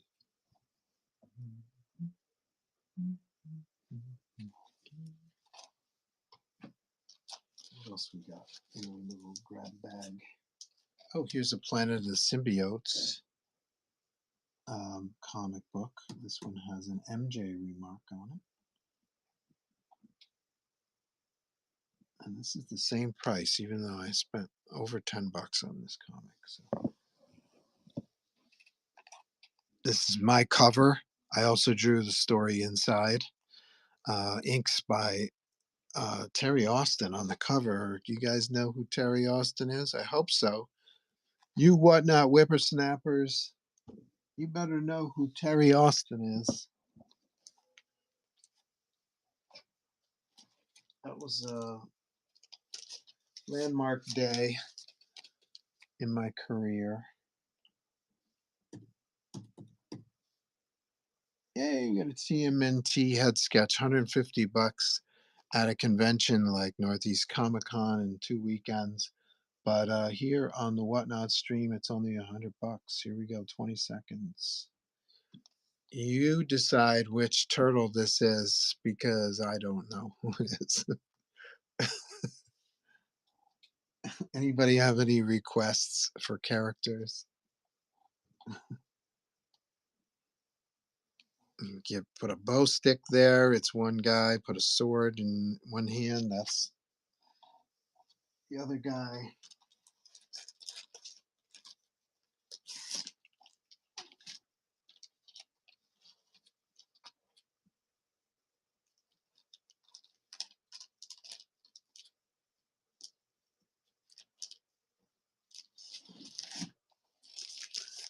May I respectfully suggest that you purchase one of these today? It's a sketchbook from 2025, signed and numbered to 100. Over 100 sketches in here. Many of which were done right here on the stream. I just celebrated my 3rd year on the Whatnot streams, and a lot of these were done right here. So grab one of these in the bin. I forget what number it is, but it's early. The beginning of the bin is all of my creator-owned comics and my own books and Marvel books that published my work. So you can find the sketchbook there. It's $30. Happy to sign it for you. Grab one there. We also have some that are already done. They have pre-done sketches on them, and those are available too. Just scroll your heart away in the bin. Here's a Daredevil drawing. Let's see if Daredevil's in the auctions. I forget. I did put him in there. Okay, so here's Daredevil. 200 at a show like Northeast Comic Con, but here in the comfort of my studio, I'm happy to take $50 off. It's 150 for Daredevil. Any Daredevil fans out there? I'm surprised this hasn't sold yet.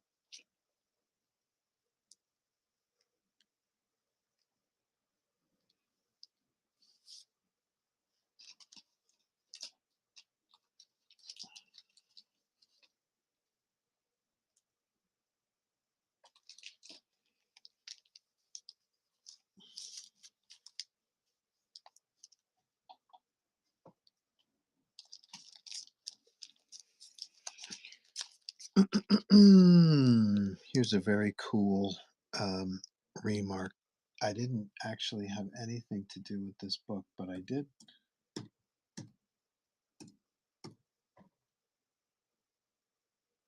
do a little Joker face on Batman. And so this is 40 bucks. Here we go. 20 seconds. Happy to sign it for you too. What a perfect place to sign it right across the black of Batman's chest. Kind of cool.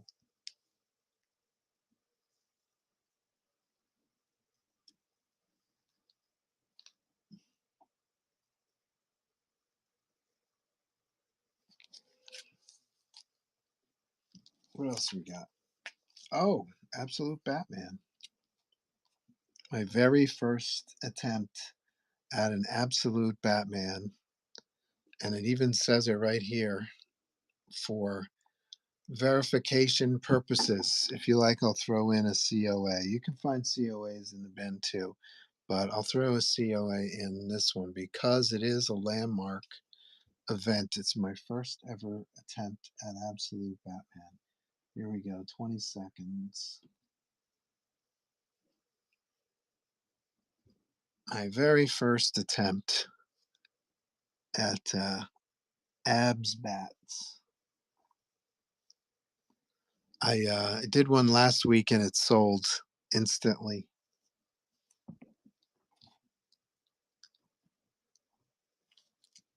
No bites? No worries. Let's see what else we got. We've got, let's see, Spidey Miles. Do we have Miles in the auction section? Yes, we do. 300, really? Yeah, 300. Single figures 150, additional figures an extra 100, background 50. So this is 300 total. If you were to meet me at a signing or a convention, this would be 350 bucks because I got to pack up all my gear. I got to jump in a rental car. I got to drive hours and hours to get to the venue. I got to unpack the car. I got to load up all my stuff. I got to set everything up. I got to talk to people. I got to stand in the cold. But right here in the comfort of my own studio, where laptops decide they want to work and then sometimes they don't. This is only 300 bucks. 20 seconds. Here we go. Grab your Spidey Miles today. This could be a print. Why couldn't this be a print? I don't know. I'm starting to think about prints lately.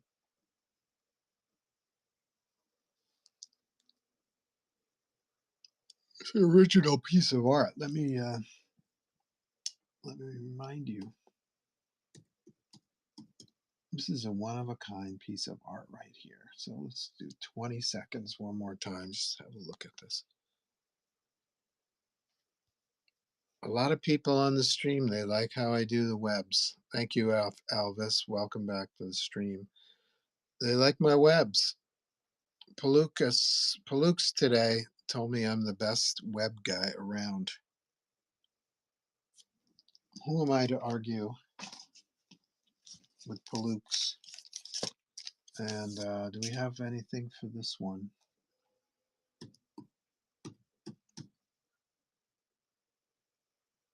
Venom head sketch with background. Venom shred. Venom shred.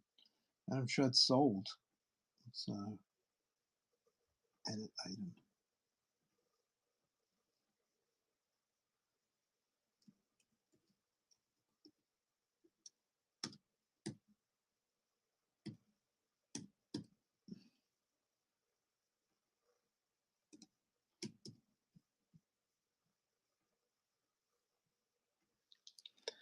Here we go. Single head is 100 bucks. Additional head plus Uzi, another 100. That's 200. This would be 250 at a show. 20 seconds. Here we go. Grab your one of a kind Spidey. This this drawing is actually in the sketchbook. Should I show it to you? let's say, for instance, you didn't have the cash for, you didn't have $200 for an original piece of art.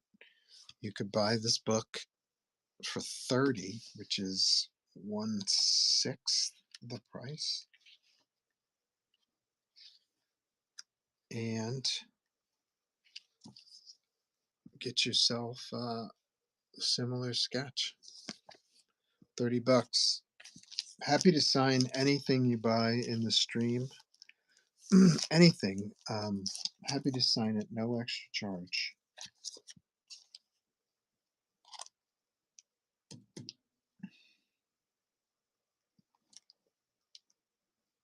And then we've got Amazing Mary Jane. I don't have her as an auction item, but you can find Amazing Mary Jane in the bin. What number is she in the bin? Let's see.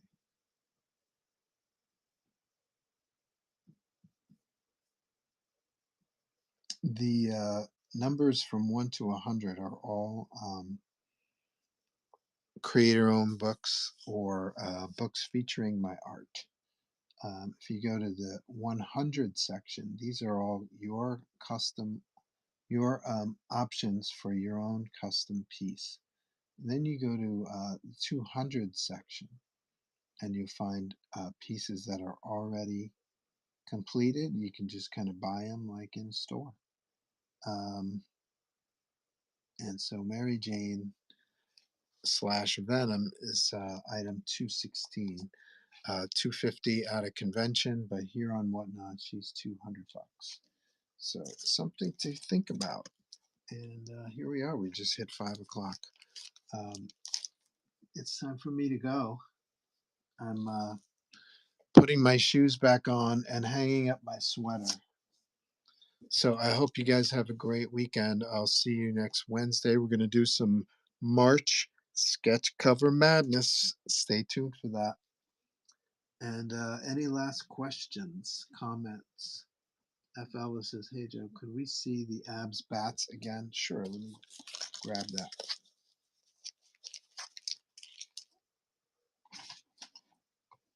I love how they call him abs bats. Abs bats with some color gray tones in there.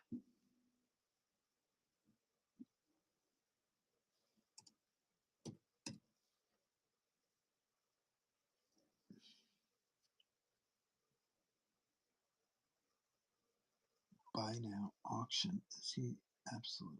Oh, absolute Batman. I do have him for 150 as an auction, but this is $100 for headshot / torso, plus 100 for color. For some reason, I have this listed as 150, which is, this would be 250 at a show. It should be 200 here. It's 200 in the store. I have it in the auction for 150, so I'm going to run this for the last time. This will no longer be 150 bucks. I'm not sure why I have it in the auction for 150 bucks, but I'll sell it for 150 bucks. And then I'm canceling this one. Hey, starting to call him Dum Dum Batman. Oh, really? Why are they calling him Dum Dum Batman?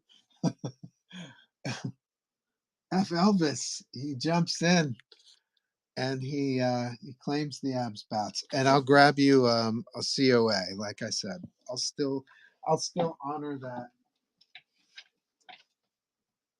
Ooh, I'll still honor that little extra.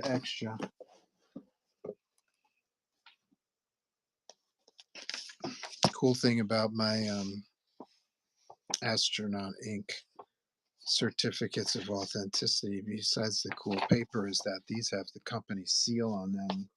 Impossible to duplicate. So I'm going to put signature and sketch.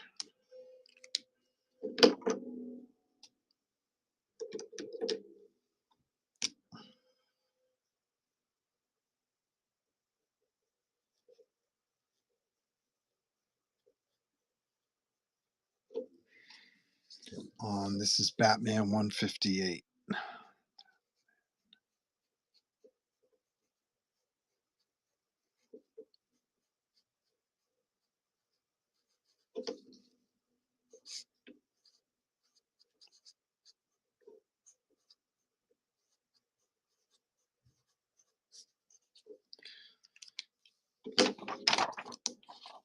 Right there on the sketch, it says Absolute Joe St. Pierre, first ever, which means it's my first ever attempt at Absolute Batman.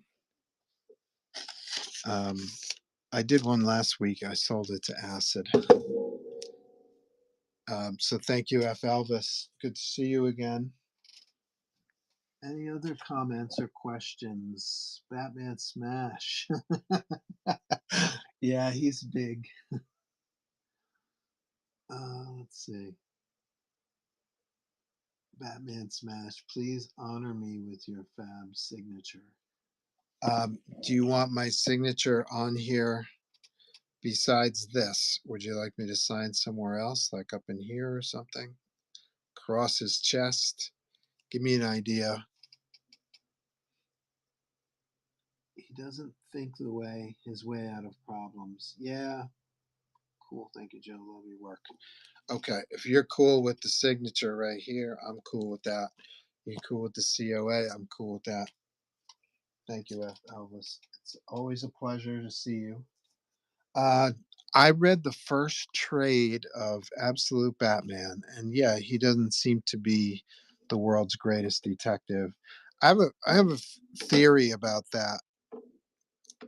Why does Batman just behave more like a punk than the world's greatest detective? It's because you got to be really smart to write a really smart character.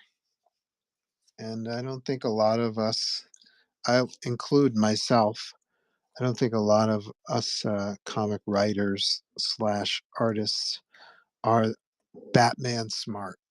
And so we rely on the knuckles to solve our problems for Batman when he should be outsmarting everybody in the room.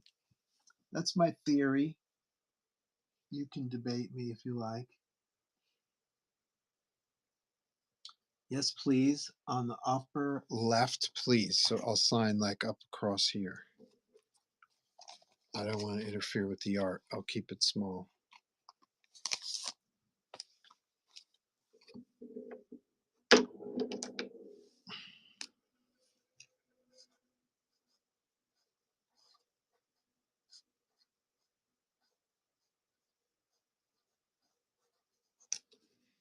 Cool. Thank you. No worries. My pleasure. So maybe Absolute Batman will be another staple for conventions. I'll have a Spider-Man sketch.